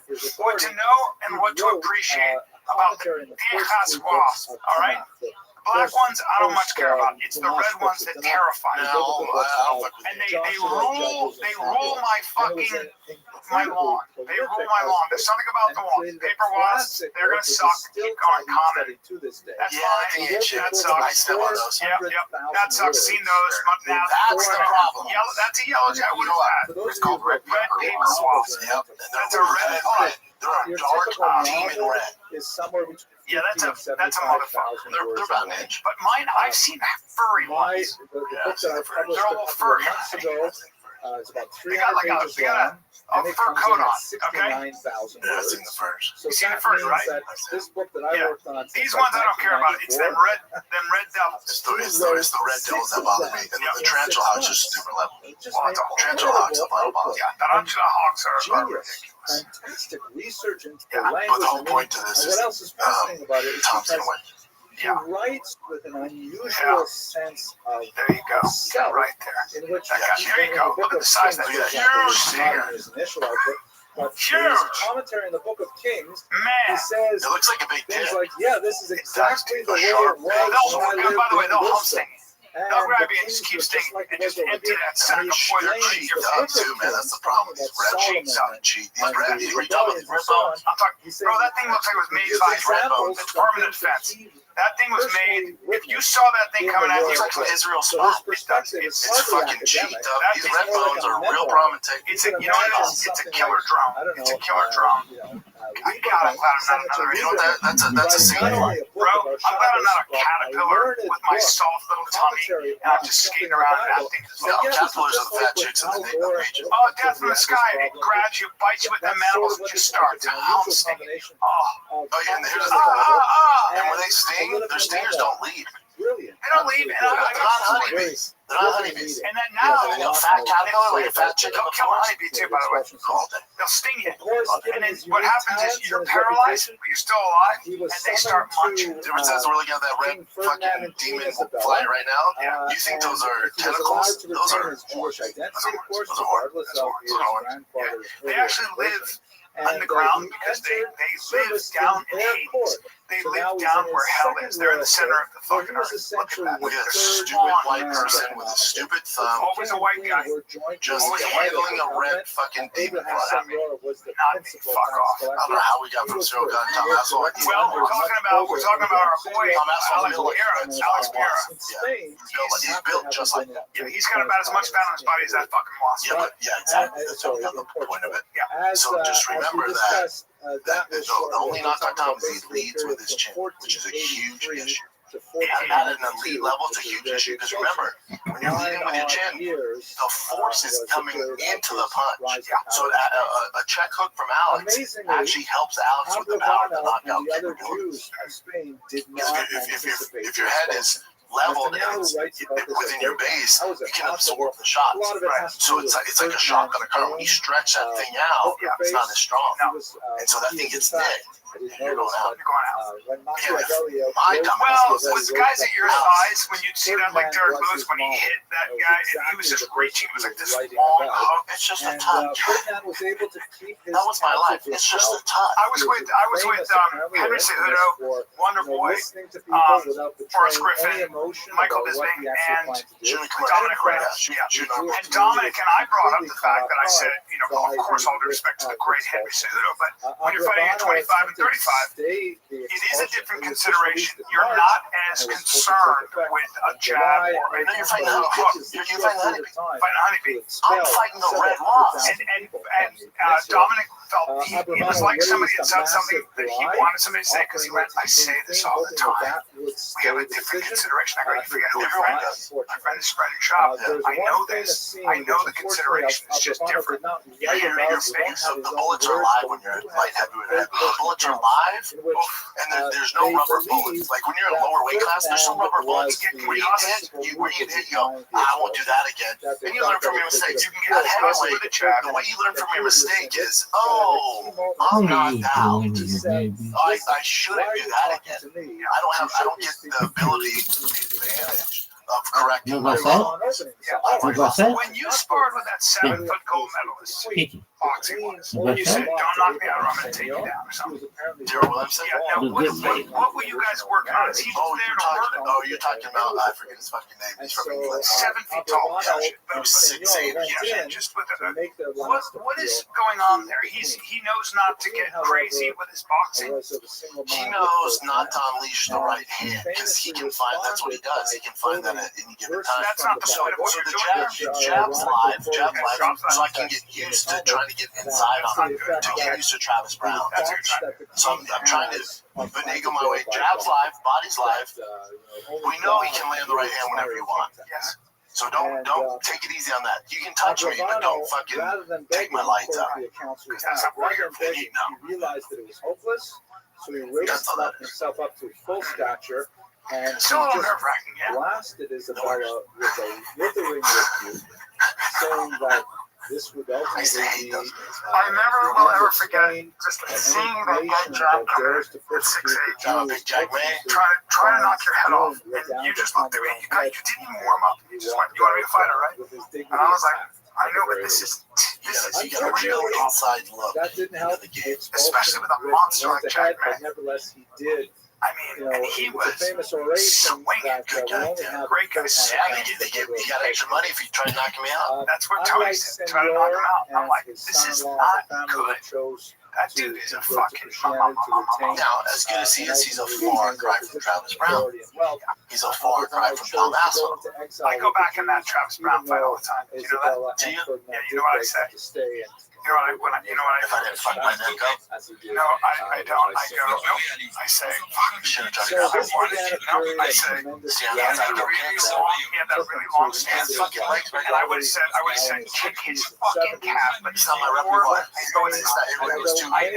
Especially in that age in my career. It's not my repertoire. I want to kick his fucking calf. It was my decision. Take out the leg, and then shoot for some. Yes. Break that fucking. I shot this leg too early. I know. Way too early. He's too strong. You didn't have, with all due respect, coach, you just did. And that's okay, because Tony was a boxer. And it's like, no, kick that fucking leg. Kick him right in his calf. But I went that fight, then I go on to fight Brian Verdum, because he went on from me to Verdum. You and I don't start the show. Hey, it's all I would have, if I fight for the title, Yeah, we would have. But it's just like, who knows? Who knows how much punishment you would have taken? Who knows what the fuck?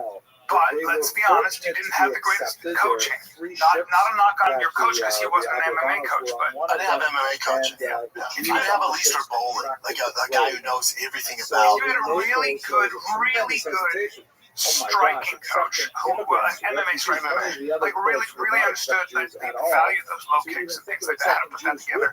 And because you're athletic enough, I needed a year with you. So that If I would have like a Mark Henry back in the days, or the guy from Rafael Cordero or something like that. Now we're MMA specialist. Yes, and now we're just maybe some Dutch guy. Maybe we bring in Henry Hoof. No. We bring in who was the black Dutch kickboxer who was one of the greats. Big guy, bald head, old school. Yes, Ernesto. Yeah, I don't know if he's a coach. No, we say Ernesto. 1-2 kick. And he began to expand his writings beyond biblical commentary. I would have had you because you had the wrestling, you had the jab, you had the punching. I would have had some motherfucker at the cardio. Hey, Brandon, we're gonna work kicks now. We're gonna work putting your kicks together. And remember when I started too, I was with a multistream boxing coach. So kicks were never our thing. It's not just that either. I did a little deep dive. What people don't understand about your MMA career, and you went far. What people don't know is the actual truth is by the time you stepped in the octagon, you had about, if you really think about it, 18 or maybe 20 months, maybe. Till I get to the UFC? Maybe 18, 20 months. Till I get to the UFC? I made 3 fights. Never thrown a punch. I had 3 fights. You've never thrown a punch. No, I beat everyone under a minute. That's what I'm saying. No experience. Like, think about that. Like, think about the fact that it's so difficult to understand. The guys you're fighting had been fighting since they were 17 and 18. Like, Nogueira, that's all he did. Yeah. You come in there with those guys. You come in against Roy Nelson, who you were actually beating the brakes off of. But he threw that overhand right or left, whatever it is. The overhand right. And so what happens in that situation is that's because it's experience. It's experience. They can dip, your hands go down, and they throw. You just haven't been there enough. Oh, why? Because if you count the Ultimate Fighter, I had 7 fights against Roy Nelson, which the commission, not even if it wasn't, they wouldn't let you. The commission wouldn't have granted. The only reason the commission granted that fight to go move forward, and it was an issue for the UFC, was because it was a reality show. That was the bypass they got. The commission, you have to understand that this and also 30, 40 fights. And by the way, I had technically, because the Ultimate Fighter didn't go on your record, I had technically 3 versus 30. 2 things about Big Country. Also, he's one of the greats. There was in his prime. I don't think there was anybody more rugged. You could punch that guy durable. You could knee him with everything you had. You could punch him and he would just keep coming. There's no one like him. So, and I was in a rush to get him out.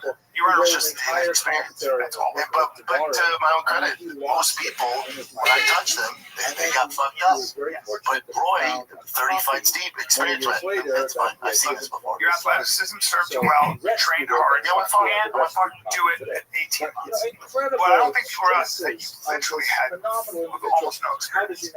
I got my experience in the UFC. He actually rises once again into the service of a did pretty well though. You know, Gonzaga was a long time vet. Especially beat the shit out of him and knocked out Krokop. Yeah, especially with really no coaching. No. Yeah. Situation. And it was old school back in the day. These You didn't know. maps here show the You were like, oh, I'll do footwork, I'll box, I don't want to kick. I'll work all the guys to get pretty far. Of natural resources. Spices are especially valuable because tournaments. I saw this because I'm a huge fan of spices are necessary to keep meat and then, silk he talked about you and your thing with Renato Marcano not taking the 200 grand from the UFC antitrust lawsuit. So just so there's context for Brian, go to my clip on my. So Brian, let me set this dinner table for you. So there's 700 fighters on the antitrust lawsuit. Well, I can give you the 3 or 4 names you did make the money, and I'm not allowed to, but I know who they are.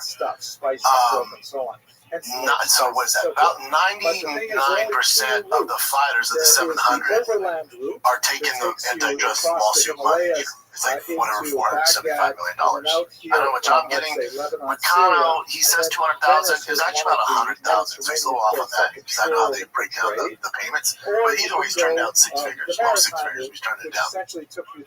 So go ahead, Play my clip down. Canal at this point, so then it has to go overland further above the And Sahara Desert. McConnell responded to this. And for the record, I love McConnell.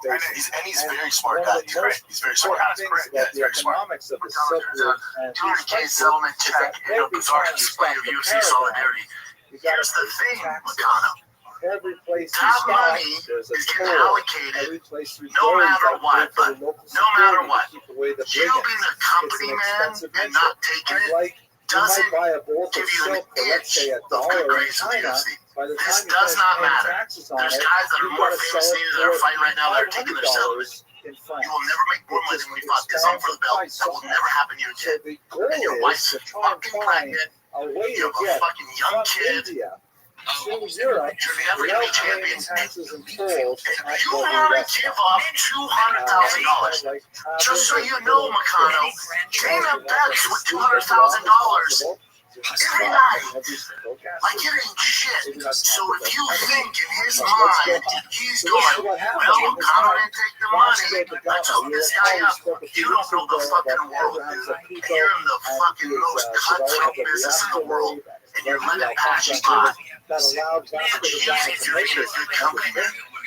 With a company that can give two fucks about you. It's mind blowing. Not the McConnell turns out to. So let me say this before we go. This isn't. This was people get confused. This isn't an anti-UFC, anti-Dana White thing. It's none of that. My whole point of being of saying all this. You would have said this to McConnell beforehand. You would have said, dude, take the money. Here's why. McConnell's being a loyal It has nothing to do with Dana. So my whole thing about all this is Dana's going to do what's best for the business. And he's brilliant at it. And that's exactly what he should do. Know the game, know the professional sports, and it's so cutthroat. So Dana's going out for the UFC TKO himself, and he's the best ever doing it. And him betting $200,000 a night is credit to Dana because he's earned every fucking penny of that. He's allowed to do that. My point of bringing up he bet for $200,000 is, McConnell, you turning it down. The money's already there. It's being allocated whether you turn it down or not. So it's so hard to make $100,000, $50,000, $150,000, $200,000. But you turning it down isn't because all the I give people my words. It has none of that. You gotta conduct yourself. You gotta carry yourself like you're a business, because Dana's conducting himself like he's a business. That's all I'm saying. But it's also not a knock on Dana White UFC. They've heard everything, and finally someone kind of stood up to it. They got a small slice of the pie, and now you're not taking his pie. Dana would probably respect you more for taking it, because he's a businessman. I hope Dana does reward McConnell for his loyalty. I hope that happens. Excuse me? Divine Voice. He already rewarded him by getting a fucking title shot. So here's McConnell, who I absolutely adore. He put it has nothing to do with the UFC. I don't expect the UFC to treat me well because of this. The UFC is a company. A company doesn't like you. They want profit. Correct. And you're a company, McConnell. That's my message. You're not just the UFC. You're your own LLC. So you gotta do what's best for you. Turn it down is not best for you. It's also not best for the UFC. The money's already being allocated. So he goes, this is about principles. I knew about the deal. I signed the contract. The contract is nothing more than your word. I'm not going back on my word just to gain a financial benefit. I don't expect anyone to understand that. He's a very honorable man. I respect what it is, though. You know what? It might be a little naive. McConnell's brilliant. As far as like his financial stuff, he's a very smart guy. Also, he's just such a. But he's a great fighter. Yeah, fighter's fighter. Yeah, he's amazing. His show's also called like "Show Me the Money," which is insane. But meaning because he's not taking the money. Even if you're financially set right now because you're back to fighting, this all goes away. And you saying, I'm a man of my principles, it's business, that's my point, it's business. And Dana respects business decisions. Dana's looking at us and go, holy shit, the guy's not taking it. Now, I can tell you, one of the guys that's taking the money, I'll tell you off air, that will blow your mind. You're going to be like, what the fuck? And I think he's just like, man, fuck, they pay me enough. exercise to go through its work. This particular edition, You're which is like, the edition no I way. own, Yeah, it's good for me because he's one of the biggest earners. So that money gets dispersed amongst the rest of us who are taking it. So do you, and he's financially he's good. He's one of the most famous never do. And he's going, either he's not aware of it or I can't. I'll get in trouble if I have to talk to this because I'm not allowed to.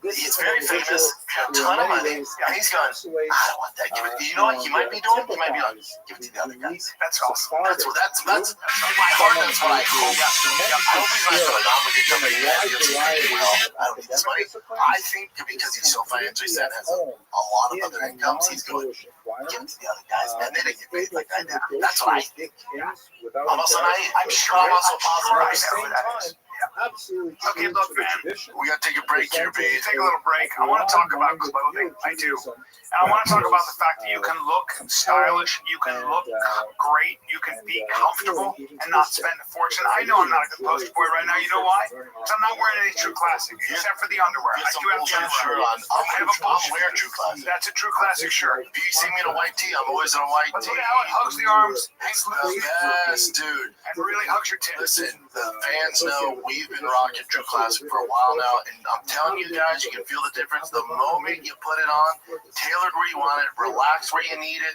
No bunching, no stiff fabric, no BS, just clean, effortless fits that actually work for real life. These overpriced designer brands, you can get the same thing for a fraction of the price, but the same quality. They're built to last, okay? That's the bottom line. And by the way, you can get them at Target and Costco. That's how big our boy is now. Or head on over to TrueClassic.com. They have everything there. It's TrueClassic.com/fighter. And get hooked up today. It's True Classic. You know what? I'm glad that we have Magic Mind back, because guess what, guys? This is so popular, and I told them it was going to be a game changer. They can't keep it in stock. It keeps selling out. Dude, I don't want How long did it take us to get this? forever. And we kept going, hey, I want my Magic Mind Max. The Max is so good they keep selling out. They can't keep it in stock. I don't want people knowing we have it in studio here because they're gonna break in here. I'm telling you, once you try the Max, you can't go back. They keep selling out. Max for the modern high performer. Yeah. Once you get going, it's for the modern high performer. It is, dude. All right. Yep. And it really is. Look, if you rely on coffee and everything else, Which I do, pre-workouts. The only drink that I know of that has time-released caffeine. They use the same technology pharmaceutical companies use. So it is a time-released caffeine. It's also a healthier, sharper way for your brain. All right. It's focused. It's calm energy. It's not overwhelming. It lasts forever. You get more done without burning out. You stay sharp, confident. You're in control. Operates at your best, even under pressure. It's freaking Magic Mind Max. He's good. I love it. The Magic Mind Max. You've heard us talk about it. I live by it. There's not a day that goes by I don't take it. Try the sleep shot, by the way. Try that and get back to me, please. I'll wait. MagicMind.com. Pick it up at MagicMind.com. Good luck in your sweaty balls on the Max that always sold out. MagicMind.com. So what's our friend Ariel been saying? So, this is a little clip. Ariel and his team were talking about the thing they were talking about with announcing my car. They're being nice. They're being cool, and that made me so happy. That made me so happy. So, Sean, been kind of cooking lately? I mean, I'm cooking a few bangers lately. He's definitely had some bangers. I want to say the last banger he had, he was wearing the war hat as well. Oh, wow. I don't know about that. I saw Blonde Brendan now? Blonde Brendan is a thing. Okay, and perhaps that's been the difference, I with With regards to the state of MMA media, a lot of people wanted me to weigh in on that. I was like, no, this is his time. Let him say his piece. And then, I'm going to shout outs for Fiji Shark. Multiple shout outs for Fiji Shark. London Thomas, and Aaron. And then I saw him respond to Hinata Moicano, but I wanted to listen to the Hinata Moicano clash because I'll be honest, I didn't hear it. So Hinata Moicano, on his show, said he didn't take the settlement money, the antitrust settlement money. Is this true? That's correct. We have the clip. I remember my first fight here was 8 to 5. And then what they say is, hey, you know that AA that was wrong with you because they take advantage of you. It's the same thing. You know, you have a girl and then somebody talk to the girl, hey, they abuse you and then you that. So that's what I'm saying. And then they did the lawsuit and the fucking lawyer was calling me like every week. He was saying, hey, you have to sign that, you have to sign that. And even a girl went to the team to make a decision, you have to sign that. I'm looking like to everybody that has the fair share. If you did not sign, they're going to split your money on the other fighters. You know, they're not going to get their money back. Of the 700 fighters, they only give you 40 on a set, but they don't say the names. Yes, I'm saying that because man, if you like what USA was created, like free market, you have to. It's the same thing that I was saying about Ben Askren. You know, you have to do your part of the deal. You know, you cannot take advantage of people. But the problem is the mindset of people now is UFC is fucking rich, they can do it, cash, you know. It's not like that, bro. Jewish community more than anyone else. I'm also very grateful to Show me the way he's turning down. because it's so hard to find women We have to consider the source. And what I mean by that is, historical material what kind of is to a brilliant actually human being. feel I don't use that word much lightly, but I think he is a brilliant human But we being. do have quite a bit of material. He is very smart when it comes to economics and business. We have exemplified that on the show. Whether you agree with his stance or not, he is Let's do very the clearly good and welfare a materials learned before we get too man, a far. smart man, an As I intelligent man. I mentioned, think the series and is so going to you have to focus consider the source. for If the this rest was of the just sort semester of any on kind the of Johnny Saturday Come as fighter they who's fled weighing the in, Iberian who maybe Peninsula. doesn't You have can see these interest in beautiful economics arrows showing them as traveling clearly to Moicano northern does. Europe, All right, then we say, oh, the this guy's entire just trying to Mediterranean curry basin, favor. the This guy's Eastern just trying Mediterranean, to Ottoman Empire, and also out to the New World, to America. We'll look at the But he has his Cisco reasons. Jews And as so well. I'm also hoping to ultimately, discuss we have to respect those the reasons, those experience of the feelings. He didn't want to take the money. Holocaust by Father Dean. Do I think he should have? Absolutely. Do I think the UFC will punish any fighter who is active, who took the money? No, I don't. But he has his reasons, and so I say we respect that. Now on social media, Brendan posted this clip, and I actually agree with Brendan in the sense that, yeah, any fighter out there should take the money. I don't feel super strong about it. Like, do whatever you want. It's your life, it's your bank account, it's your family, it's your stance. God bless. If you feel strongly about it, then I respect it. Tonight Brandon posted UFC fighters turning down amateur lawsuit. Money is absolutely mind-blowing to me, to say the least. And then he posted the clip. Moicano responded to that, saying that's nothing to do with UFC. I don't expect UFC to treat me well because of this. UFC is a company doesn't quote like you. They want your profit. This is about principles. I knew about the deal. I signed the contract. A contract is nothing more than your word. I'm not going back on my word just to gain a financial benefit. I don't expect anyone to understand that. And so again, he has his reasons. Ultimately, I don't think taking the money represents going back on your word, or spitting in their face, or not honoring your deal. We have 5 It is lectures just this semester that have yet to be deemed sponsored. that you are owed a little bit more legally. Sponsorship. That's a Here's really nice way here's my take on this. But This thing went through exhaustively the courts of the land. The courts of the land, after 10 years, have deemed the fact that this money is legally owned to you. In other words, you earned this money. So it's not going happy and going, well, the UFC's a big business now. It doesn't make I'm taking advantage of difference to the company or to Dan. But then also, I hate to interrupt you, the thing is too, from McConnell goes, well, I signed this deal at 8 days. Like, oh, you got paid more. He's like, you're not making money. I'm not going to take advantage of them. Buddy, they're taking advantage of you, as they should. No, but As Apple does, as all major businesses do, they get away with what they can. It doesn't make Dana a bad person. It makes him a good businessman. Just like for McConnell, in this world of professional sports, you have to be a good businessman. This is why you don't see the defenseman from the Bengals, Hendricks. There's a reason why he's not reporting camp. Because he knows how much money the Cincinnati Bengals are making. He knows his worth. He's going, I'm not reporting camp. Pay me what I'm worth. That is an economic consideration in what's called making a deal and saying, this is what I bring the revenue I bring to your company.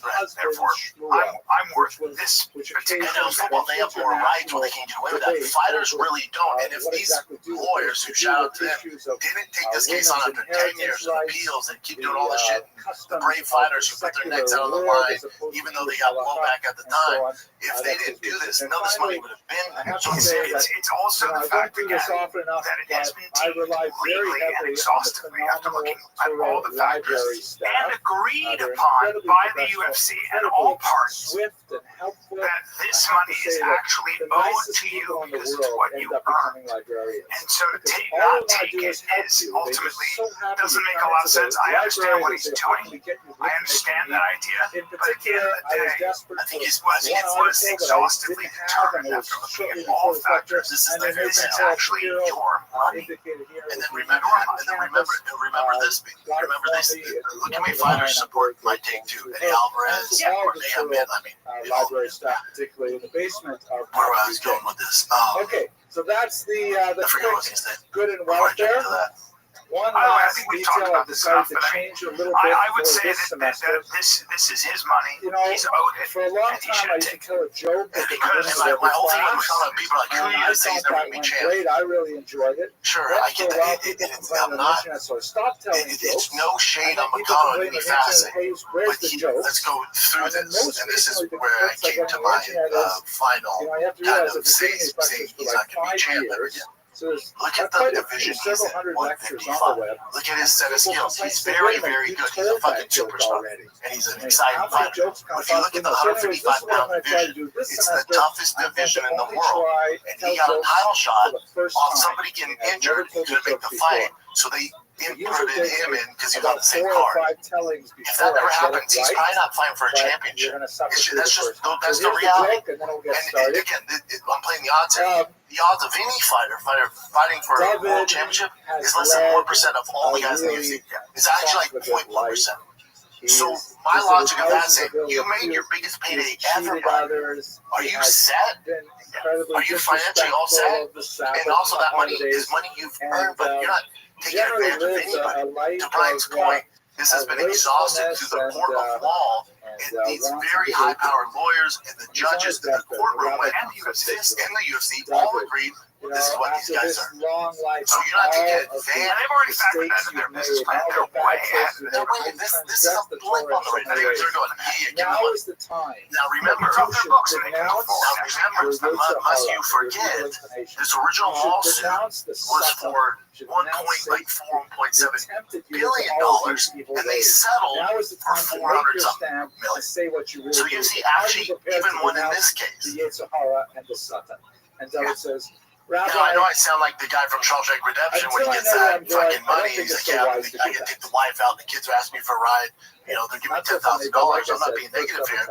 But if you look at the actual facts of it, we're all still being underpaid. The Rabbi dynasty. In the grand scheme of We things. spent quite a bit of Whether you want to time talk about talking Anderson Silva, Isaac you want to talk about so Conor let's McGregor, place who's the most underpaid fighter of all time. sometimes spelled, by the way. So if you want to get like really down to it, they settled. I wish they had settled, but again, I'm not in the gutters with these guys on the streets fighting this battle. Maybe they went, we settled now for this very low money, or we can keep fighting and get to like another 10 years, and then some of these fighters, really need it right now. So maybe, I don't know why they settled. But the original plan, again, was billions of dollars. Possibly in the end of the 14th century, as indicated And they here. didn't just make that Then, number a few up. decades later, he They have the fled to analytics, Portugal, because I've talked and to these he guys, they have adopted analytics. his This is Jewish actually what it identity should have been. and But we settled on recanted this. his Why they forced settled conversion. that, they And know there he better. raised I'm his not family. hating on any of that. Judah settled for was a his reason. son, and Judah had You several know, sons. but One of originally, which was UFC actually paid off pretty well. His backed on Isaac Abravanel, And to be honest, I was expecting nothing. and his Remember, I was on the brother, board. I was part of the group that brought Cerrone and all that shit from the very get-go. I'm like, yeah, we're owed more money. And then I was like, God, man, it's exhausting. The fighters aren't really into it. So I backed off. This was a byproduct. I didn't think about this long. And then they call, hey man, gotta check them. Oh, fantastic. Good for you. Thank you guys. Thank you. The laws and Thank you. regulations are somewhat more flexible in traditional Judaism, although not really practiced so widely. At any rate, she comes what else you got? from the Abravanel side through I both love her Mikado. father I like and love her that, Ariel's giving you a little father-in-law. Yeah, I love and that her so husband's much. family. So that's where she fits What do you guys think about this the Colbert stuff? overall family. Colbert, She I had think it's very several interesting. So let's go through it for a children, second. Letizia, Like, Yuda, you know, Yaakov, I'm and actually a fan of Leah. Colbert. I know he got liberal and people had problems and all that stuff, but Colbert, as far as Remember talent, Remember he comes from she with the Jersey lived show. her life yeah, well, he also outside comes of from Spain, Strangers of course, with Candy. because Colbert was a hell of a expulsion sketch occurred in artist, a hell of a hell of an improv. This could be just the internet, it being the internet, but his show on CBS was canceled. That wasn't canceled because of low ratings, right? So let me tell you, because what I heard is he actually compared to Jimmy Fallon and Jimmy Kimmel. He had high ratings in both of them. yeah, he gets about 2 million. So his show gets about 2 million viewers, and then the coveted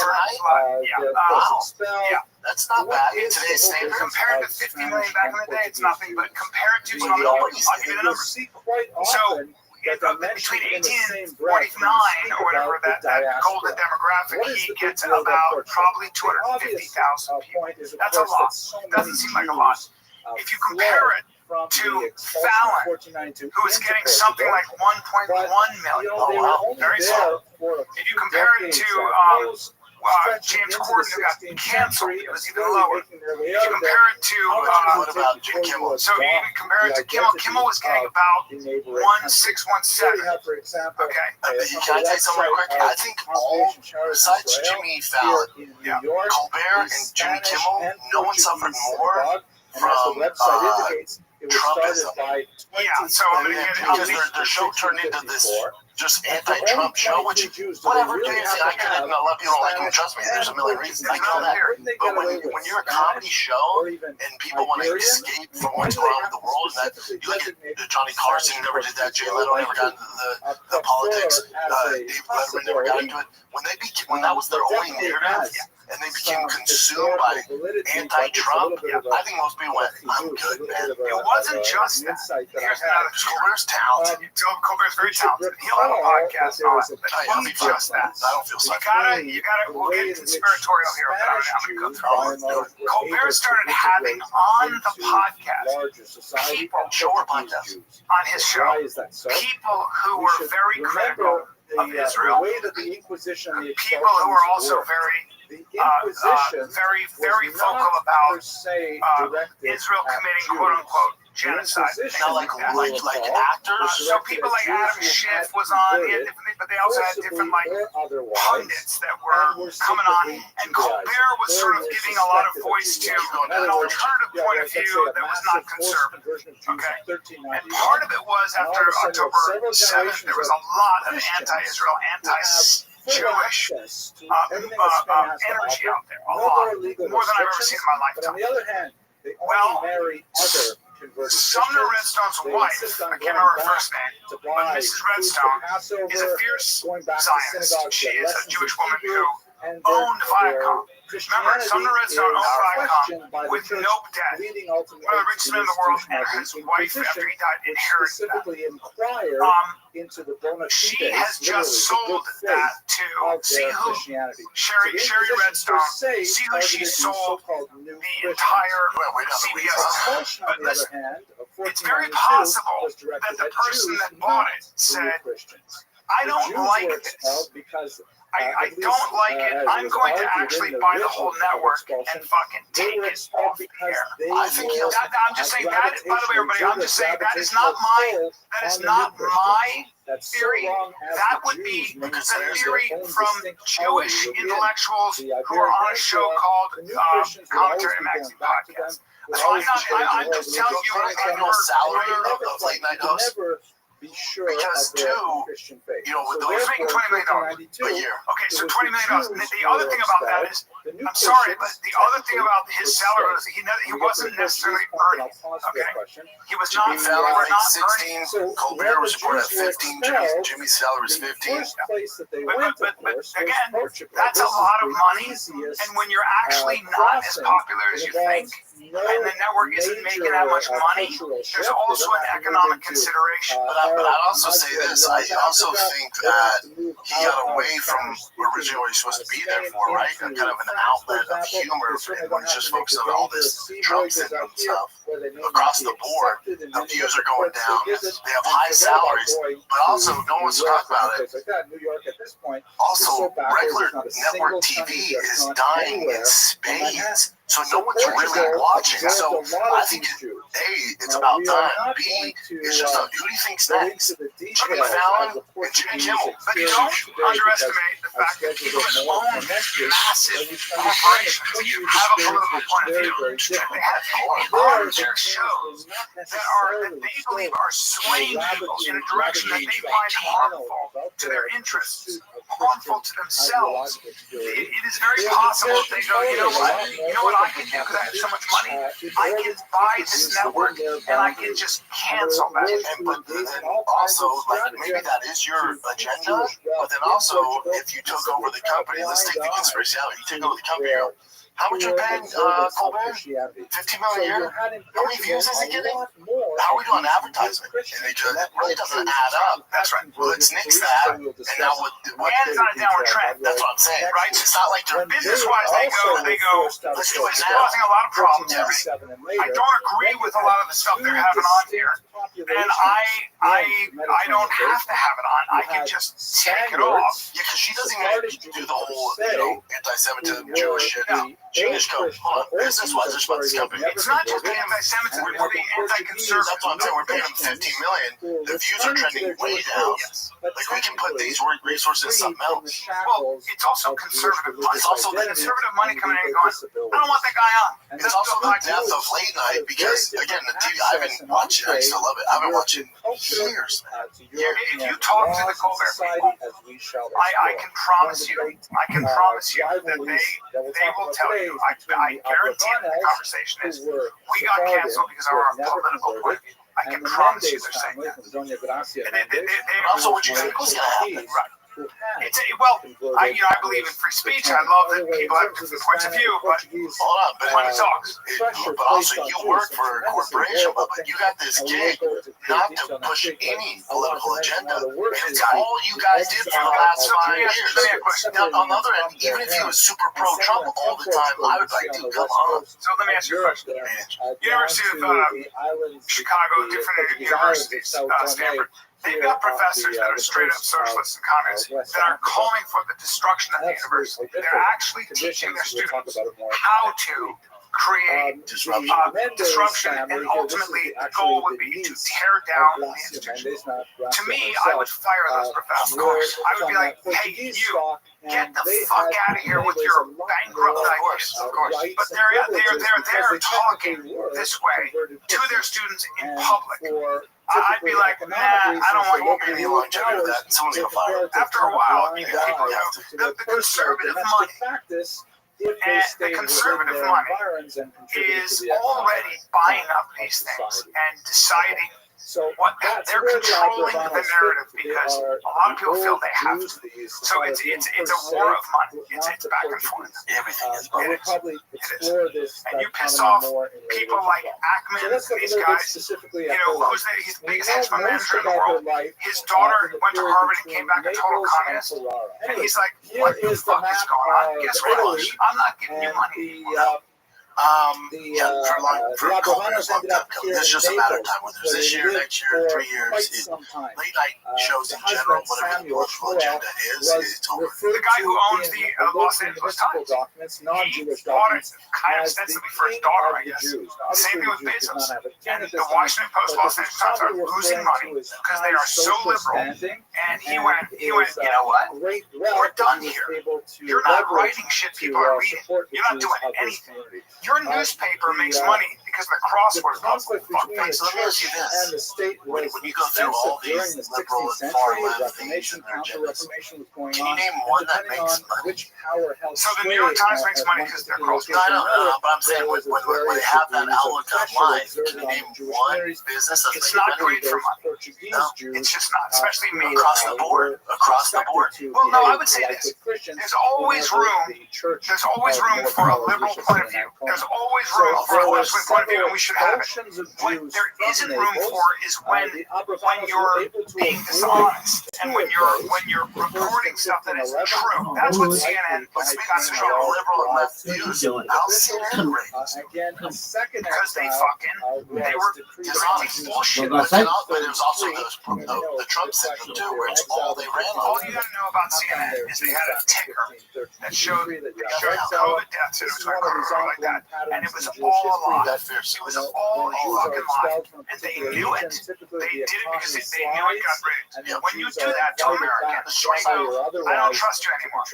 When you say that Rogan took horse dewormer, when you say that the vaccine does this, when you do all these things, and people go, I'm living out here trying to make a living. You destroyed my business with your false information. I built a business for 30 years, and with your disinformation, your mainstream disinformation about COVID, you ruined my business. You kept my kids out of school. No. And we listened to Gavin Newsom. I've listened to Gavin Newsom now twice on the Sean Ryan show, and I think on Charlie Kirk. Charlie Kirk. I gotta tell you, it made me more sympathetic to Gavin Newsom in that he runs the fourth largest economy in the fucking world. He's the biggest state. He's responsible for 40 million people. That ain't an easy job. And he probably is a lot more aligned ideologically with me, with you, than you realize. He's a businessman. But then also he's just not doing a good job. He's got very valid criticisms of the Trump administration. He's not doing a good job. I just think they lead the country in homelessness and unemployment. So part of that's also that also you gotta realize when he's on Sean Ryan, like I listened to it too, and I went, all right, he's not the biggest speech in the world, but he's still up there. But when you watch it, you're like, all right, I get some of this is tough decisions. But remember, too, he's a fucking career politician. He knew that stuff was going to be brought up. Yeah, but he makes a good argument. I think his criticisms of Trump and ICE are valid in California. There are some very valid criticisms or things to look at. We don't want to be, it's really important not to be, I'm right wing, I'm pro-Trump. No, don't do that. Be open to fucking, be open to change your mind. JD Vance, 2028. But the reality is, we'll see. But then also, with a student, I just think all politicians are trash. And then you look at what Trump's doing, they don't know. But then you look at the job is much harder than you think. Nah, I don't think it's that hard. But yeah, maybe. But that's what they signed up for, primary fucking rib. I'm just saying, like, but then also when it comes to Trump, like now he's fucking his fan base over for the first time. They kind of turned their backs on him with the ICE stuff. Like even with ICE stuff, I'm kind of like, what the fuck are you doing? There's a lot of that. There's a lot of that. And with Epstein files and shit like that. But nothing, to me, this should be the next late night host. Hunter Biden should have his own fucking. Can we get into Hunter Biden should have his own. He's must-see TV. If you know the difference, here's what you don't want to know. I always say it's important in life to know the meaningful difference between things. You don't want to have a deep understanding of the difference between cocaine and crack. Before you play shit. He talks about the difference between cocaine and crack like I talk about drugs. Look at his eyes. Like I have a passion for V8s. He's like a Judah that sees Sixes. He has a passion for crack cocaine. Go ahead and play this. This is what you don't want to be a connoisseur in crack and cocaine. He also is a spitting image and talks and has the cadence of his dad, but he's a crackhead. It's must-see. You gotta love him. When you hear these people, you go, oh, that's a human being. He's a complicated human being. And this is from Channel 5 News. Went through a lot. That you could the only difference between crack cocaine and cocaine is sodium bicarbonate and water and heat. Literally, that's it. And those things are pretty much free if you go to like a science store. It's free. You can go to your neighborhood convenience store and just get. I don't want to tell people how to make crack cocaine, but it literally is a managed drug cocaine and baking soda. How different is the experience? Vastly different. Like for real, I feel really reluctant to kind of have some euphoric discussion. I know you're not asking me to do that, but have some euphoric discussion about crack cocaine. I think this might be kind of the opposite. Okay, no, it's the exact opposite. I don't want to have the experience of some euphoric recall. That's how powerful the Muslims, for example, in Turkey, the Ottoman Turks, they felt that Clinton was is it such an safer ugly than and cheap alcohol? Probably because people think of crack as being dirty. It's the exact opposite. When you make crack, what you're doing is you're burning off all the impurities that are combined with the sodium bicarbonate, which makes it smokable. That's all. All of these actors and people in the past that talked about they had a problem with cocaine and freebasing. They were smoking crack. So straw on the stove is the same thing. Not exactly, but close to it. But it's a little bit different. But anyway, my point about it, to your point about it, which I think is true, is that there's a thing about crack that is really insidious. And what it is that any time, I think one of the reasons that they believe that smoking cigarettes is so addictive is because it combines three really important things.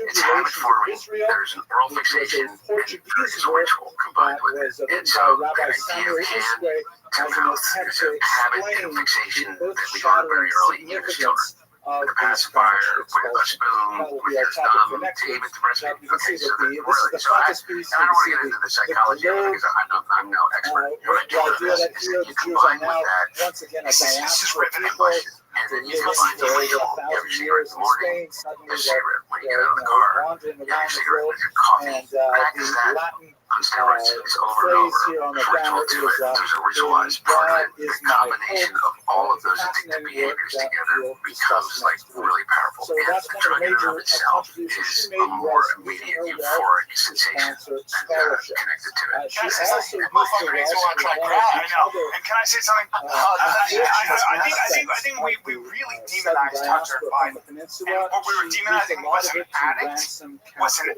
addict who behaved badly while under the influence of rightfully so. They said there's no laptop. That's not him. That's the media. That's the mainstream media. That's his father too. Well, it's all the mainstream media. That's his family, and there's all that shit. And then also, I don't care what's on the laptop actually, because it was the debauched behavior of an addict, and who was caught in a terrible addiction. For me, I have sympathy for addicts.